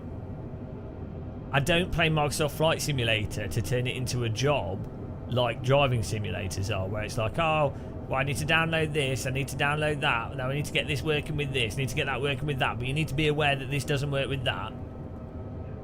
Yeah, a native career mode, so I can play it as a video game, which is what I'm using it for. You're missing the point.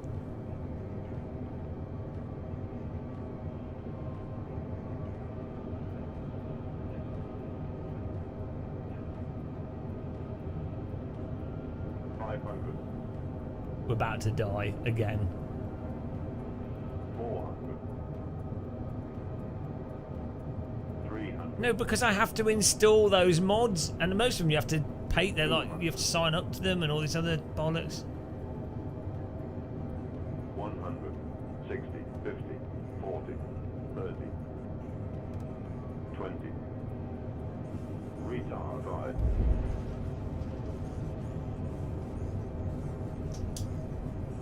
I would not describe that as a smooth landing, but we might get an A for it.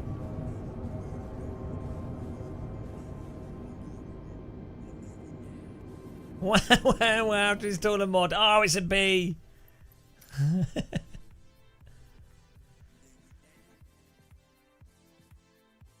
Yeah, exactly. Like, I don't mind the mod thing with AC because it's justified in AC because it's like driving real cars, and but even then, it is a pain in the arse with AC. Is it too much to ask for being able to just load in and play games these days? Why is that such a mind-blowing concept? To be able to buy a game and have something that you can, without touching it, well, like you set your wheel up, you just jump in and play it. But also have it be a good simulator. So you've got like Gran Turismo, but it's absolutely terrible. It's shockingly awful. The physics are terrible. The force feedback is literally clipping and you can't fix it. F1 2013, you can actually play through that. It's very bland, but there is stuff to play through there, so credit to them after like 4 million versions. Yeah, the F1 games are probably the most pick up and play, assuming you can overlook not having a mouse cursor and you can overlook the physics.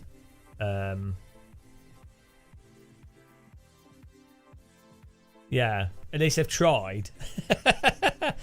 I mean, imagine if F1 23 had Assetto Corsa, R Factor 1, if it just had like like Grand GTR Evolution or GTR 2, if it had physics on a par with like a PC game from 20 years ago, that would be amazing.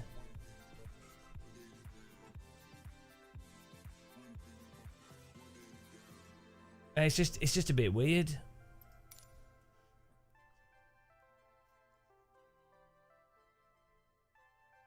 Then load up a game instead of a simulator platform. No, you're missing the point. So basically you're saying, you can't. The point I'm making is the best game that someone could make would be a simulator, i.e. deep mechanics, which is what is normally a good game. That, like, if you were to like graph what makes a game good versus what makes a game shit, the deeper the mechanics whilst a game still being like enjoyable, that's like that defines what is a better game. So like, you know, Noughts and Crosses is not a bad game, but the mechanics are very shallow, so you lose interest in it very quickly and it gets boring. So that would be at this end, whereas you like racing simulators or physics games have like really, really deep mechanics in terms of balance, force feedback, detail. You know, like they're deep mechanics. But the point is, why wouldn't you want gameplay with those deep mechanics? Why is it that if a game's got like physics, apparently because it's called a simulator, all of a sudden we go, it's a simulator, guys. That means we don't need to do anything. You do a product and you go, it's a simulator. Because we've used that word, we preemptively don't put any fundamentally basic game design in it because it's a simulator. Apparently, we've agreed that if it's a simulator, you can't make it a good game. In fact, the worse it is from a game design perspective, the better it is as a simulator because people have been so brainwashed. Because if you make a simulator and you actually put good gameplay in it, people would go, nah, guys, that's not realistic. It's unrealistic. It's actually got structure to it. It gives you scores and points. It's unrealistic.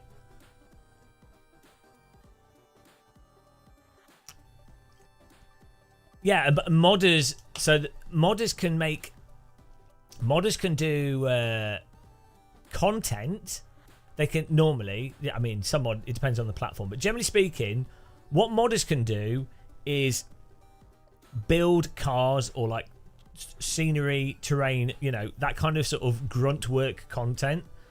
Modders are not in a position to modify the core gameplay, the structural gameplay, the gameplay loop. That is something modders really, in almost all cases, cannot have access to because it requires access to the source code of the game. So that's why the developer needs to focus on the game engine, the actual technical engine, how well, you know, making that run well, work well, wheel support, all the boring stuff. And then they need to support, and then they need to focus on gameplay loop and, though, you know, like point systems, all that kind of stuff. But they need to not focus on the raw, the like grunt work of content, generally speaking. The only reason why AC won is good as a mod platform is because the fundamental simulator physics are so good, and it's easy to mod for, like the way they set it up. But like the fundamental physics engine, the tire model, the nature of that is to such a level, that's what's enabled the mods to be good, and then the mods can leverage that.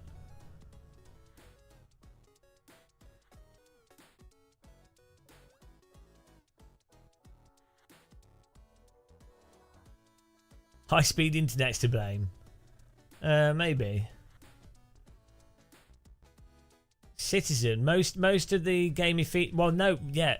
The enthusiasts make up a tiny proportion of the players of Microsoft Flight Sim. Like 90% of Microsoft Flight Sim players couldn't give a shit about the systems of planes at all. I tell you what, 99.9% of the potential market of Microsoft Flight Sim would be dying to play Microsoft Flight Sim as if it's Euro Truck Simulator with planes. If Microsoft Flight Sim was Euro Truck Simulator with planes, they would it would be way more active than it is now. Like, it would be like on another level. It's the most obvious thing to do.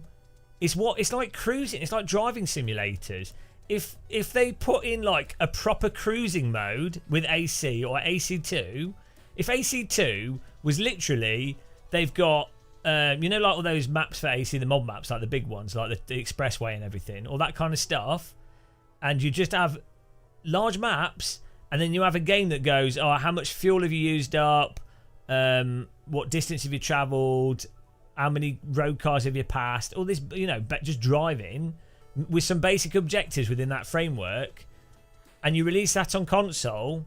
Yeah, I mean, look at those Sudoku, or, you know, like the servers where people are just driving around a motorway, right? The most casual of plebs that play driving games are bothering to go to the effort of downloading AC, which they couldn't give a shit about because they don't care what's realistic or not. They're then bothering to learn how to mod a game that they couldn't give a shit about. They're then bothering to get Shader Patch and Soul, two things that they couldn't give a shit about and a little bit of a fiddle to get working, and then going on it. Like, there's that. They're willing to go to all that effort because they're so desperate for that type of gameplay. And yet no developer is servicing this ridiculously obvious user base that would also be the type of people that would buy like stupid cosmetics and all this bollocks that you can make a lot of money out of. It's utterly bizarre.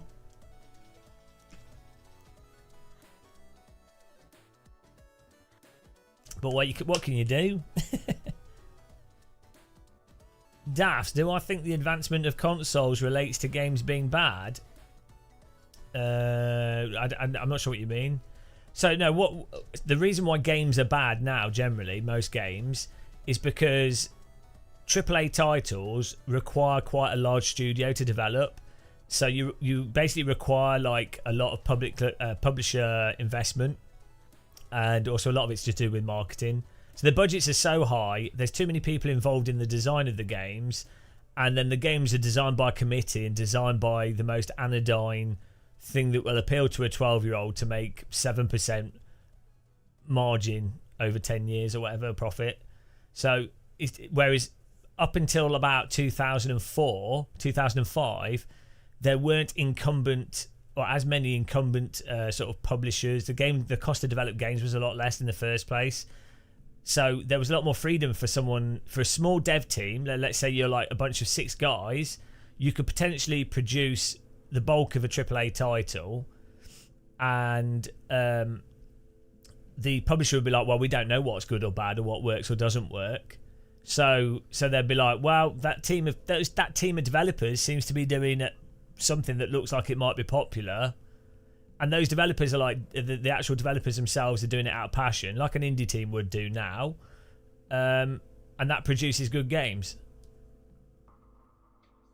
That's what's disappeared from AAA titles, is for the most part, they're made by people just doing a job. They don't actually care.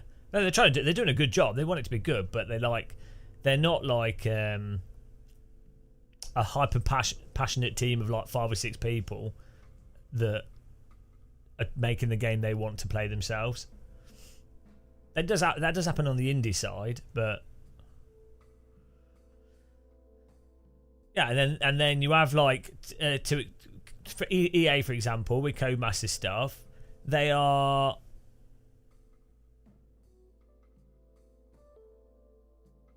wouldn't call developers not fully passionate.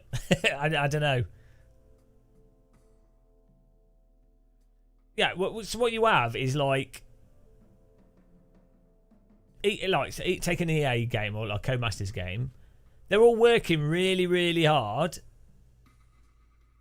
But the publishers will be like, right, we need to ship a product in a year, 2 years' time. Oh, it needs to have these checklist of features, and we're going to give you no time to actually develop it all. And then this is not enough. It's just a total mess.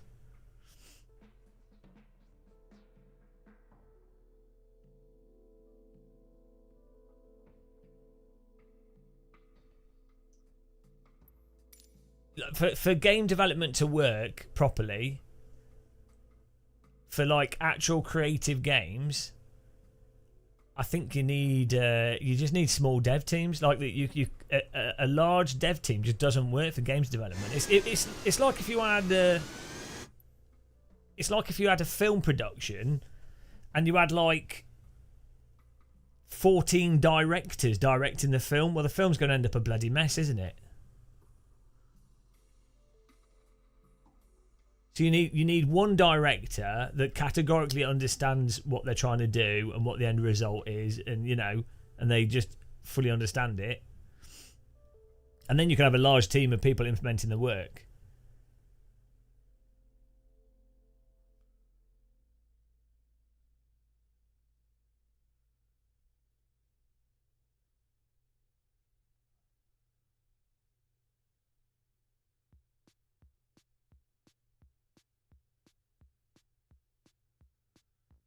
Why should the publisher that demands know they screw it up with their demands when the gaming community not even... Yeah, the gaming community don't know what they want either. No, what it is that the publisher has X amount of money to invest in a video game. And they want to extract as much profit out of that as possible.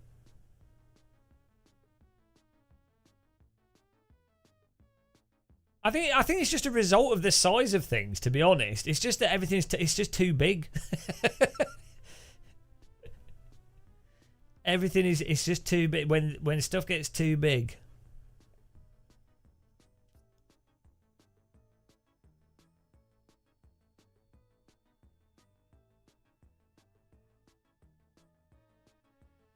Well, I don't know. I don't know about AI.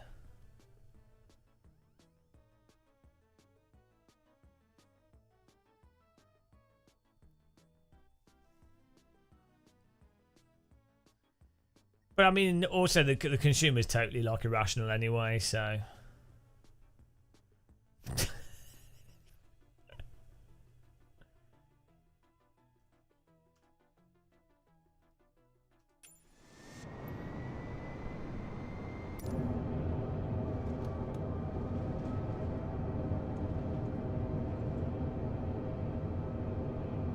I mean, I don't know how you explain stuff like the Battlefield games.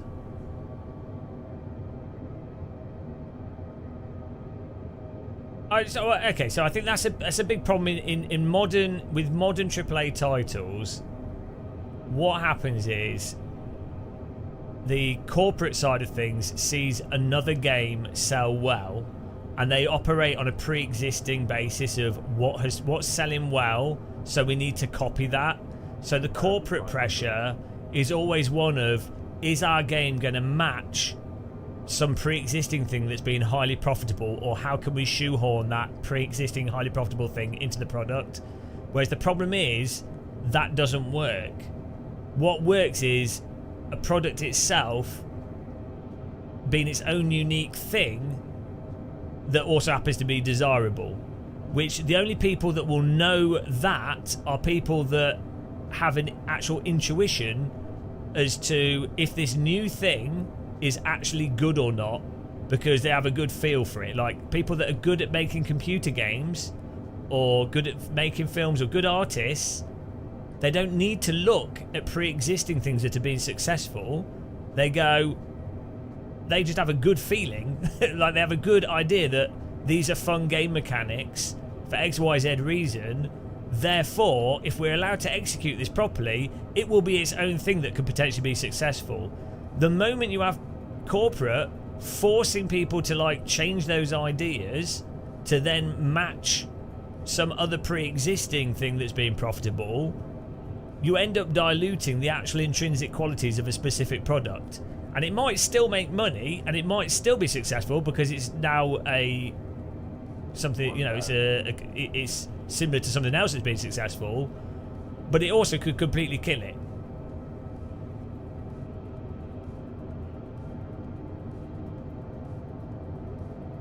Well, Project Cars 3 is a whole other thing.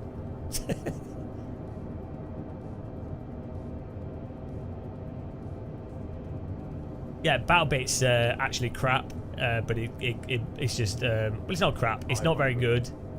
It just it got memed. You cannot use a game like BattleBit as like a realistic example. BattleBit is literally a worse Battlefield 3, but it just got memed as a popular game and also fit into a space because it's cheap. People that like Battlefield 3 wanted something to play that was like Battlefield 3, and then also it's that underdog story, so consumers jump onto that as well, and then it becomes like it could be bloody Goat Simulator, you know. People are not necessarily playing BattleBit for its intrinsic gameplay qualities. It's not bad, like it's well made, like it's not buggy, it's well made, but it's largely, its popularity is largely based on the memeing of it.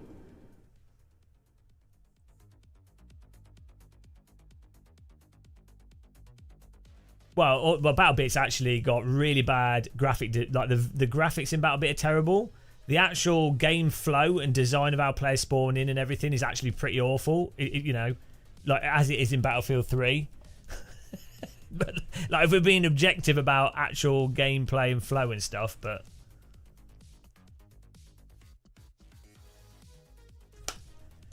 I think it's more a reflection of how terrible the base, like, BattleBit works. I don't think it's a good game, but it works. So I think that's the thing, is that there's so many games that have come out in the last 5 or 6 years. They don't work. It doesn't matter if they're good or bad games. They just don't work. So like Battlefield 2142 just didn't work, and it still has like loads of problems. But at launch, it's like really messed up. A lot of the AAA titles coming out now, it's not that they're fun or not, it's that they don't work. So anything that works is already better. Oh, it was a good precision.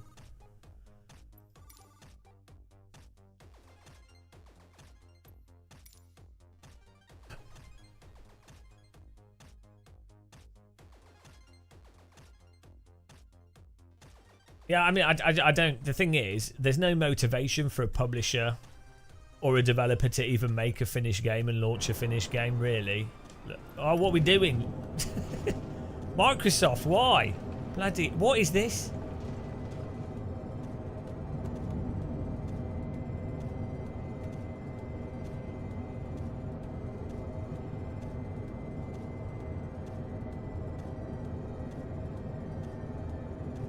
Well, I would say the visual clarity is actually pretty bad in BattleBit, due to a lot of this stuff has completely flat textures, so it makes it hard to see the trees and the foliage and stuff, which doesn't graphically make sense for the context of the game. I mean, I agree with what you're saying. I think FPS games suffer from having too much shit in them, but I think BattleBit's a bad example because the visual clarity in that game is actually pretty bad.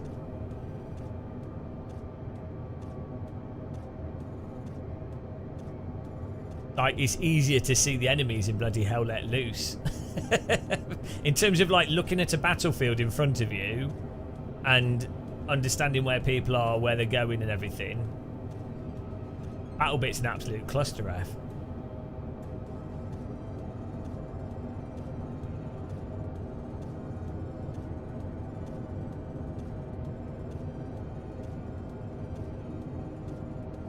Hang on, this is arbitrarily putting autopilot and auto throttle on.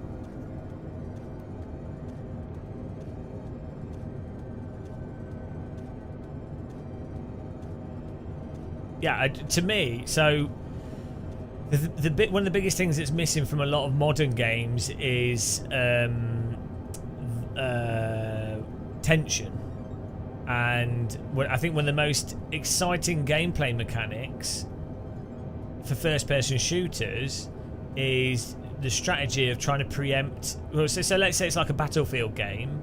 The most compelling component of being in a big battlefield where there's lots of people is you working out a strategy for how to approach it, the battle that's going on, in a way that won't just feel like you're getting killed at random, or you know someone's just spawning in behind you, or oh there's two people in front, oh no actually there's five because they spawned on top of each other. Like, it's that anticipation of, right, you know there's some enemy in a certain location, you've seen a few of them, you have an idea of where they're going to move to, and then planning around that. That is really compelling gameplay. But that is all bit. Battlefield basically killed that since Battlefield after Bad Company 2. And as a result, players have grown up with Battlefield 3. So anyone that's under 30 doesn't realise. Okay, we're not quite nailing that.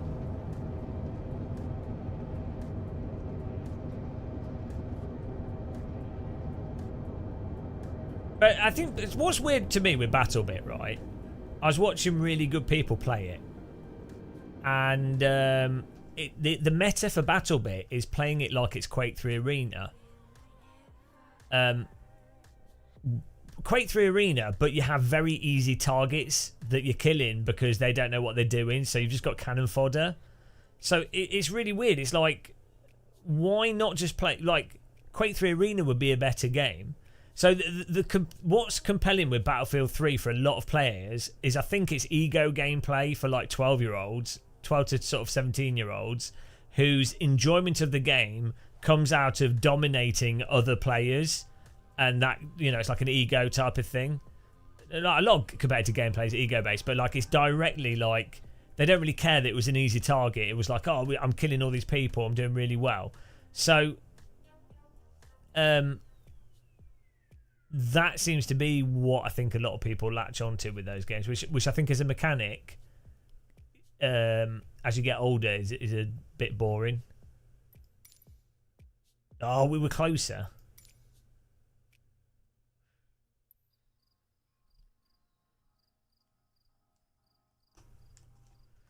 And then stuff like Quake 3 Arena and Unreal Tournament, the problem with those is when you have ranking and you play against good players, you hit a wall that is really like a really hard cut wall of you're too shit and you can't beat those players.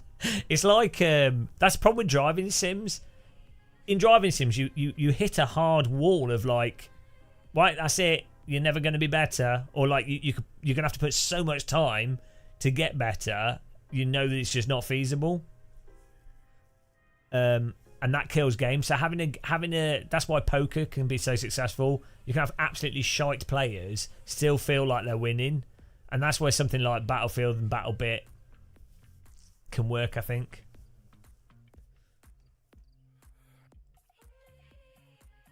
Rocket League, you need good teammates.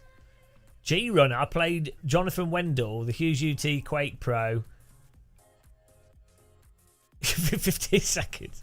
Well, if you don't, were you at a level where you knew all the timings for all the items and everything?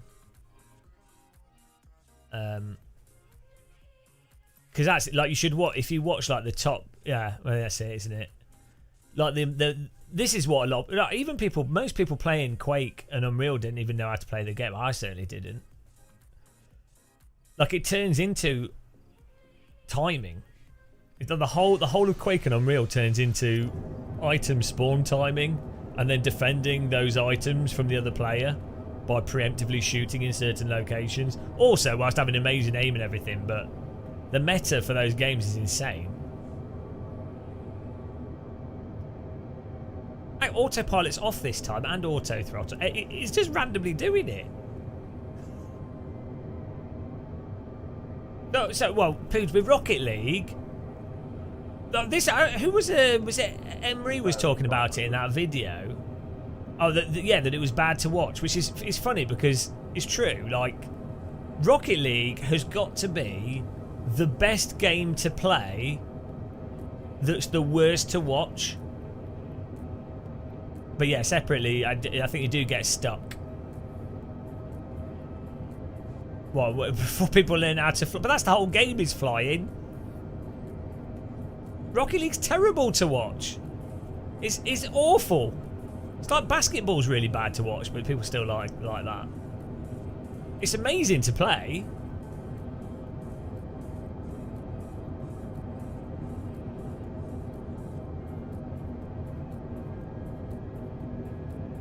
Oh, what, with supersonic rocket-powered battle cars?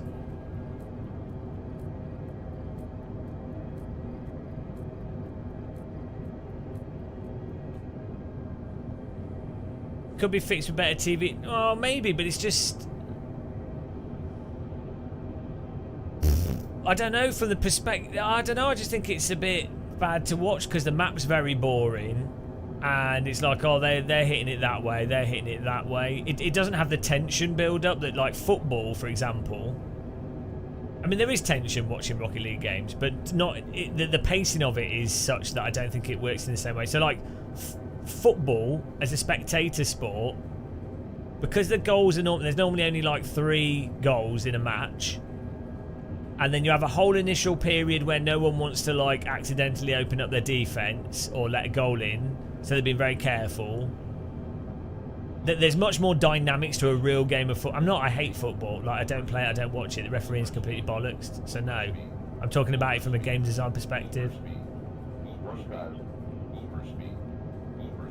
Well, people don't hate that aspect of football. Okay, look.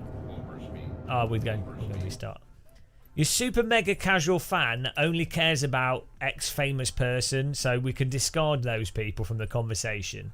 They're only there to support a team. They don't really care about the sport. Like, your average Formula 1 fan could not give a shit about the actual racing or whatever. They're like, oh, I'm a fan of Lewis Hamilton, or I'm a fan of Lando Norris, or I'm Dutch, or, you know, whatever. I like Red Bull. So discard them from, like, football.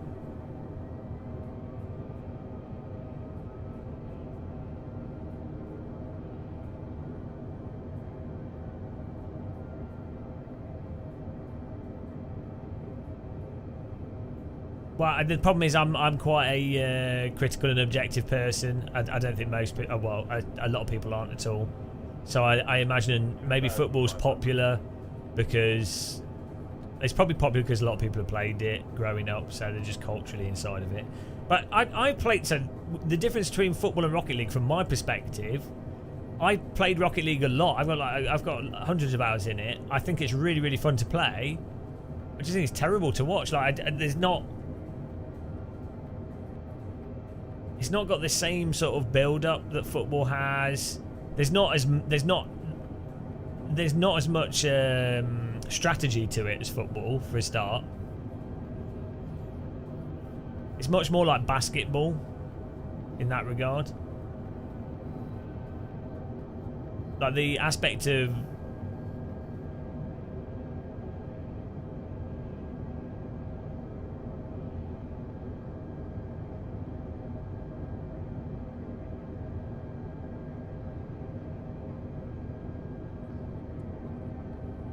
I think basketball is actually a terrible sport as for a spectator as well. I mean, it's stupid. At a high level, we've got the ball. Oh, we got it in the hoop. Oh, we got the ball. Oh, we got it in the hoop. There's like so limited what the other players can do.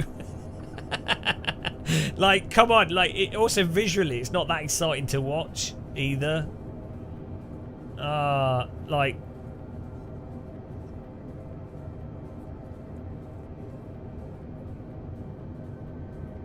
No, I played basketball at college.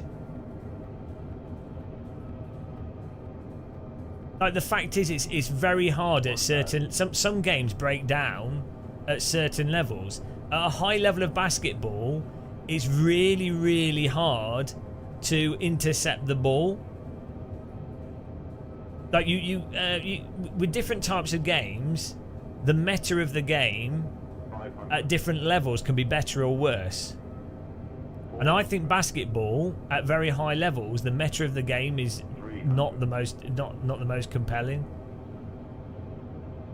200. It's like Indy 500. We can all agree on this. It's absolutely stupid. Right, come on. Oh, gee, this is a... What is this landing? Right. Indy 500, all the initial laps, at least half the race is irrelevant. At least half the race is irrelevant to the Indy 500. It's just completely randomised.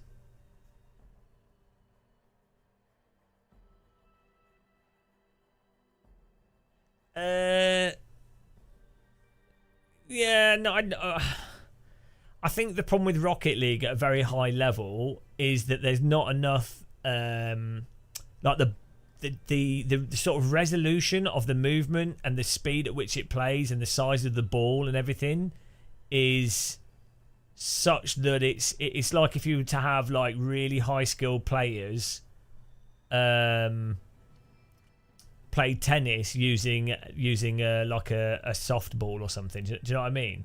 Like, I feel like for Rocket League, it's too easy. Like this, the precision required at the very high level is not a high enough level of precision to fully to get the most dynamic form of gameplay out of those players, if that makes sense. No, the skill cap's never reached with anything, but there's you get to a point where it gets somewhat, you sort of that noughts and crosses situation. Yeah, but of course that's going to happen whatever. That will happen with anything that's got an analog difficulty with no absolute solid cap to it. You're always going to have some people that stand out massively. And you're always going to have people that can get better at it. That's not the point I'm making. Like, if you compare the intricacies of football, like how you can dribble a real football, how it can be dribbled, the way it can move around, the size of the pitch, the size of the ball relative to the goals, everything that's going on, it's just way more complex. Which, you know, it's a different thing. But I think the more complex something is, the more dynamic it normally ends up being at a higher level. Yeah, but those flips and resets are easier than just kicking a football accurately to another player. Like, fundamentally, as a skill. Yeah, okay, go and kick a football from the halfway line whilst running whilst fatigued from running, whilst bumping up and down, whilst having a player chase after you, go and kick a football into the perfect position for another player that happens to be in a position because you've rehearsed it massively. The dynamics and physics of real football are just on another level to Rocket League because it was using real world physics. I mean, it's a different thing. No, you're totally... Yes, anyone can pass the ball, but there's a pass and there's a pass, isn't there? Come on. A high level... Jesus Christ. Like a pro team level cross to land on a player's foot whilst at that top level is, I'm sorry, like objectively requires way more like dexterity, acuity. There's just more going on. Like you having to position it when you're using a game controller, you're just using your thumbs in a limited physics engine, which is still very hard. I'm not saying it's easy, but like it's not. Well, you might. Okay, maybe it's boring for you, but you're missing the point of what I said. So, darts is where it's at. Darts is a real sport. You've got overweight men, beer in hand, throwing pointy things at a board. What more could you want?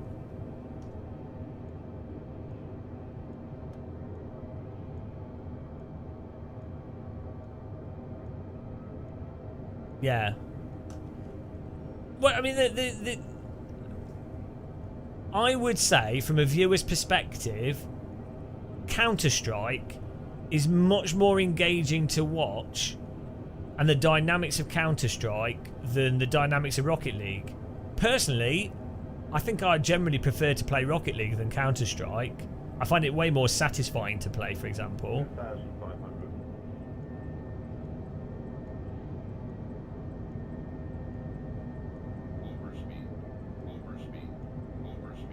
No, cricket is terrible. Sorry. Cricket's awful. As a spectator sport, oh my god. That has pacing issues. Cricket is absolutely terrible. It wouldn't be if you edit it and cut out all the gaps, all the pointless crap, then fine. No, it's a terrible sport. Ban cricket. Cricket's the worst sport ever invented. It was literally invented by the British Empire, so I mean, come on. It's a British sport. Yeah, cricket purely was invented for men to get drunk in a field with other men whilst pretending to their wives that they were doing something that was actually useful. I don't think bowling's very compelling to watch. Everything takes skill at a high level, so, you know. But the problem I think with bowling is that it's effectively strike after strike after strike. So it's which is very hard to do. And I know there's lots of subtleties to like. I know there's a lot of subtlety to it, as there is with anything with real world physics. But from a general spectator's, yeah, no, I know, but like cricket's awesome. It's terrible. World-class noughts and crosses.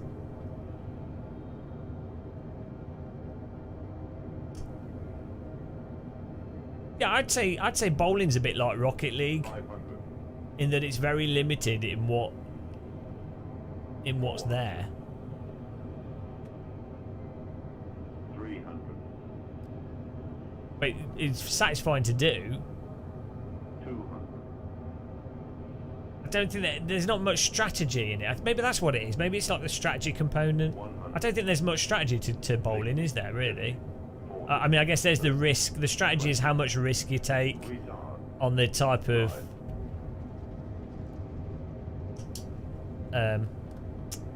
you know, there's some types of, like...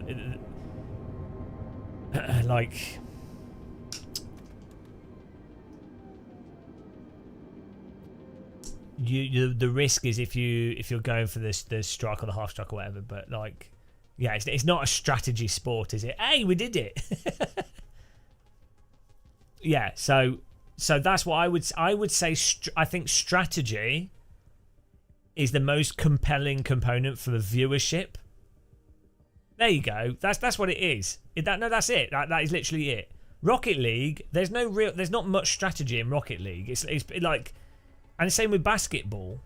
Relatively speaking, there's obviously strategy to everything, but there's way more strategy in real world football than there is in Rocket League, for example. And so yeah, strategy is what makes it compelling for viewers. I'm the best of my friends as well.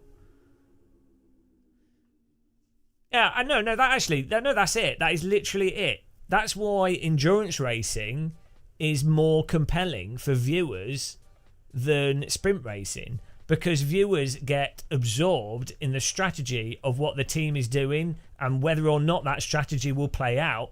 It's that tension. It's the tension component of, they've taken a strategic choice. Will it pay out? I need to see if it pays out because I'm a stupid person that needs to see what's in the box or in the strategy box and if it works out or not, or if I was right, if my strategy I'd have done was the right strategy, or if the strategy they actually took was right, because then you could be like, oh, I'm vindicated because Ferrari made a stupid choice. Do you know what I mean? That's literally, strategy is what makes a sport compelling to watch. So, but then it's got to happen within a certain pace, because there's no real esports for civilization. It has to happen within a time frame. There will be an ideal time frame where there will be like a golden nugget of time something takes, strategy, and the time that strategy takes to execute, and then the grander picture of how that strategy affects the overall thing. We're getting somewhere.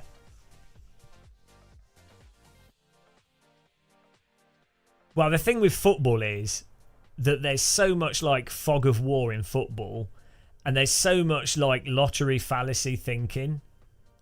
It's hilarious. Like, so the end result happens and they're like, well done, well done,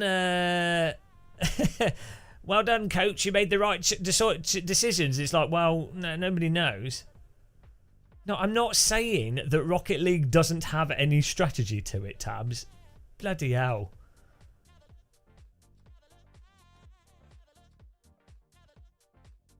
The fact is, football is way more strategic than a Rocket League game. Obviously, you've got like the basic strategy of like your positioning, how aggressive you are in Rocket League, how much you open up, how much you attack at the certain phases in the game. Because you're missing the point of what I said.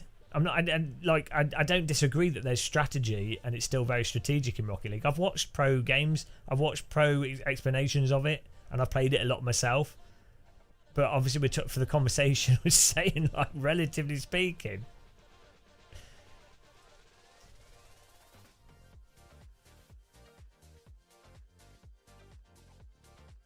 One-to-one. Yeah. No, I probably agree with that. One-to-ones are absolutely brutal, though. I can't do one-to-one Rocket League. Maybe we should stream it. Dear God, that honestly, one-to-one Rocket League is the most stressful game. You can't make any mistake. I've moved my joystick a millimeter to the right at the wrong time. No, that's it. And then you can't get tilted at all. Like, you cannot. You lose a goal. Okay, right. You have to immediately reset your mental focus into playing exactly consistently, because if you try and deviate from what is the optimal way to play at any point in time, that's it. You lost. Like, as soon as the other player's got the ball in front of you, that's it. You've lost a goal. 1v1 Rocket League is terrible. Now, honestly, that is the worst. You don't get tilted. No, you get depressed. I don't get tilted.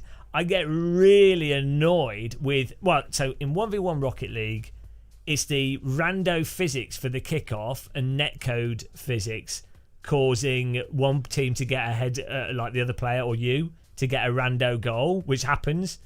especially at the higher levels of Rocket League, especially when you're doing 1v, well, not that high, but like Diamond, Gold, or whatever, 1v1.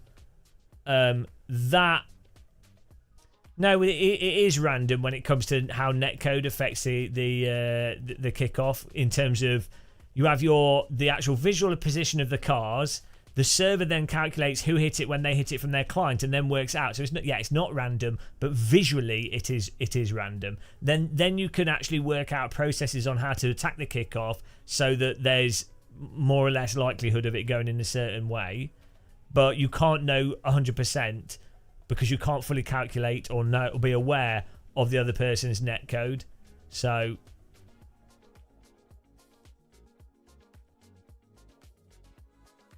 but it's like the worst, it's the most stressful thing.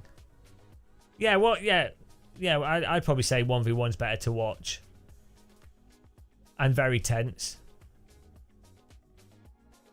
But there you go, that goes in what I was saying. You're agreeing with me though, in the fact that is worse to play but better to watch. There seems to be a direct correlation between what is better to actually do and what is better to watch. So like rally driving is way better than track racing, right? To do like nothing compares to rally driving. Like you can't disagree with that. You're an idiot if you if you disagree that rally driving, like if your goal is to like dance a car and play with physics and speed perception, well, why would you like track driving shit compared to rally driving? Like you can't disagree with that. I'm sorry, there's no way to disagree with that. But it's terrible to watch for the most part, mostly because of how they film it. If it's all on boards, it's amazing. But for most people, it's hard to watch. They do a terrible job of filming rally. Like, why? Right. Rally is so amazing. The technology is there now. Why?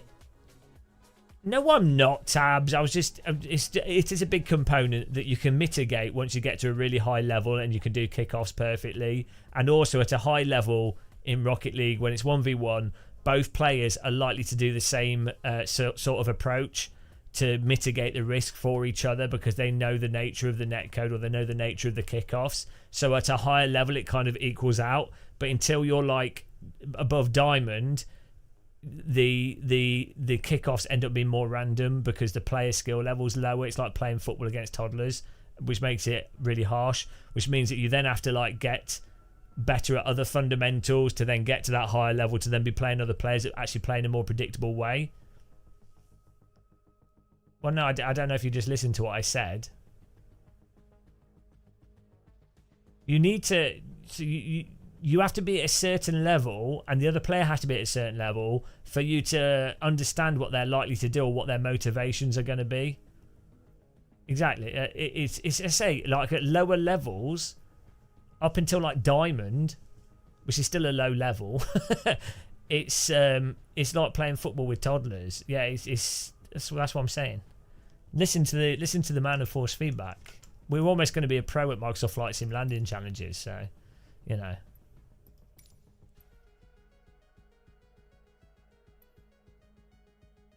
Hang on. Oh no, we still got some of these to do. Got confused then. I don't want to do this one. Can't even see the runway. I don't know about you guys, but I like to be able to see the runway when I'm landing. Is that a bit weird?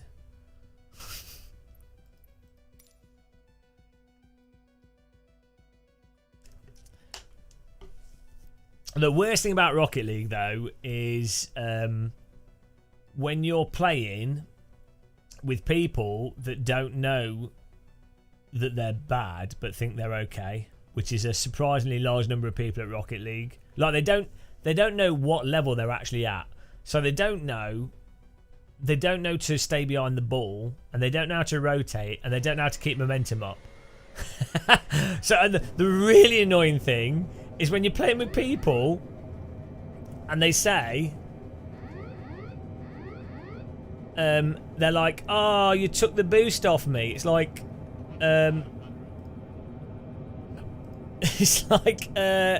if you're playing properly with 2v2, it's basically impossible for your teammate for you to lose enough boost that your teammate would deprive you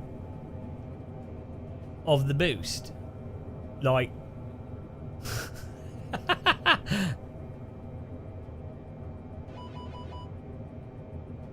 or what's really frustrating is you work out that your teammate doesn't know how to play the game, so you then play ultra defensive because at least that's in your control, because you know they're just going to go for everything and they're going to keep messing it up.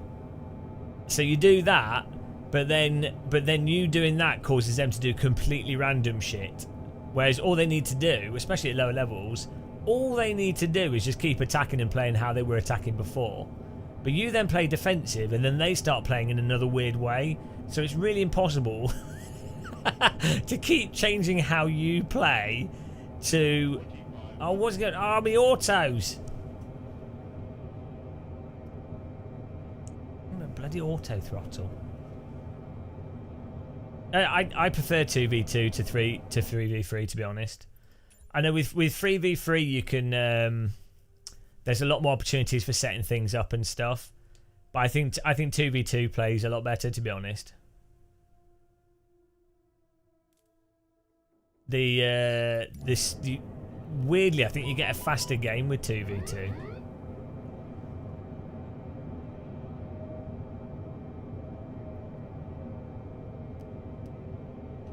I think when you get to 3v3, it starts to be more about what is, Jesus Christ, what is wrong with this? Where's the...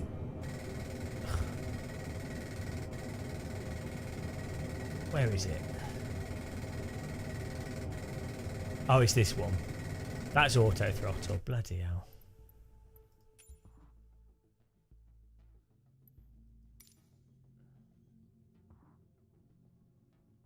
Yeah, I find I prefer the pacing of 2v2 because one of the reasons why I like Rocket League is it plays quite similar to how hockey plays.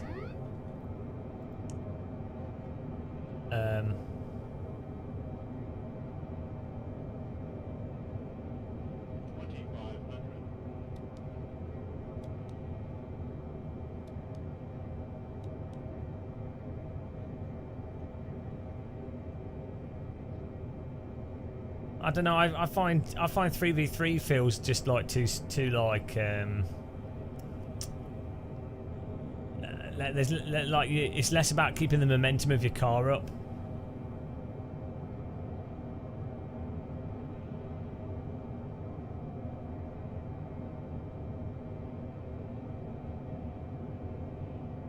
Also, with the 2v2s, you end up with that more similar situation to 1v1, where if you make a mistake, you can punish people for it. Whereas in 3v3, you have to force a mistake on the other people to then be able to take advantage of it, because there's normally there's a spare car basically that can already make up for other people's mistakes. So I guess you could say that then that's another dynamic where you have to forcibly take them out.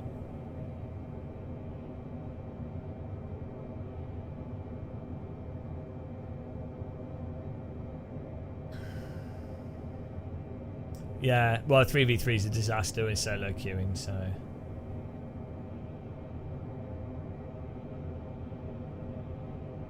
Yeah, you take them out, or, yeah. Yeah, if you're playing with 3 okay players, it'll be fine. It's just if you're just doing random joining, 3v3 is just like a disaster. 2v2 is like... What, there's like a 50% chance that you end up with a Muppet or someone that's... okay to play with. Why are we coming in like this? What?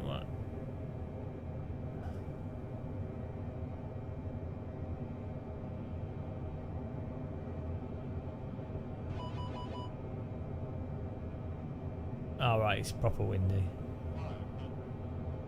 It's proper windy, boys. Someone's had a few too many curries here.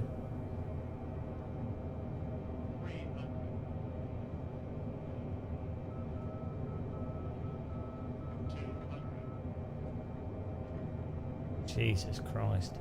100. 50, 40, 30, 20, 10. Oh, is this a 747? Whoops. This is a 747, isn't it? It's me thinking that the landing, like, 747 is like 40 foot off the ground. Like, the height of these aircraft is absurd. Look at where the pilots are. It's literally like being on the fourth story of a building.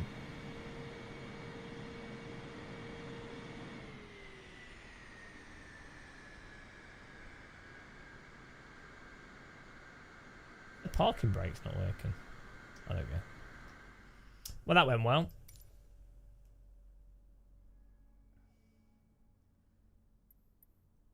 Yeah.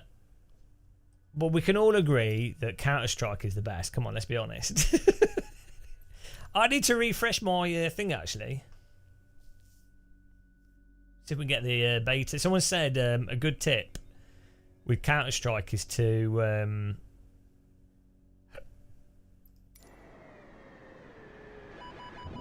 check game cache. There we go. At least we're learning where all these buttons are. Auto throttle off. Auto glass replace. Auto glass repair. Right, here we go. I thought live streaming this on YouTube would be a good idea, but it clearly hasn't. We have like 30 viewers, 20 viewers. Good old YouTube. They've really done a good job of like sending this out to Microsoft Flight Sim fans. I tell you what, live streaming is so broken on YouTube for if you... Well, you're here, yeah. Like, if I was doing this on Twitch, I'd have 120 to 150 viewers. Because all my viewers, all our followers would be notified. Like, YouTube is bollocks for live streaming. Unless it's like some random thing that people happen to be Googling at that point in time.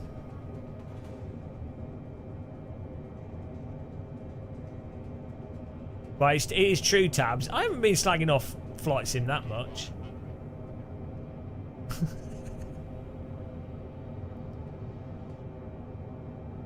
Watch you go back. No, I'm still doing stuff on YouTube. I like... the thing with YouTube is it's good on YouTube to live stream AC when we're doing like specific races and stuff.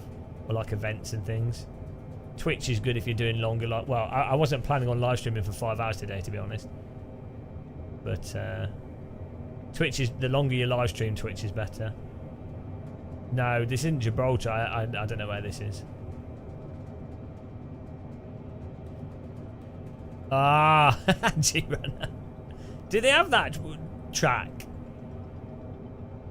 in Kart Sim?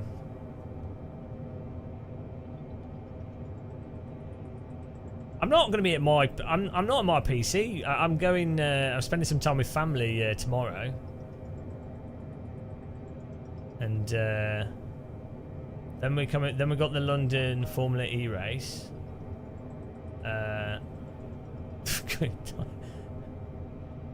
you normally at home, G-Runner, or are you out a lot of the time? This is why like YouTubers don't go to stuff, because you end up like just not being in your simulator or like at home or editing or whatever. You're not allowed outside. Oh, here we go. 100.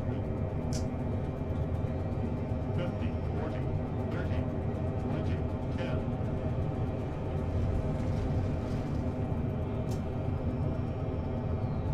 Oh, I guess he didn't do my flaps before landing.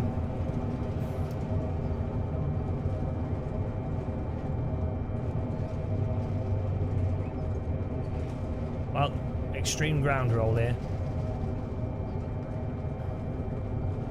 Why is he not stopping? We've got the thrust reversers on.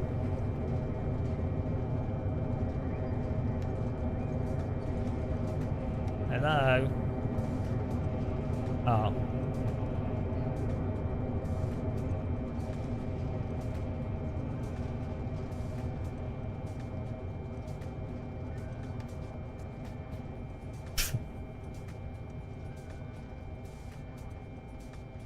No, this is flaps are on.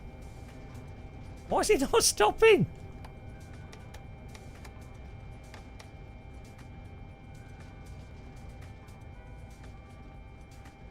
What is going on here? Hello?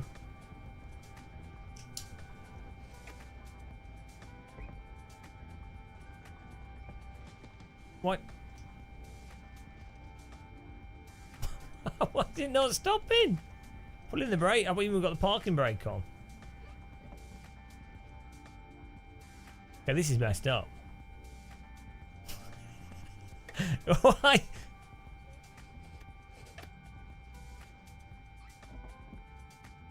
What? Oh, maybe everything turned off and the hydraulics turned off. So the brakes don't work. I'm not sure why everything turned off, but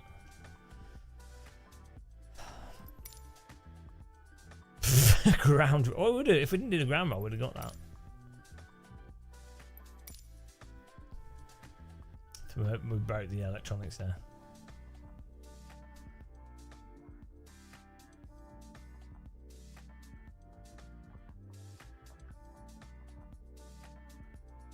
Yeah, maybe we had such a big.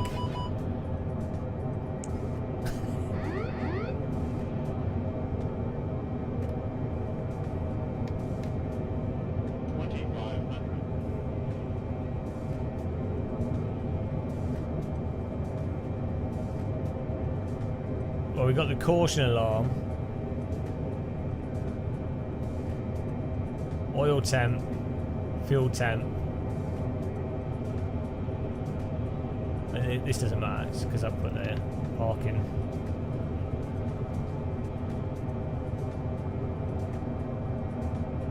I mean, you think that would be fun landing challenges, wouldn't you? Like, they had that in the old Microsoft Flight Sim. You'd have like can you land with one engine off? Can you land with two? And you can have like a mission where it's like something randomly happens. You know, how well do you do with a like crisis mission? I really want to do a flight sim mission with that. You remember that famous landing where the plane they lost hydraulics and ability to control it with the yoke, so they had to fly the plane using the engines to turn left and right and up and down. And they crash landed, and not everyone died. So, win. There's like video footage of the crash. It's insane. But like flying a plane for like 2 hours on just engines to steers to an airport is pretty impressive.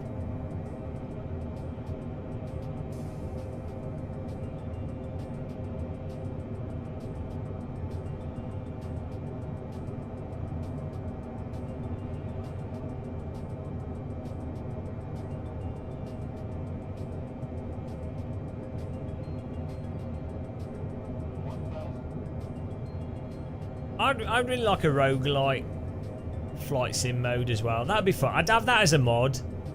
A rogue-like permadeath single player flight sim career with like, you know, like if you crash, you have a money pool of money. It's not what we're saying they need in driving sims. If you die, you're dead. That's it, game over. But also a money system, so like if you land too hard, you lose money. And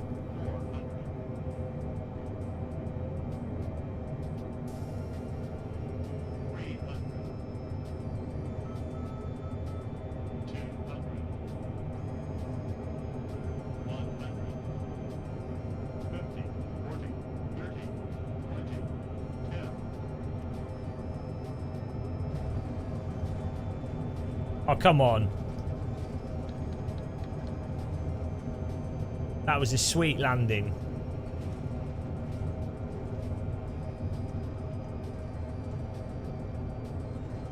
Oh, I forgot about thrust reversers.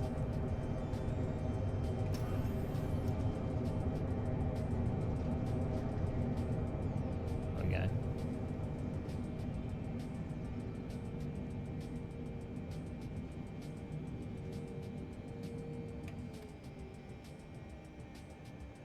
Oh, that's got to be A. Oh, what? That was a well good landing. How is that a C?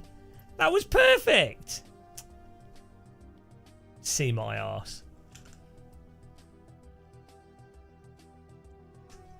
No way was that 62 foot of ground roll. What it does is, if you adjust left and right, it keeps adding to it rather than it. It's not like it should be that you deviated. Let's say you deviate here, then you go back. It should be that it should be capped at that amount. It shouldn't be that you've gone there, then you've gone there, then you've gone there, then you've gone there, then you've gone there, and you've gone there. That shouldn't be like 120. That should still be 60. Is that a rough landing? Not, well, you know, you've got to put it down. 543 feet, that's fine, that's within spec. I've had worse landings in a passenger jet in real life. What's a normal passenger jet landing? Look, if I could get out of the plane without broken legs, I'm happy. Can't be picky. All you people that are like, oh, you didn't land on the runway. Oh, we had to use the emergency slides. It's like, well, look, you're on the ground. You're not dead. 250 feet per minute. Wow.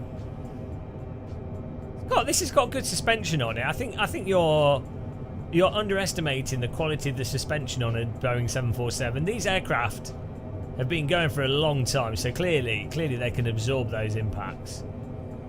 Why bother having so many wheels if you can't put it down on the ground hard?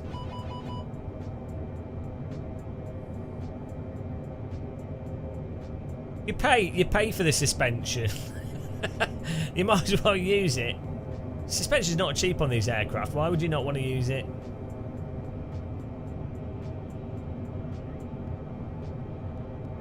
I think you're just jealous of my firm landings. I like to land in a firm manner. That's what some people are into.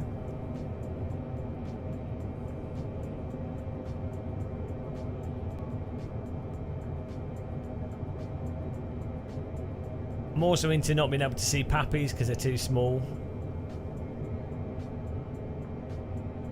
I'm also into doing glide slopes that make no sense whatsoever. It's my hobby.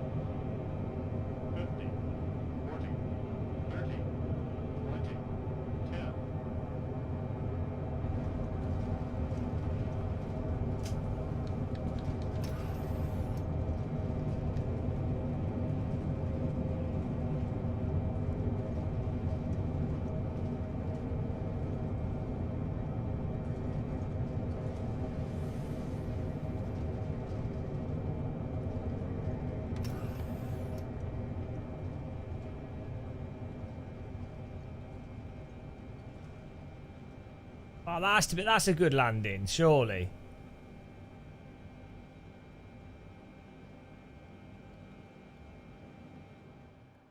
But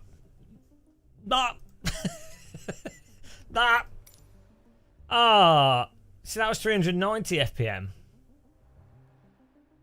This ground roll's BS. That was perfectly good. That was good ground roll. That was a smooth ground roll. Yeah, I think the accelerometer's broken clearly. That's what's happening there.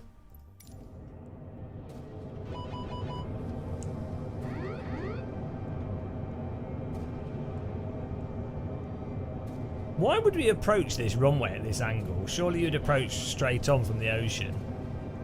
That didn't really make any sense.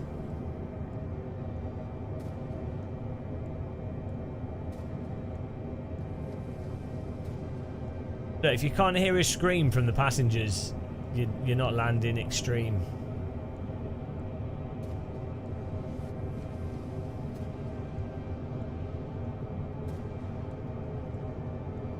You get to scream when you land extreme.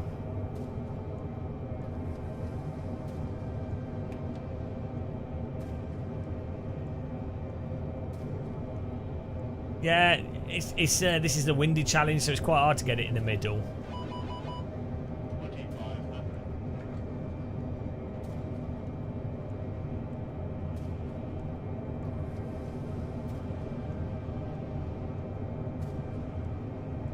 Oh no, the accelerometer's broken. It was a perfect landing. I think you can all, everybody watching saw how perfect it was, so, you know, it's just rigged.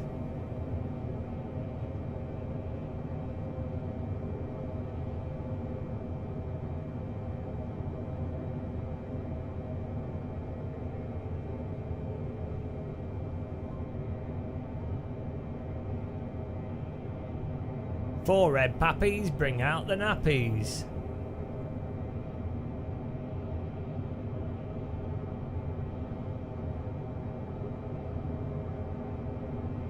What we need is a HUD element, so I don't need to be able to see this.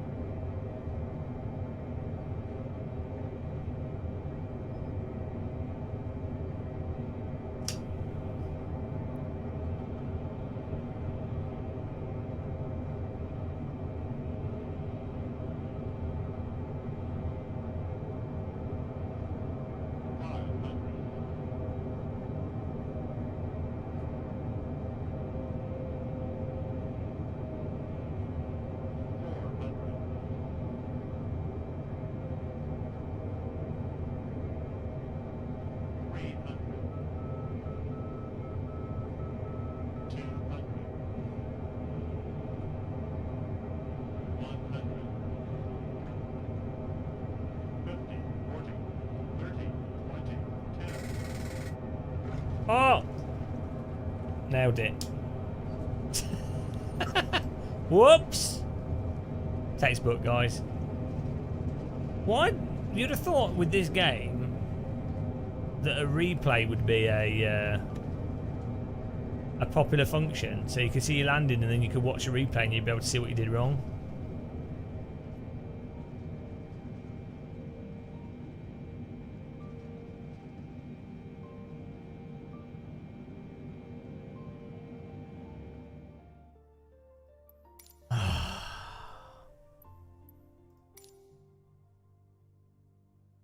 I'm blaming the frame rate. It's not me. It's the game. Actually, it'd be really interesting to compare this with X-Plane. This is a 747, I think.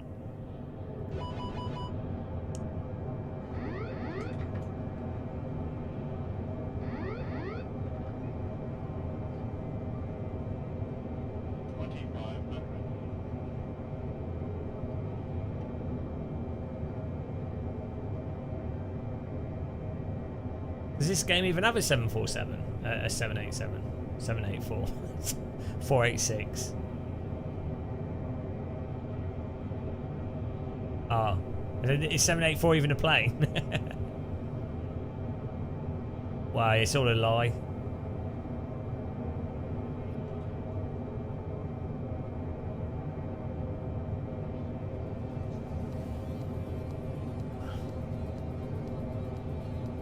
What's the latest large plane? What's the current A380? What's the latest Boeing?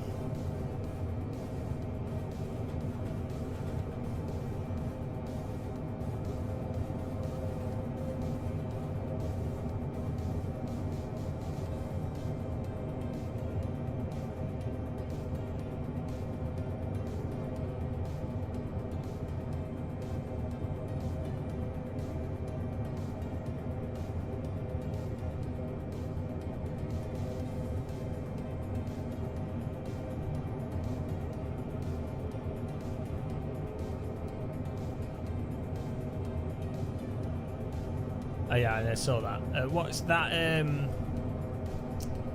think 747s have been discontinued, haven't they?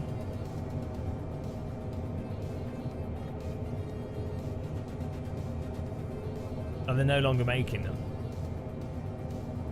Well, British Airways is stopping using them or something. Because they realise you don't really need big planes.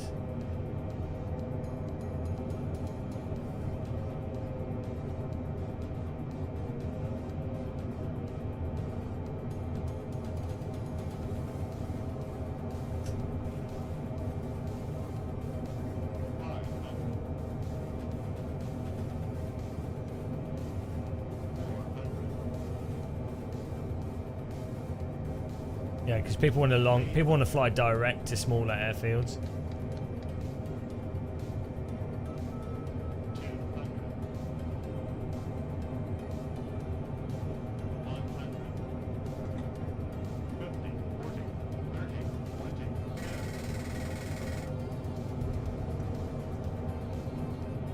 A little bit early there.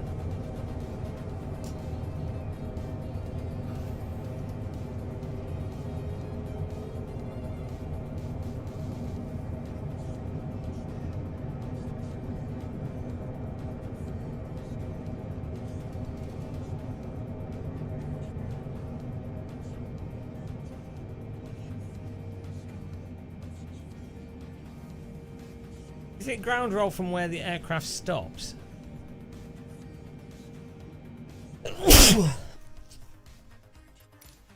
No, it's for moving. I'm going to turn my graphics down here. I think the physics get slow when the frame rate goes down as well.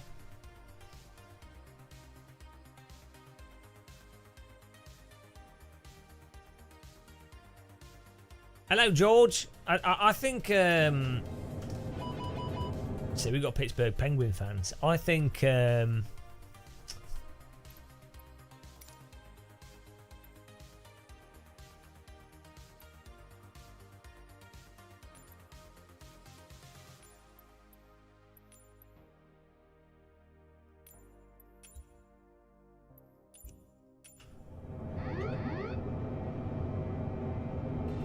Oh no, it's made the ground a right blur. Didn't even gain any bloody frame rate from it. Now it looks like I'm playing Microsoft Flight Sim from a long time ago.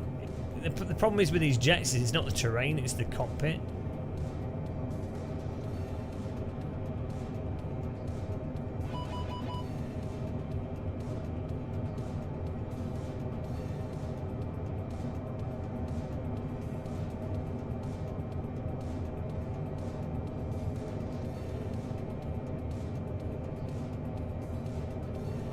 Not even drawing in the pappies.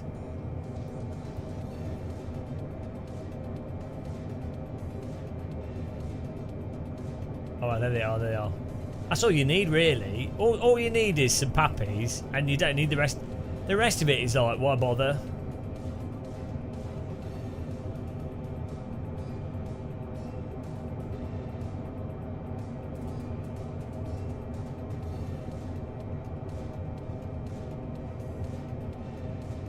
Just one colour texture for all the terrain, and everything's square.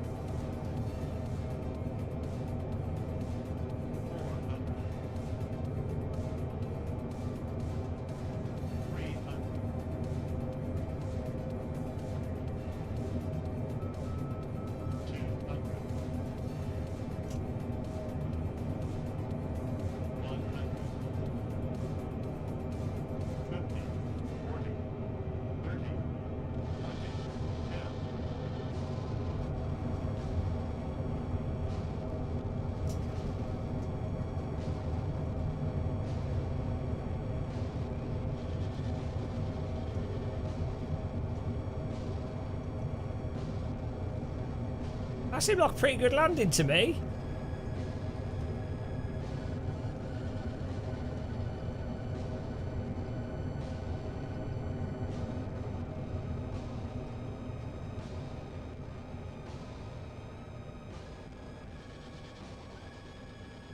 If that's not an A.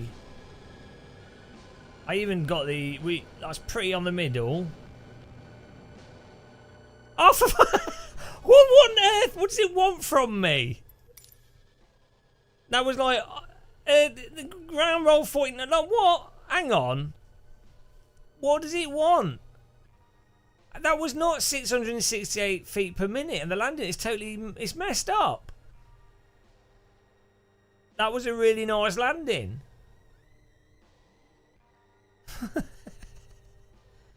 Jesus. The Great Hadouken, early 80s, 1987 we had Sublogic F2. Well, do you remember like Jane's Combat Flight Simulator? That's like 90s, late 90s. I didn't know that Jane, whatever it's called, like is like a proper flight, with like a thing with flying. What is it? Like a museum or something? Like an authority.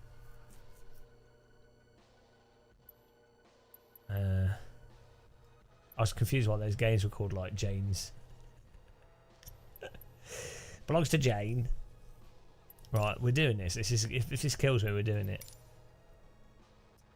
This is worse than the Gran Turismo challenges.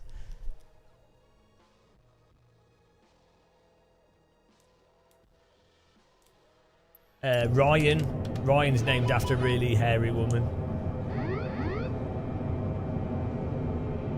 Reset the game. Oh yeah, maybe it's messed up. Yeah.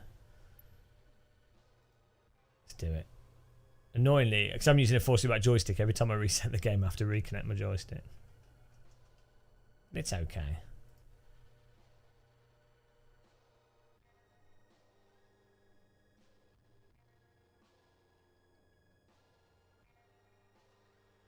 Woo!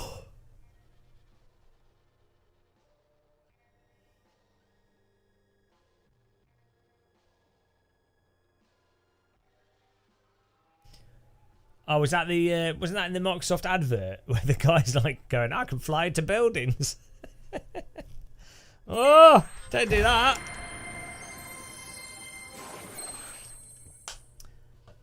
That's another myth. That flying is difficult.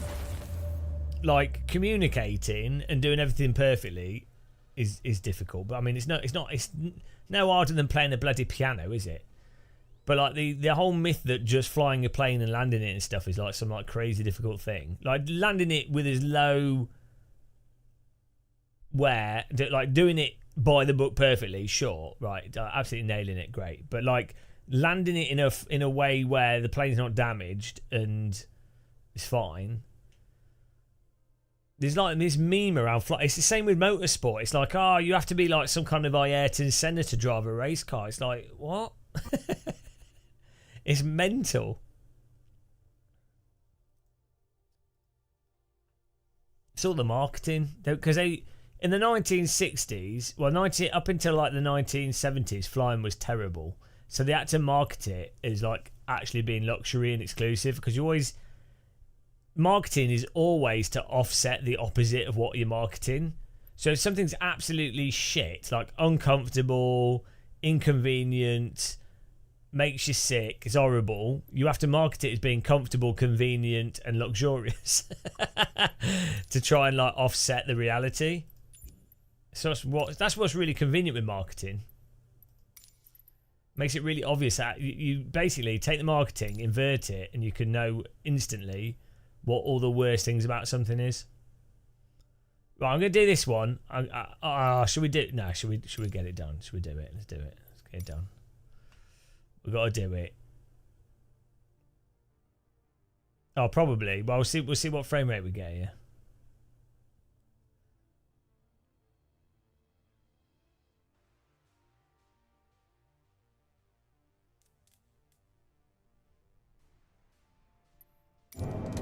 Oh, that's good. That's good. Great.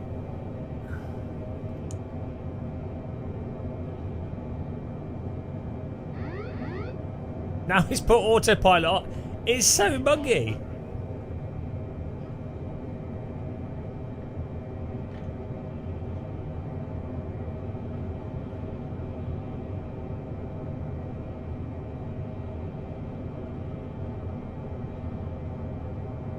Also, well, even if you know absolutely nothing about a plane, if someone explained to you, oh, the dash at the top of the middle is where you set all the autopilot stuff,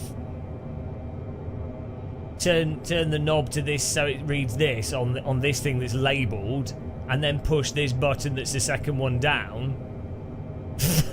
Oh, congratulations, you're now flying towards the airport. Oh.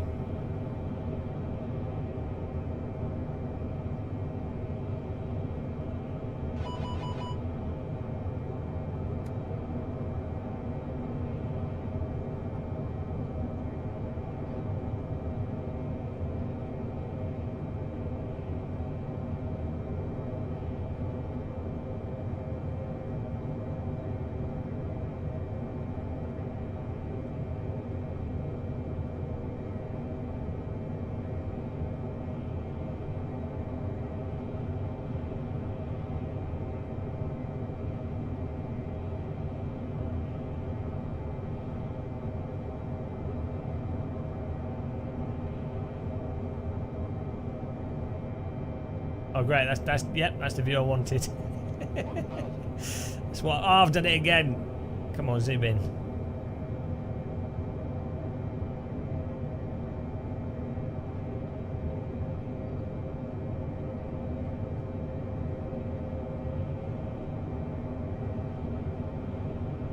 Right.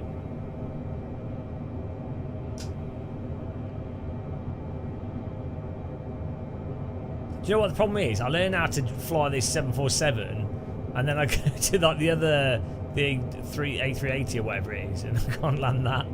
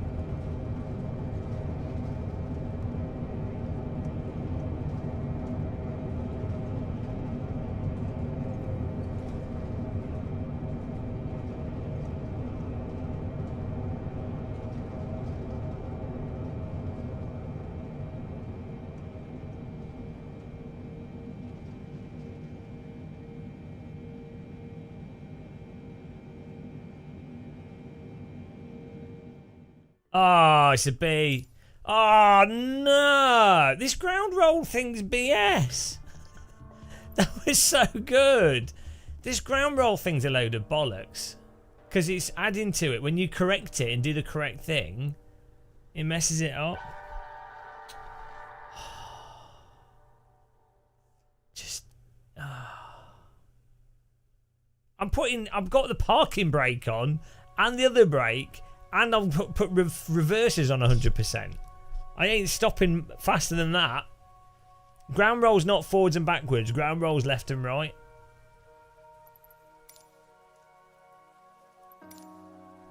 I'm stopping as fast as it will stop. Like, we're full of like fat Americans here. There's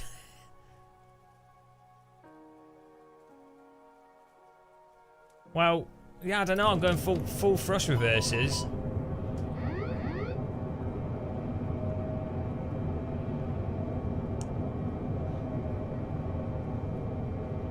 What I've noticed is the weather is different each time on the landing challenges as well. That doesn't make any sense.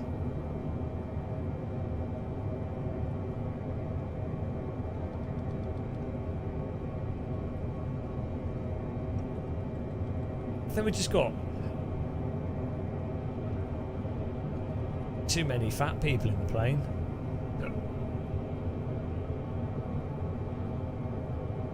Get out, guys.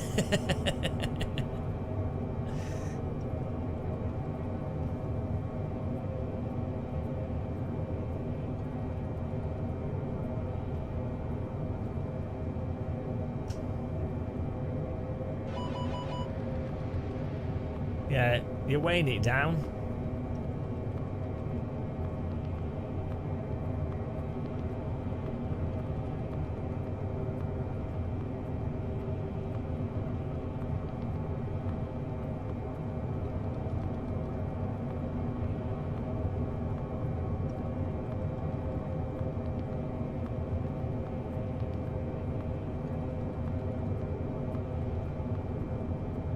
I bet you a real 747 is easier to fly than this.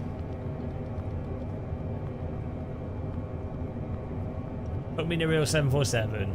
I'll land it. Don't worry.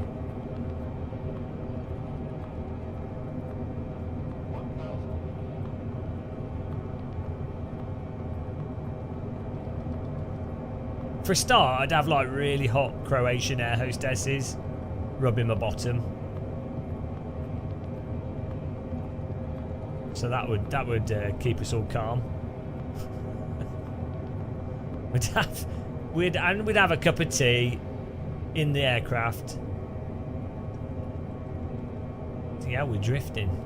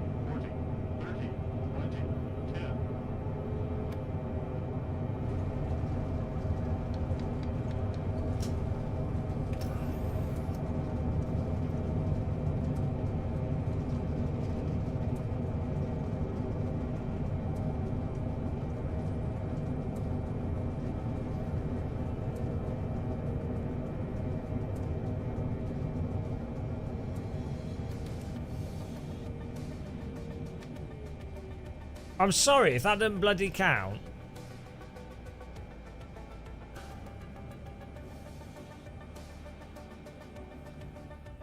Ah! Finally! Christ almighty! Jesus Christ! Oh, God. It only took like a million goes. 23-foot ground roll. Why is it so punishing on that? Oh, we nailed it. Right. Beautiful. That was good as a last minute turn onto that. Thanks to Great Hadouken. Yeah. Well, we you know, nailed it. That's a good. See, I told you we could do it. I knew we could do it. Oh, gee, let's do this. Let's do this out Scarees in the United Kingdom. It'll be raining, won't it? I turn the graphics back up here. What are we doing? We're doing a loop-de-loop coming back round. It's going to be like in the rain. Yeah, there we go. It's always in the rain.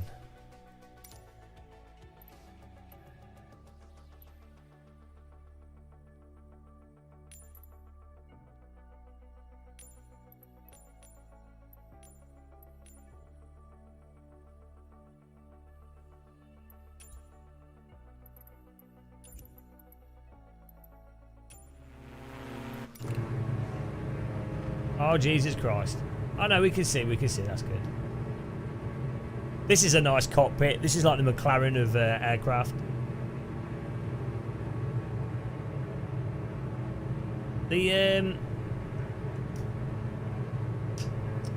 mean, aircraft are better than cars, let's be honest. Everyone knows it's true.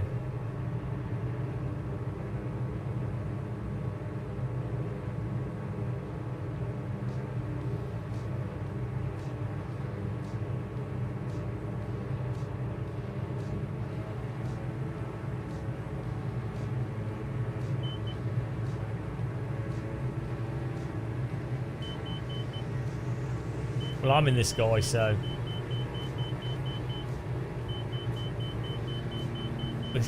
You're not meant to turn when you're this close to... I don't know why the engine's not doing anything. Who puts poles next to the runway? That's stupid.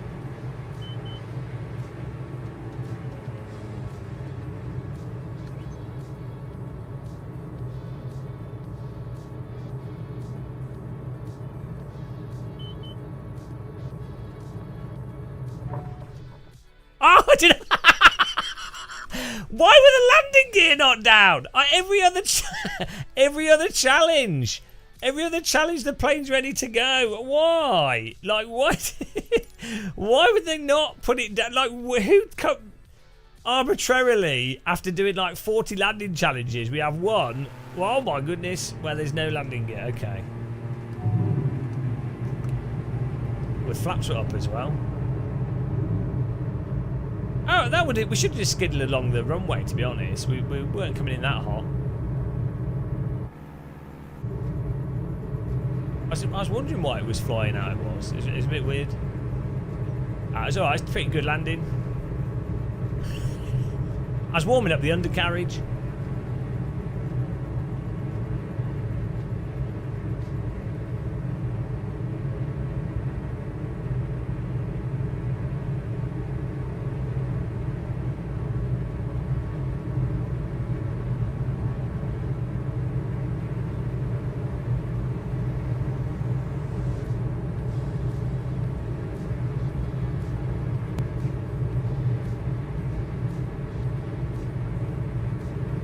Well, I'd be happy if you have to put the landing gear on all the challenges. It's just, it was really, really weird to have arbitrarily have a landing challenge that doesn't have landing gear down when every other one has.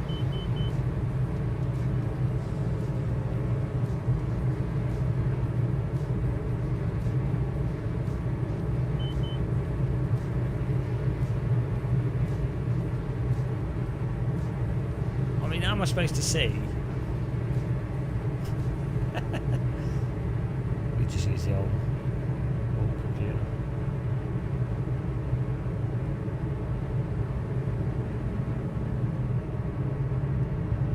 Who puts telephone wires all over a rock? That doesn't make any sense.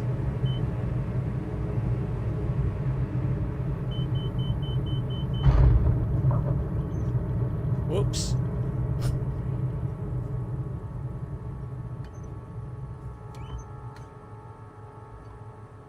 Wow.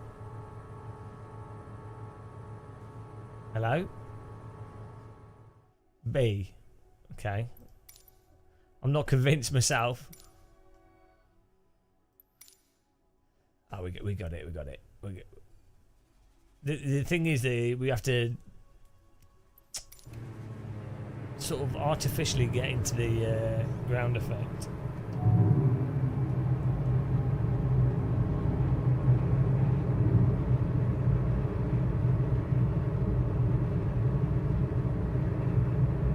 Yeah, it wasn't obvious, was it, that you have to download it manually? I had loads of locations like that, and I was like, oh. Why does my game still look old? Oh, that's right, you have to update in Windows and then update manually. Oh, okay. That makes sense. It's only 2023. Who'd have thought that you could just, I don't know, rely on the game putting the update into it straight away? I mean, it's not like Steam's been doing that since 2004. That'd be ridiculous. Wouldn't be a simulator if it worked if it worked without fiddling around and having to know completely arbitrary stuff. It would no longer be a simulator. So, got a fish farm there.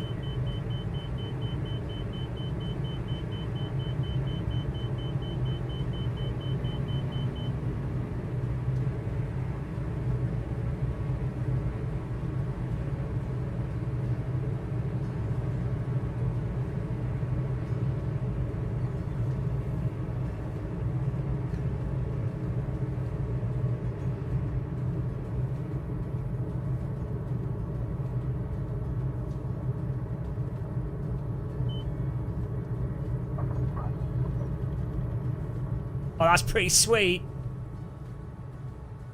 That was a pretty sweet landing, that. That's got to be an A, hasn't it? That was nice. A bit, not straight line, but...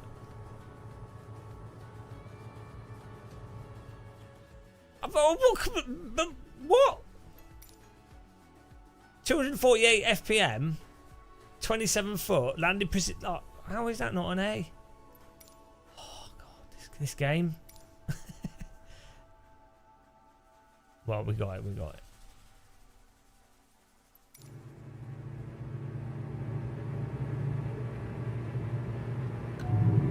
This thing doesn't have thrust reverse, does it? Oh no, it might. Can turbo props do thrust reverse? I guess it's, as long as you can cover up the... As long as the back of the engine could open up. It'd be kind of weird.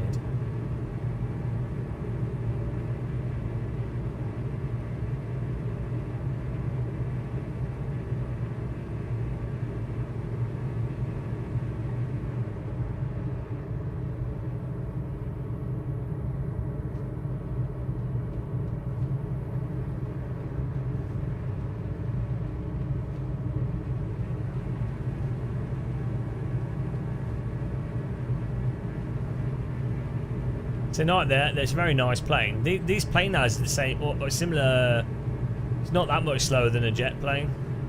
Probably has the advantage of being able to land at airports later at night and stuff. Are they more? Do they use less fuel turboprops than jet engine?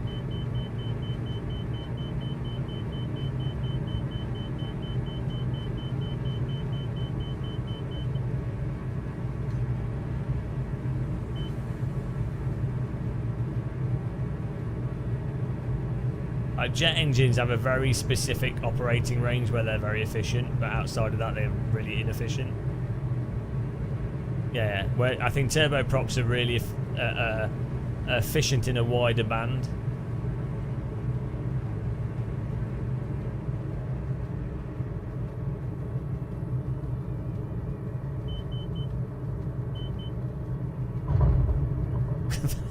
I felt like a bit of a heavy landing.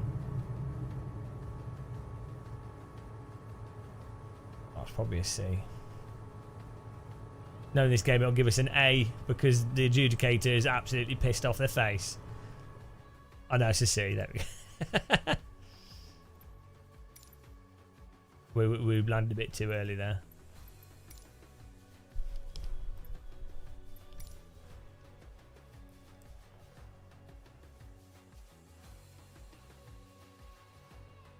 There's a prop in the sim. What do you mean? It's probably this one. I don't know what it's called. Is it? It's not the Icon. Or is that? What's this? This is bloody fast, this aircraft.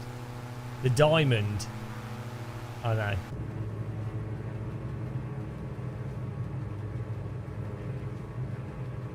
Yeah. Well, you can. Yeah, exactly. You can. You don't even need to be looking at the front, do you? You can be in VR. You can be looking like this and still land very precisely. You just know how high you are as well.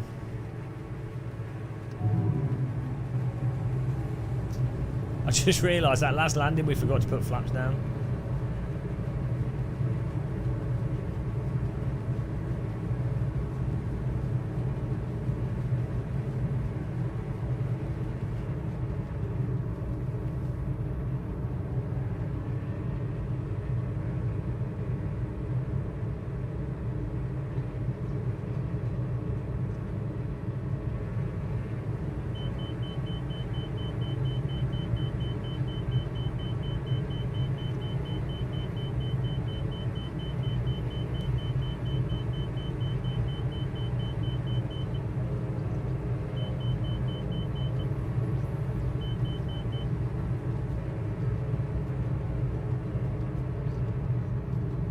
I guess you forgot to push the rudder pedals before landing.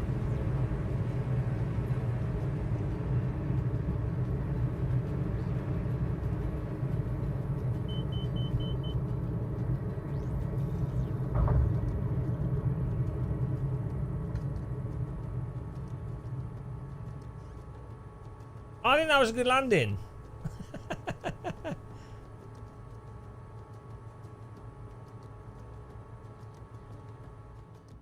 Yes! Get in there. Oh, 2 foot ground roll. 1 foot landing precision. Oh, absolute killer. It's hard to do better than that. What a beast. What a ground roll beast. We just, it wasn't the smoothest of landings.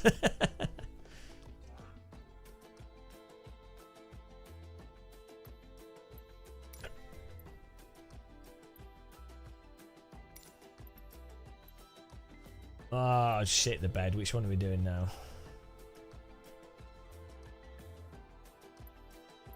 Let's do this one. I need another cup of tea here, guys.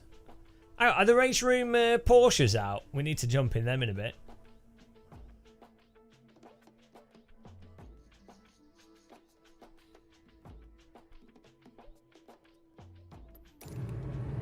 A bit tired though. Well, let's do a loop.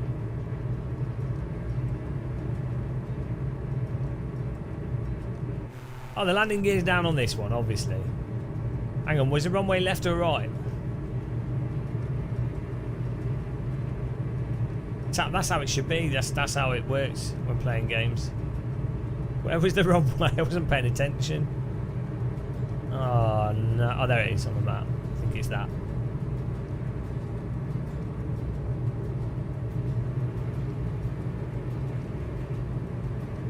Well, you might as well just play AC, to be honest. iRacing if you want online competition, and AC if you want physics.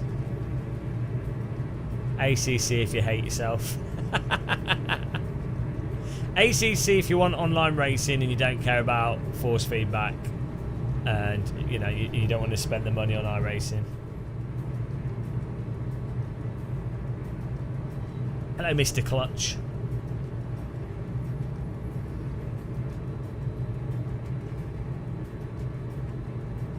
Oh no, Matt Evans. Day off. You're watching me because Tia's not here. She's on holiday, I think. That's it. You're being forced to watch this garbage.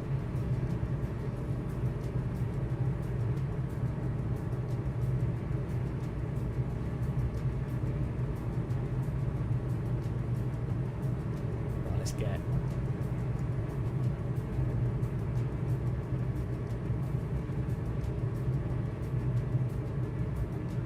Seems like a long way to go for the runway for a landing challenge. Oh, is it that? Hang on. Oh, there it is. Well, miles away.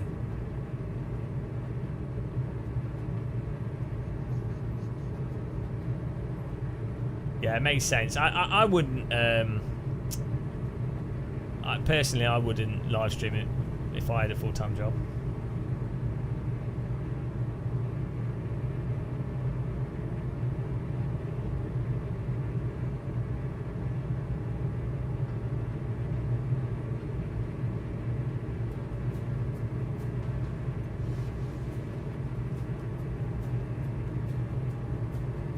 Yeah, unfortunately, Raceroom's engine doesn't take advantage of new graphics cards, so you can have like a beast of a computer, and you kind of just hit. It gets worse the higher resolutions you run it at as well, which is a bit frustrating. It does drive quite nice. They've I don't know if it's with these Porsche cars, but they've. Oh, I don't know what I can say, so I won't say anything. But they've done some stuff that's improved it, which is nice.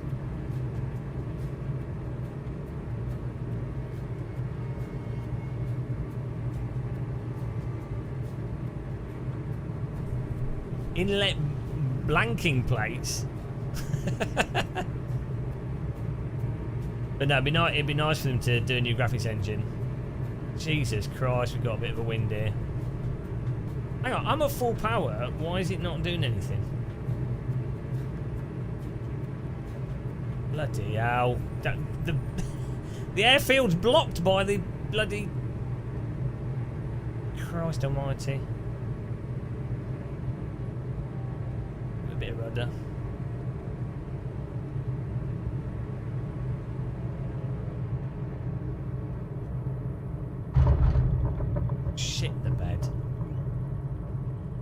God. A little bit of ground roll. Subtle. Probably didn't notice it. I mean, front flip potential was exciting there.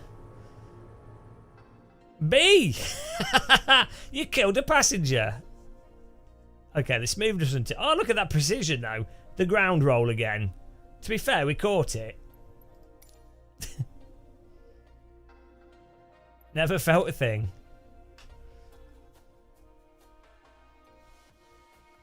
Yeah, the was this at a really high altitude? The engine didn't seem to have much power.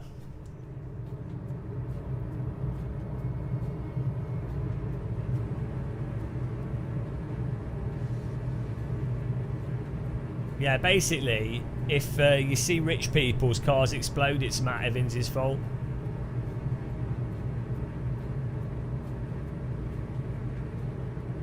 Are they still doing... last time I saw someone from Cosworth, they've just started doing like... oh, I don't know if I can say that. Yeah, I'm not going to say anything just in case. I'll PM you. But yeah.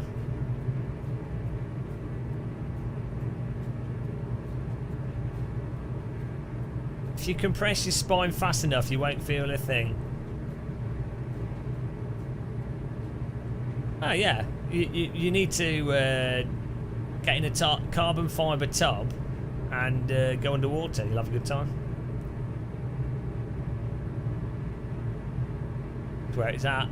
Carbon fibre diving. It's my new hobby. I don't know if I told you guys. I made contact with this sort of eccentric guy, and he was like, oh, do you want to? You're an influencer, apparently. Do you want to go? Do you want to see the Titanic? And I was like, oh, yeah. I'm like, yeah, okay.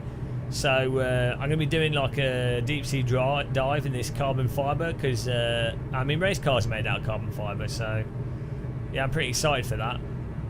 I'll live stream it. Hello! Hell Knights. 10 months of sadness from Hell Knight. What a guy. Why's the Church of Force Feedback not come up on the screen?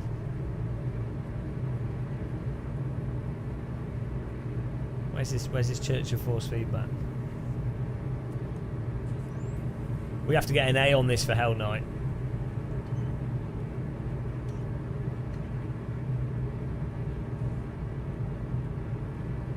A.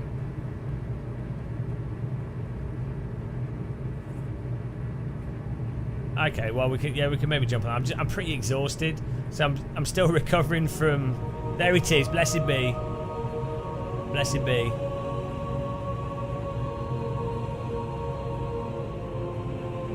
Thank you very much.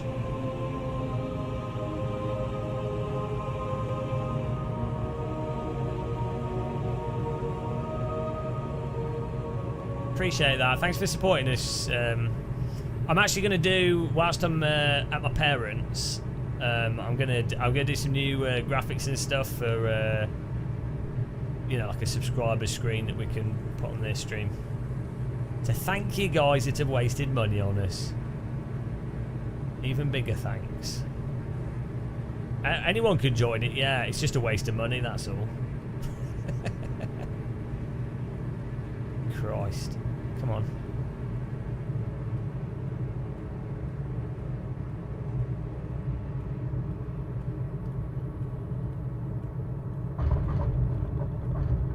Oh, we've got to keep on the left rudder. Okay, we just have to stay on the left rudder. That was a good landing. Crosswind. Proper angle. I'd have been happy with that. Hey, there, oh, yes. That was, I told you we'd do it, Hell Knight, just for you. It's just for you, that.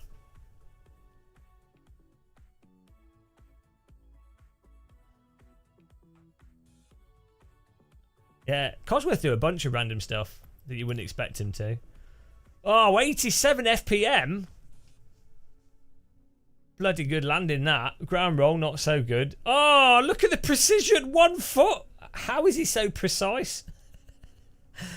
Ah, guys, I'm so precise. I like to feet per minute, faps per mile.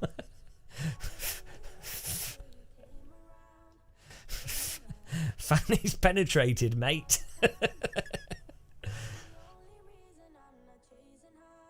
I don't know, because whatever you want it to be. Oh, Jesus Christ. Yeah, so what I was going to say is, whenever I go to like events, especially if I'm flying, it like absolutely wrecks me for fatigue. So I'm still... I feel like if we do... this is why we're doing flight sim, because I'm dead. But we could jump into race room. I wanted to, so it's out. We can do that. We can do the thumbnail. It's going to take one more day, I think, to... We got 1, 2, 3, 4 more to do. Oh no, hang on, we got C. Shit. For 5. That looks cool, being able to see the light through the windows. Yeah, we've only got these to do, and then we've completed it. You want me to do one more landing? Okay. Just for you, Ryan. We've done all those. One more landing for Ryan. How about this one? New Zealand in a light jet. Okay, there you go.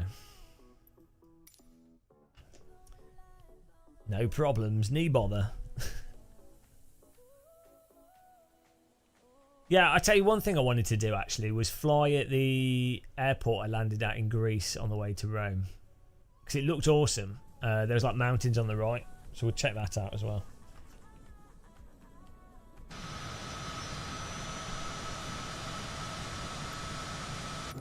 Side tech. Wasn't this in... what was that game before? X-Plane 11?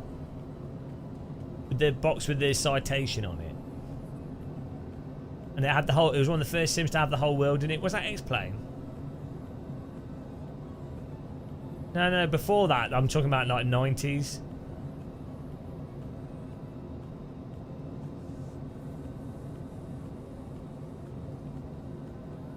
There's toilets in this plane. You can go to the loo. No worries. I have no idea where the runway is. Again, this always happens. Do we have flat? Everything's in. Guys, where was the runway? Was it just down there in the fog? I'm sure we'll see it. No, not on the Atari. For PC, I had F-22 Stealth Fighter on the Atari. I only played it for like half an hour before I gave up. That was a hard game. Is that the wrong way? No. I can't see anything. I should have looked at the map better. Real pilots would study like a map of the runway and like the approach path and everything before they'd land there. Oh, is that it?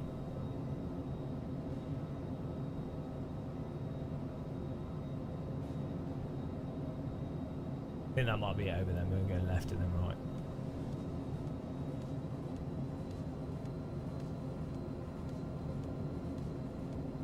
It makes such a huge difference. Like that 747, all the like systems slow down the. Oh no, hang on. No. Where's the runway, guys? Someone's hidden it in cloud.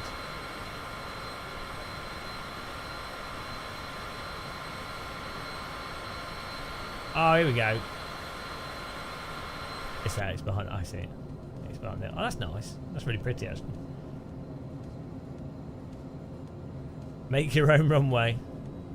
Flying from here to Milford sounds airport worth it.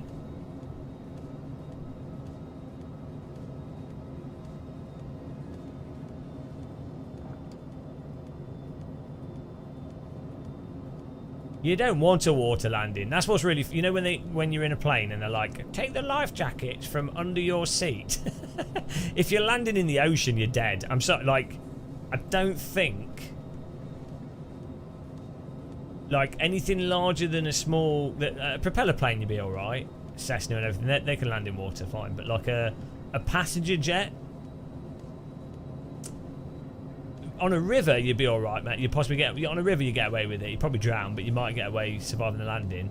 On the ocean, you are buggered. Like the lowest landing speed of a passenger jet is like 100 and something miles an hour, 120 miles an hour. Well, if there's a wave, it's going to rip the plane apart. You're going to be thrown all over the place. You'll be knocked unconscious and you'll drown. It's like, unless the sea was completely flat, you're dead. So it's quite funny when they're like, take the life jackets. You know, in the event of a water landing, mate, we're dead. yeah. Also, most people probably get if you do some. So if you don't get a concussion, if you don't get ripped apart by the plane ripping apart, if you still manage to get out of the plane, which you probably won't, then you land in the ocean. Well, I mean, Mediterranean, you're probably all right for a bit. You can survive in the Mediterranean for like in the summer, Channel Mediterranean. You probably got about 15 hours. You might be all right, but Atlantic and stuff. Or in the winter, a lot of people just have heart attacks. A lot of people haven't swum in the sea for any length of time, so the shock of it will absolutely do them over.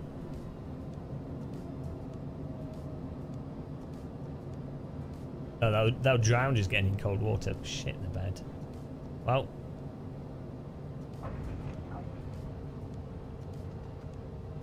Need to come in a bit sooner.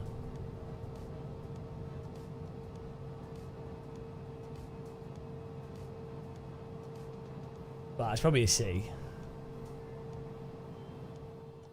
Oh, B. We came in too late. We'll get it. Yeah, I mean, I don't know if you guys have. I swim in the sea quite a lot. I used to. I haven't recently, but I used to really like swimming in the sea, like even in the winter in the UK, in the northeast and stuff. I think you can get used to it,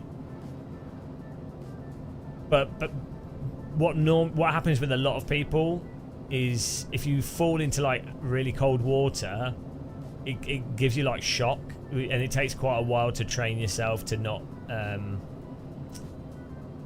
for your body to not overreact to that.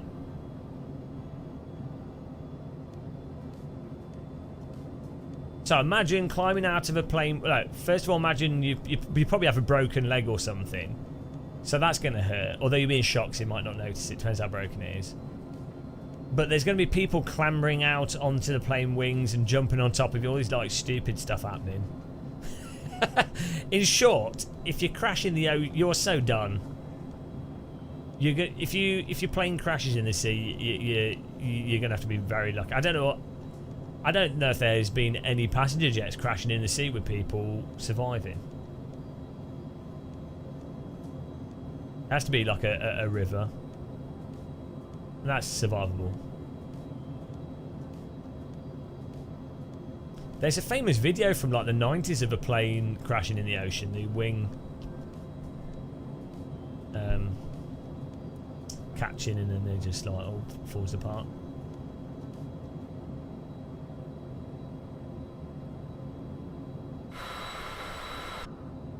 Hang on. Where was the runway? Oh yeah, on the straight ahead.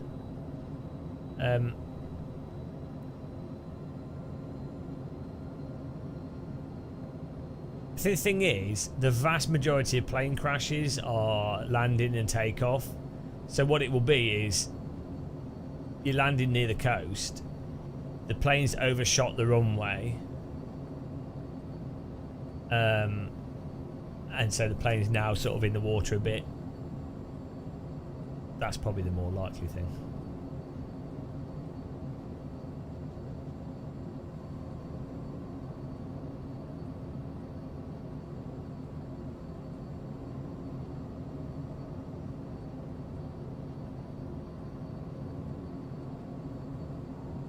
Right, this is second time. We'll do it the second time.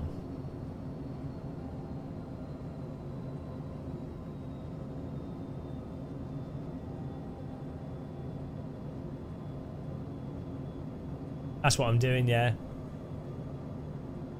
I have a video. You can use UJR, but you can do it in the sim now. It's not perfect, but you can get it to work to a level that allows you to do crosswind landings and stuff.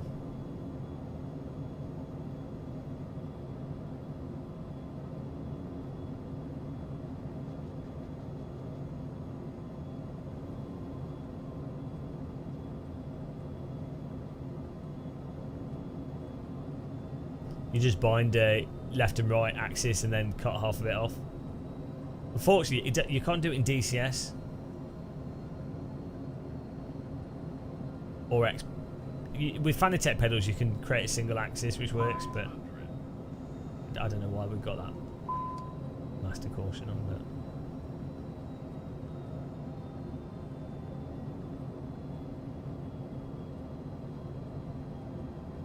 yeah, I've got some really nice Thrustmaster pendular rudder pedals. They don't fit on the rig. It's really annoying because they're very nice pedals. I mean, they don't feel like real pedals, but they're still very nice.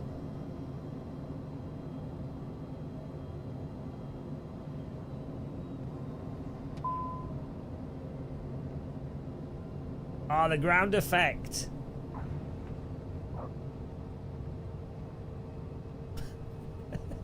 It goes on for so long in this sim. Like, you have to put it down way sooner than you really think you should. That might still be an A, though. Because that was a nice landing. Oh, sodding B. My arse. That was a smooth landing. We just need to be a lot sooner.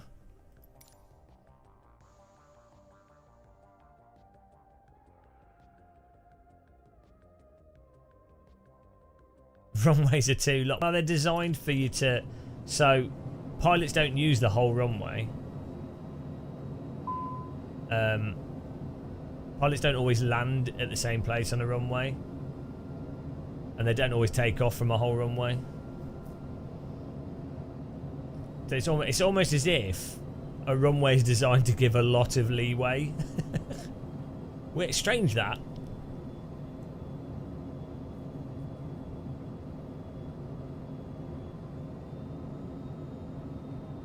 Yeah, well, with the passenger jets, they tend not to like absolutely hammer the brakes.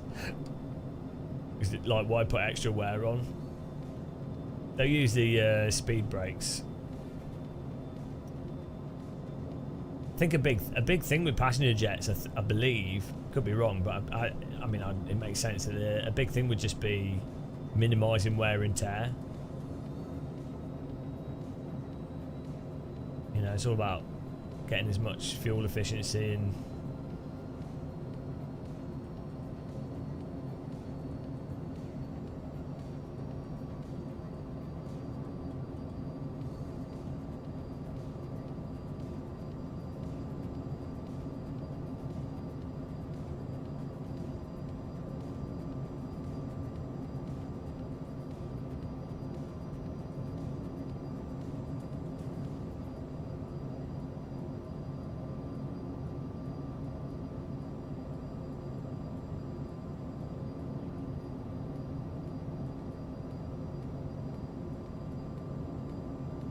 hello, Bram. We're all right, yeah. Just chilling out a bit. Yeah, well, so there's like you have a whole part of the runway where you're getting up to speed, and then you know that point of deciding whether they're going to abandon the takeoff or not. And so the longer the runway, it just makes that decision, I think, less abrupt. Or if a plane is landed a bit too long. I was coming back from, I can't remember if it was, I think it was, yeah, when I came back from Poland, they like landed, I think the pilot got the landing right, maybe the new pilot, but they literally landed halfway down the runway. I was sat in the passenger seat, looking out the window, I'm like, for sure they're going to go around, because we are literally, halfway down the runway, and they put it down hard. It wasn't like, oh, let's land it, it's a little bit late. It was like, oh look, there. Poof! I wonder if it was like a trainee pilot or something. It was like hilariously late, and one of the like hardest landing where the pilot literally pushed it into the ground. It wasn't because it was windy or anything. They literally just pushed it down. But better than what I'd have done, so.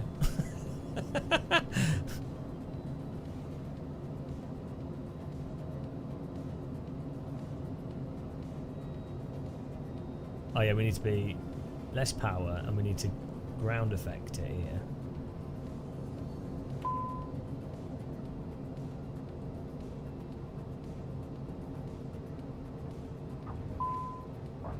Oh.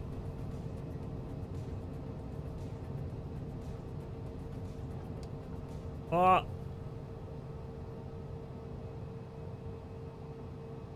Wow. That was a smooth landing, but there you go. Well, it was all right. It was the second. Who's this? Burrito. Yeah, we had a lot of ground roll, but pretty precise, pretty smooth. Yeah, it's the ground effect in this. I don't think if you were landing a passenger jet, I don't think you really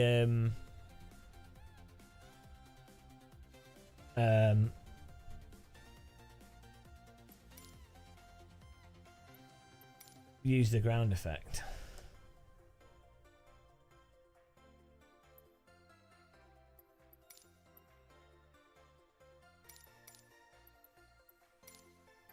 Woo! Right. We have 1, 2, 3, 4, 5, 6 to go. The chances to get an A. Well, it's using the graphic from the game that's the A rating. Getting a rating. Oh dear. Right. Oh, I don't know if we'll do race room. I don't know how much energy I've got here. Kind of want to try those new cars to do a new thumbnail. Hello, Folly the Coot. Alright. Well, that was successful. That was we have almost done all of them. Oh, I was going to check that Greek airport out. Hang on. Let's have a look. Zante. I think it is.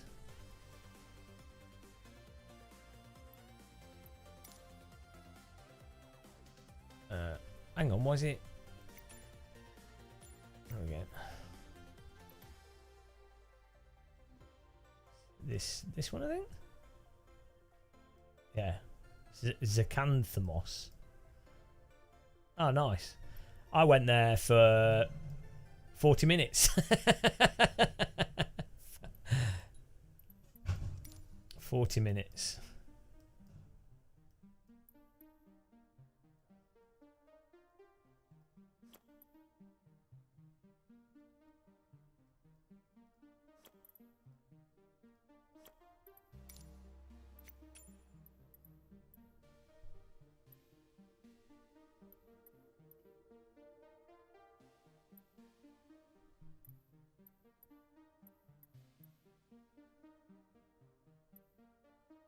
Oh, let's land a real plane there. There we go. A real plane. None of this modern bollocks. Do construction work for a month. You might get into shape, but then something drops on you. Oh, look at this. Okay.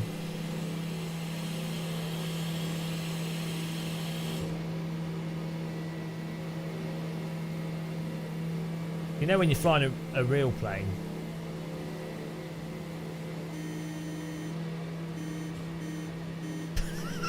It's got a van beeper on it.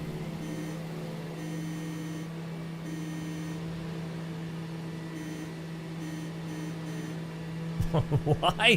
Why does it have a... if you throttle down? Oh, because landing gears aren't down. Is that what it is? Let's see.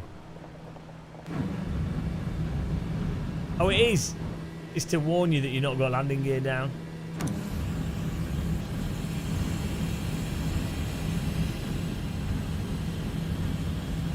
This is a what was it, DC? This is what they dropped soldiers over Germany with.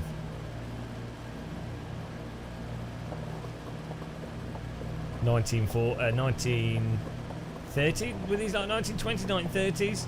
Square windows, so they had a.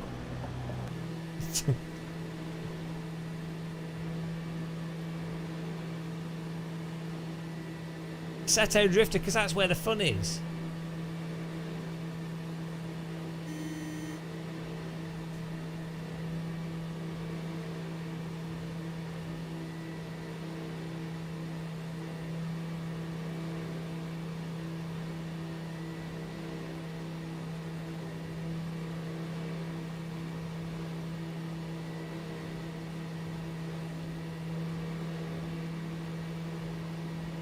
I don't know where where the island is. I'm hoping it's in front of us. Look, we'll listen to the beat because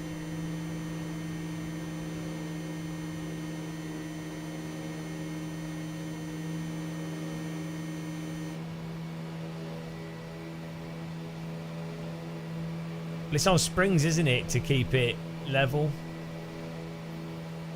That's how you know you've got a real compass. Do you think the car's on the road a few hundred foot away, 700 metres away, can hear us?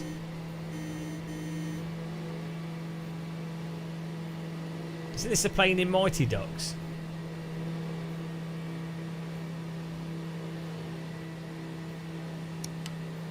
Well, that's autopilot.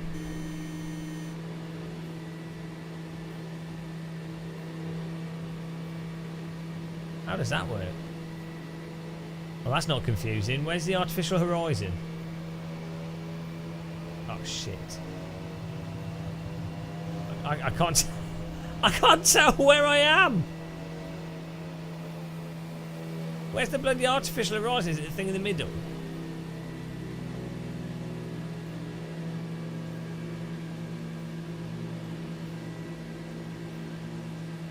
Yeah, the sound. That was the sound of us going. I think it's this thing.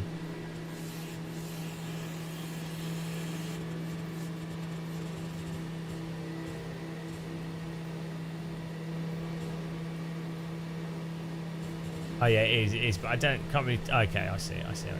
That's a really badly designed art. No wonder they crash these bloody things.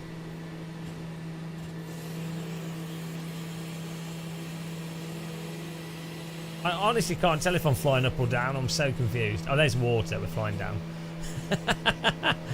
Absolute cloud confusion. Where's the bloody island though?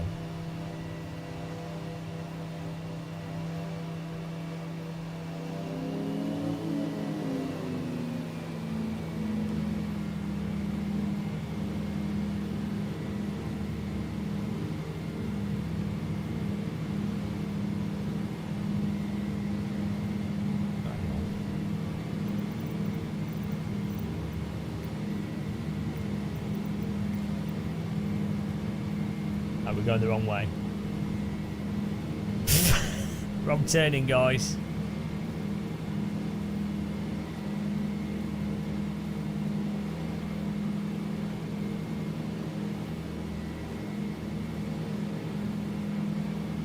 We're quite far out here. I think we might be.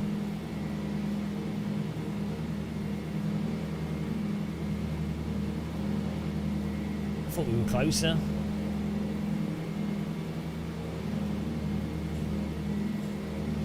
Apparently not.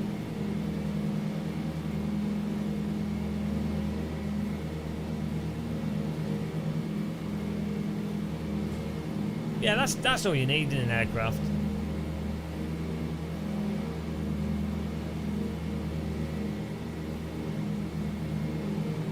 I think people ask too much of modern aircraft, to be honest. No, we've been looking.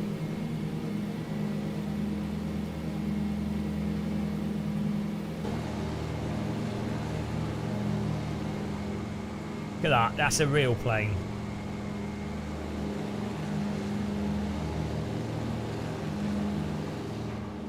What a chonkus. I mean, it's made out of metal, what more do you want? Why do we have flaps down? That makes any sense. Oh no, we'll go a bit faster now.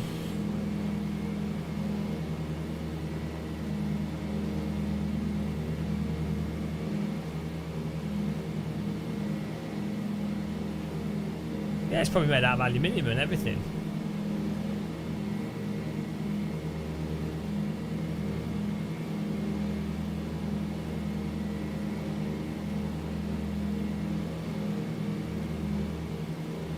Can't see anything.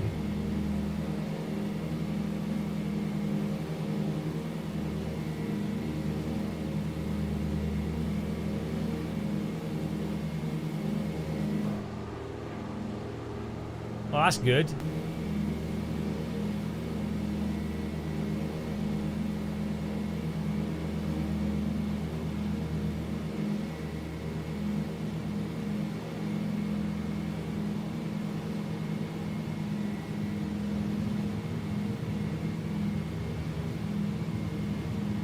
Hopefully we find an island soon.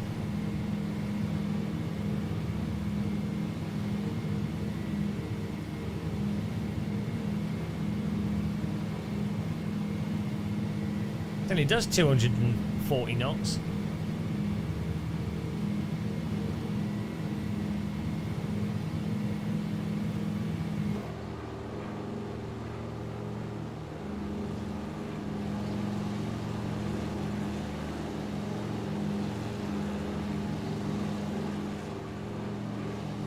Hang on. See the island. There we go.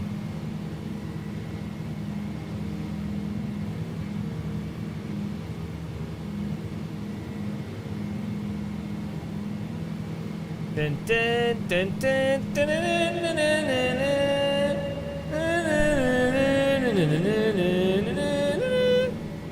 dun. That's how it goes. So there should be a big hill on the right.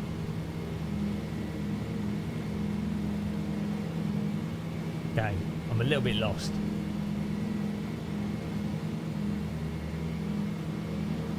Unless I was sat on an aisle seat, so it wasn't exactly clear where the hills were. Hang on. I think the runway is on the other side of that hill. No? Hang on, I'm confused. Now there it is. There we go.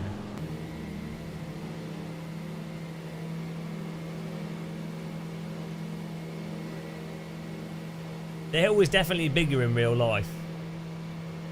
On the right. Oh, it's fairly similar. Fairly similar. The clouds make it hard to see.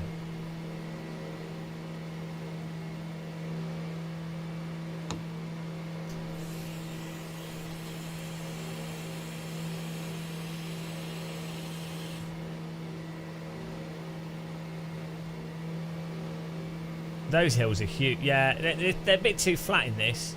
They're absolutely... In real life, those hills look mental. Landing gear down.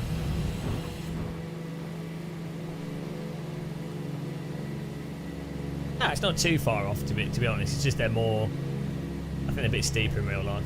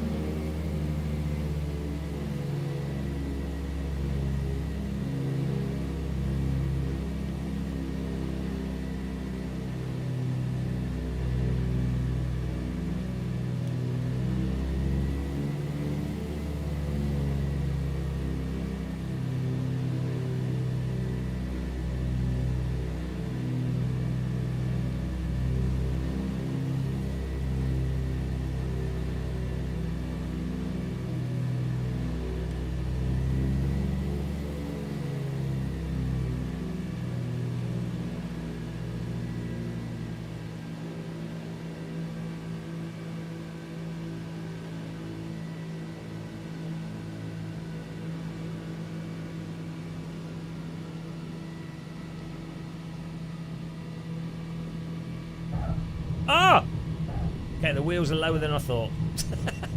I thought I had another few meters to go there. We've got a tail wheel.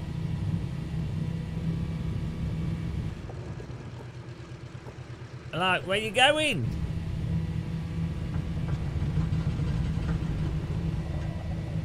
Hello? Stop.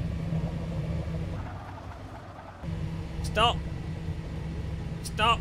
Oh my god. Stop. Stop. Jesus Christ. This tail wheel. Oh yeah, what you need to land flat. You have to land on the front wheels and then like straight and then allow the back to settle gently. Textbook landing that. Right, let's try. I want to do that landing again. This wasn't a landing challenge, this one. We'll try that again, but we'll start a bit closer.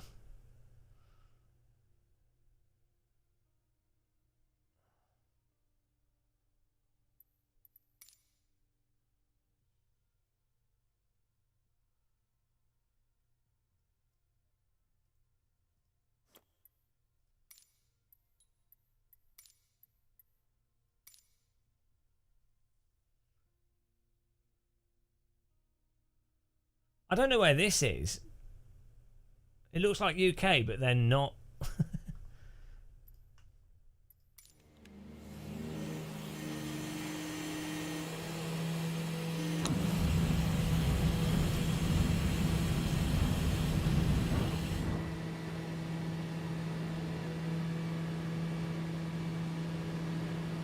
Well, you know, why not fly into the side of a mountain?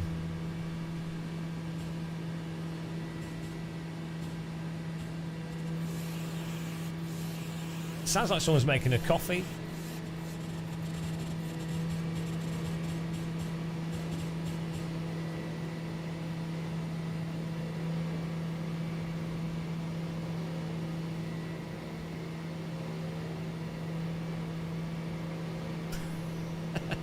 We start too high. Why didn't it put me in correct attitude? Why has this plane got a coffee machine in it? These are questions we'll never have answered. Oh, we're totally going to overshoot the bloody runway here. We have to turn around. I'm just nose diving. Oh. Got autopilot.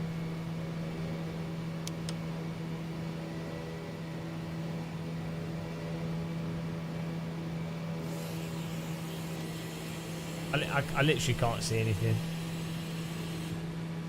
Oh, there we go. Right, where's this bloody runway? He's floating over the old island.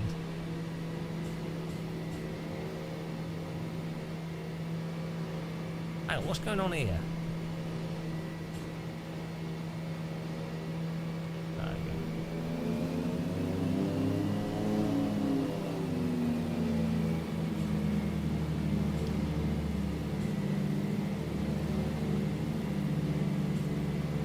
Turn around there.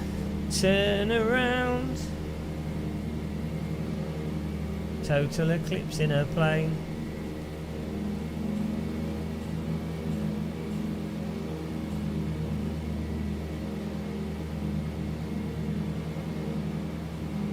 I highly doubt it's his weather in real life at this location. I bet it's like bloody sunny.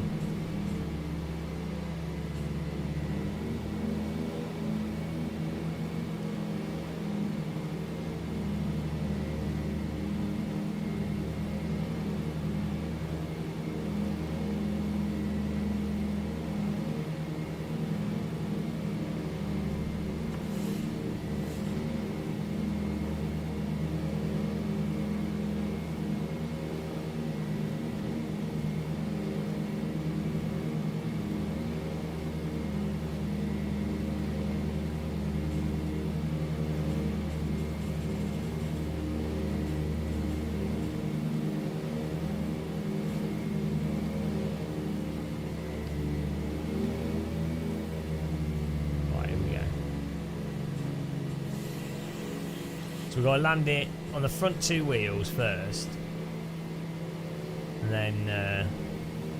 then let once we've lost all the speed, then let the back settle down.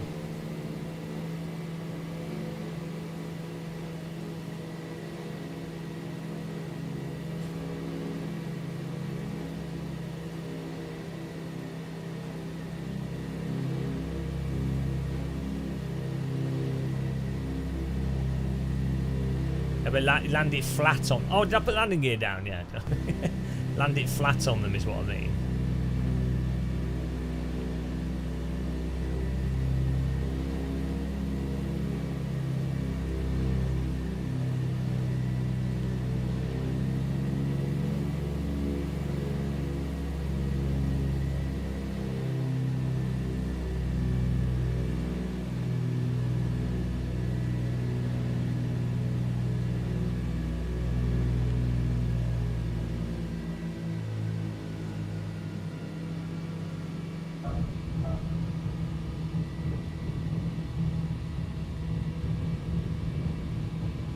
Still Dora the Explorer this, bloody why? And we'll let the back settle down. Now why is it going all over the shop? What are you doing? The back wheel's not even on the ground. What? Okay, the back wheel's not even on the ground and it's trying to like what is going on with this aircraft? Okay, there's something messed up with this aircraft. Back wheel's not even on the ground. We've got two propellers. Why would it start going like that? It doesn't make any sense at all. Got the stability of an egg rolling down a mountainside.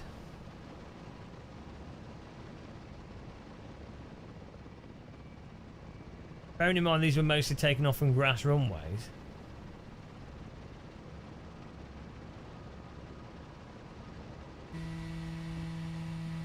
Hang on, why is the throttles not working?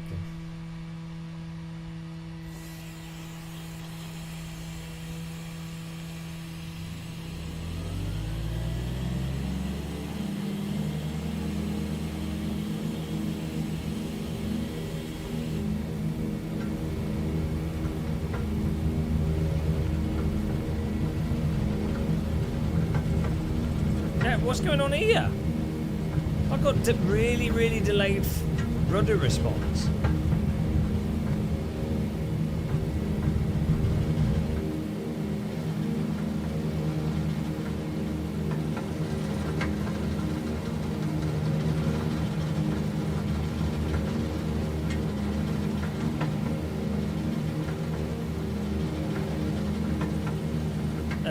No, but well, you probably use brakes to steer on this.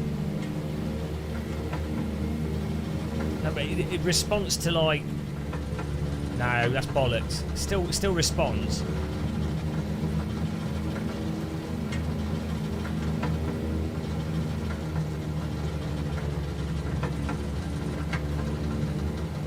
You still have some, you know, it wouldn't be ridiculous.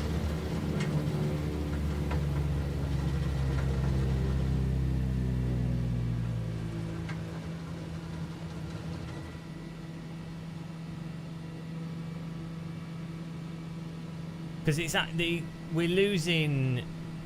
Both wheels are inflated and the same. It doesn't make sense for when you're rolling on two wheels for the aircraft to just arbitrarily move left and right, especially at lower speed. Like, should be stable. Two throttles, two wheels. Look.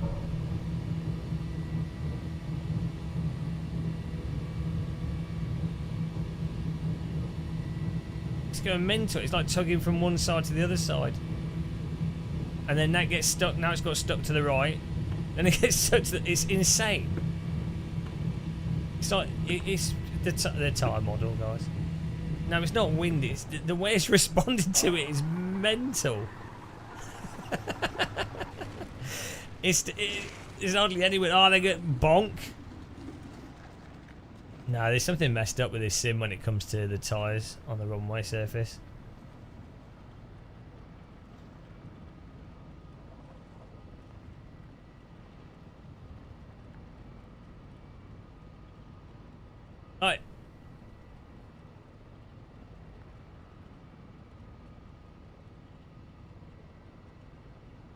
Don't know, but it's always done this in Microsoft Flight Simulator. It's really weird.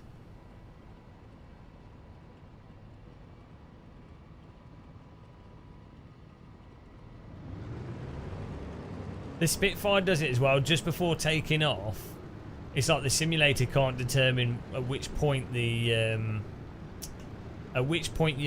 flying with the tyres and the grip of the tyres is affecting things, and then at which point are you actually in the air. There's not like a smooth transition from tyre to air, if that makes sense. And it gets like snagged and it like pulls you really weirdly. We need a set of course of tyre model in this. These guys never played AC.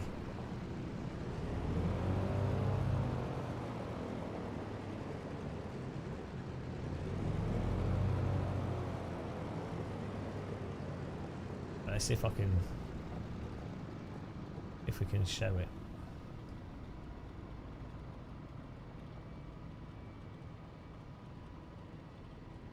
Right, I mean, this could be responsive because the tail wheel's not connected, or is it? Is the tail wheel connected to the pedal inputs? Can't see. Maybe the tail wheel's connected. I don't know.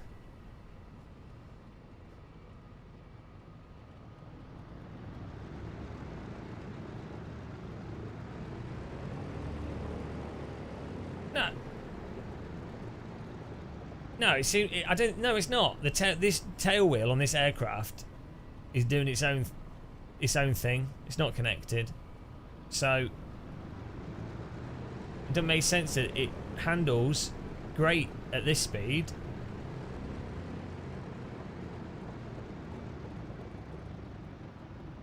Yeah, this handles fine. It's as soon as you start getting rolling, it messes up.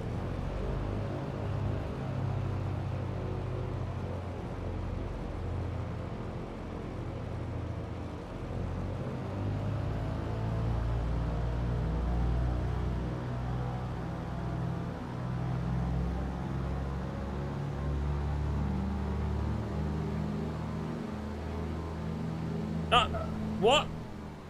Why? Why? That's exactly what the Spitfire does.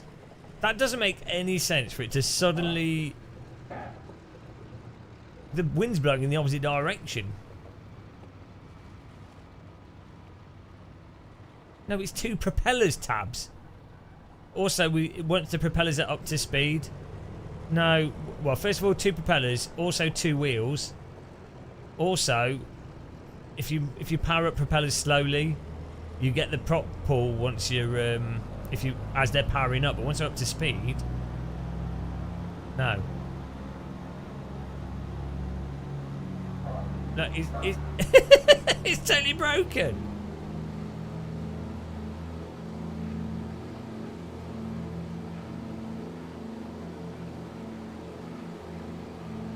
It's messed up. I think it's because the aircraft's getting lighter. And so it goes from friction of the tyres to aerodynamics, and then it messes up. And I think what's happening is one wheel is still in contact with the floor more than the other one, and so then that causes it to tug the aircraft over, which I don't think that's what happens in reality.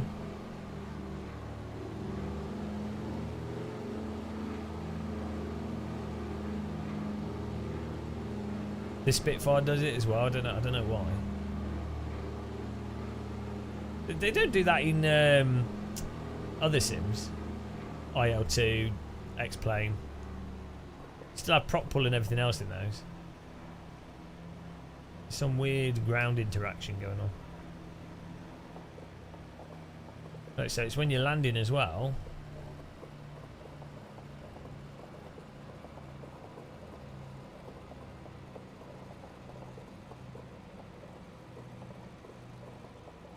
This is way too floaty.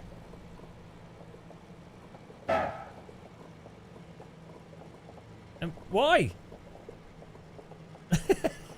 And then all of a sudden, wah, the back wheel's not touching the ground yet.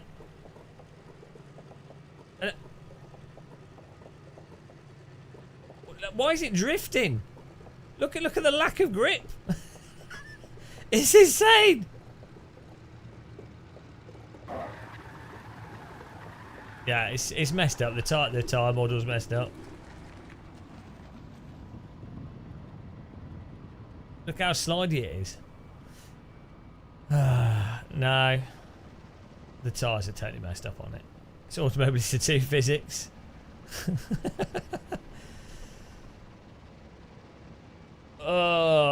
It's really quite like in well, obviously I've not been in one of these craft, but like a Cessna, when you start going sideways on the tyres, they do the same thing that you get in like a road car when it's understeering, because plain tyres are not inflated as much as road car tyres. They're a lot softer. Yeah. This aircraft's whatever's going on with the wheels is a bit mental.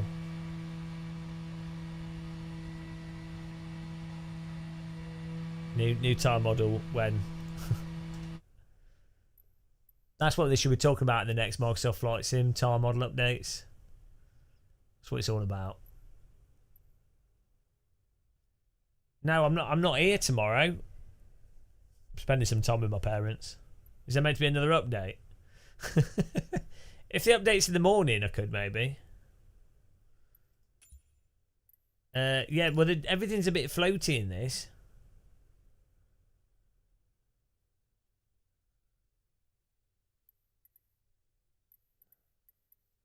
Like the fighter jets are super floaty as well. Let's have a look. Where's the fighter jet?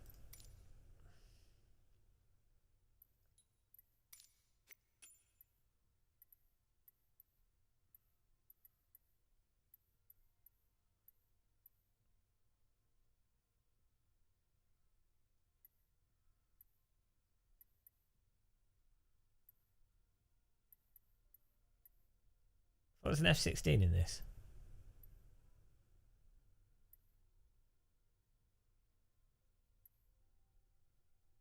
Hang on. Why don't I have a fighter jet?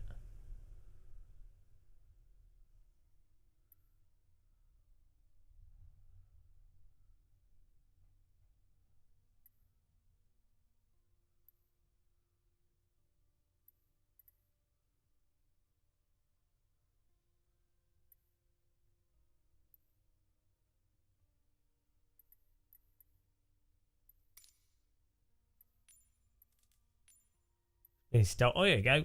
Hang on. We definitely had all selected, and it's not there when you have... What's going on there? Oh, there we go. Did I miss it? Did I just scroll past it like a noob?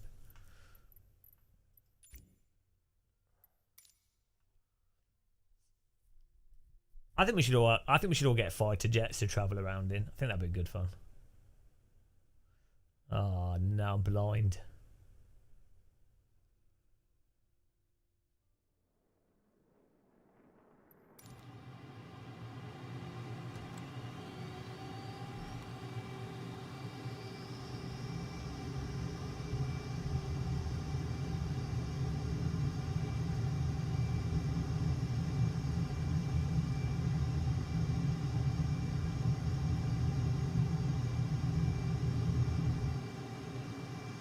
This is really unresponsive to input.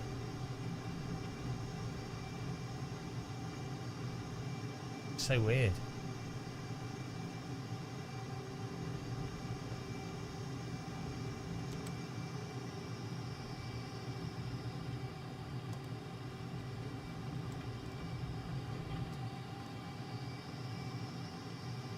What? What's going on here? Hey? What? Why are we going down? What? What?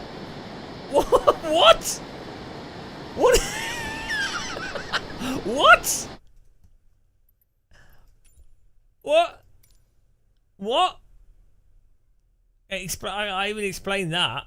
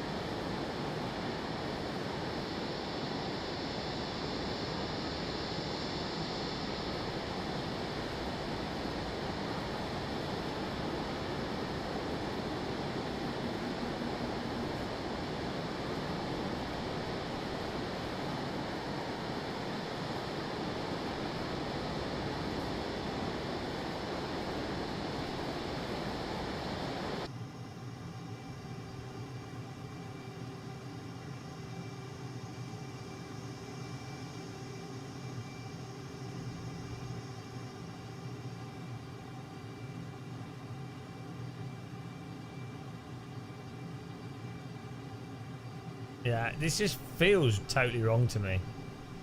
I'm obviously a professional jet pilot, so, you know, what I say is obviously gospel.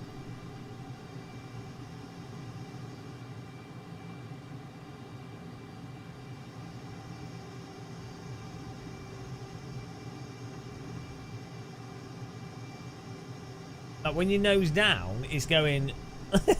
instead of it going... it's going like this. It's going... Mental. What is going on here? Why are we climbing? Oh, I don't know what's going on with this.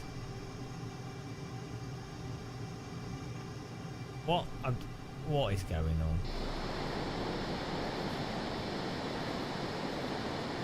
Looks nice.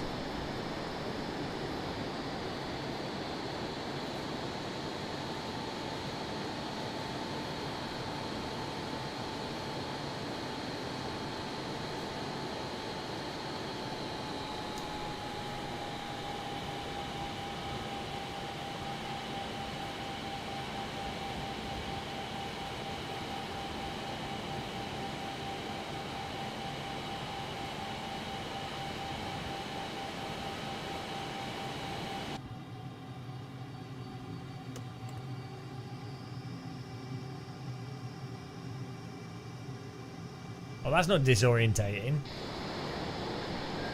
What on earth? Where's the sky? What's... Oh, I mean... Jesus Christ. Who put a cloud there? I can't see anything. I'm like, what? I mean... We're losing altitude. No, we're gaining altitude. We're going up. It's nice to know.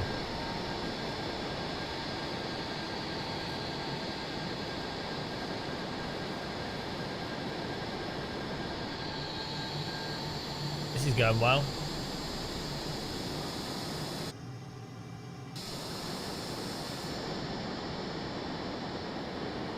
Nailed it. And that's how you approach this airport. That's just how you do it.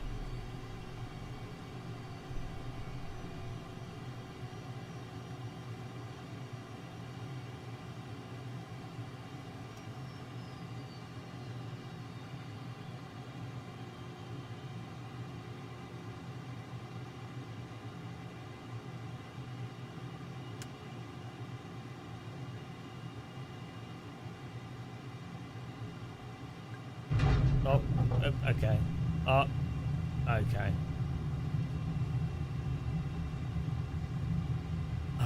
Yeah, well, I mean, this is messed up.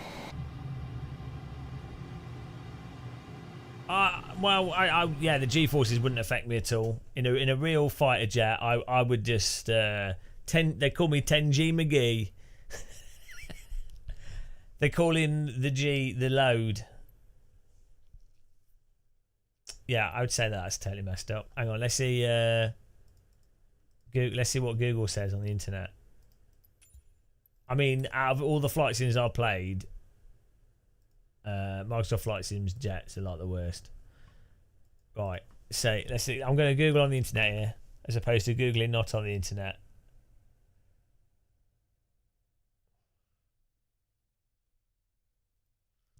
Right, here we go.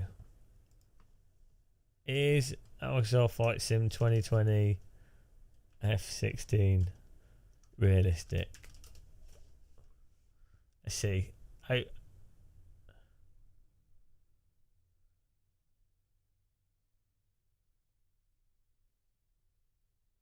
Was that an F-18? Oh, it was an F-18. Easy mistake to make there. Oh, Chopper Forum. Super Hornet seems a bit meh.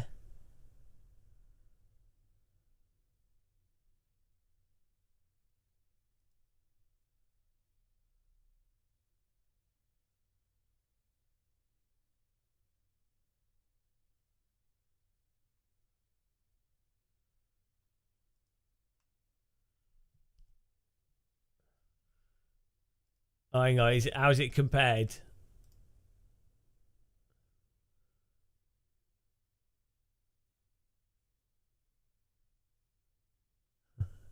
The old flight sim arguments.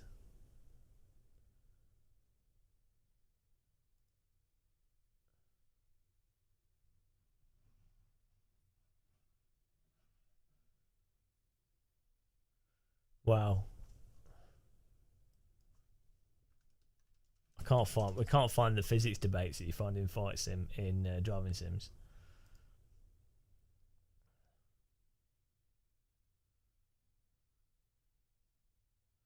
People arguing about the HUDs and stuff on it.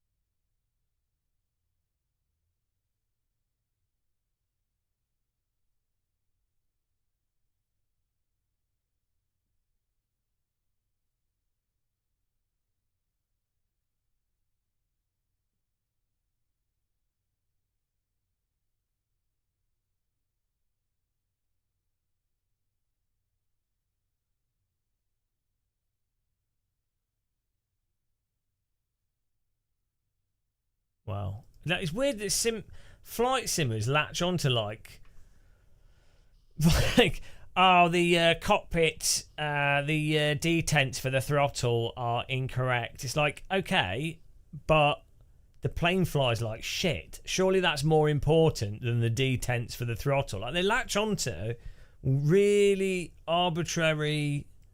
Not that the cockpit shouldn't be modelled correctly, but presumably how it flies is more important. Like if it doesn't fly through the air like a plane, surely that's more important than some rando model thing. Yeah, but I mean, surely if you're really into aircraft, it's all very well having like that DC-10. It's all very well having all these internal details, the hydraulics, the sounds, everything great. But like, it doesn't land like a plane, and it doesn't take off like a plane. so surely those are more important problems than, you know. I don't get it.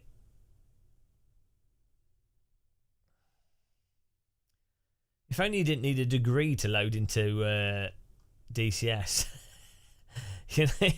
You literally need a degree to get that game running. It's like the R Factor 2 of flight sims.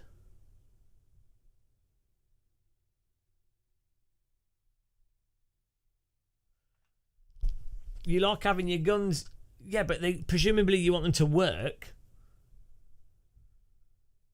Like, it's not about Simcade and Arcade. So if that fighter jet could or that other plane could artificially be more stable on the ground, not using the simulator code, which should technically be more arcade, but it would actually be landing like a plane.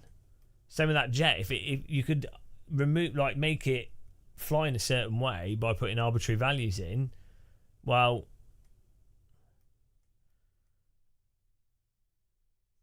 you know, it's just weird to me. Right. Anyway, I'm gonna have some food. I don't know if I do race room. A bit exhausted, to be honest. Like, it's very hard flying, you know. But it's fun. We've only got 6 left, 6 missions to do, and then I heard a rumor that Bill Gates abseils down your chimney. Yeah, bait the hardcore flight, upset all the simmers.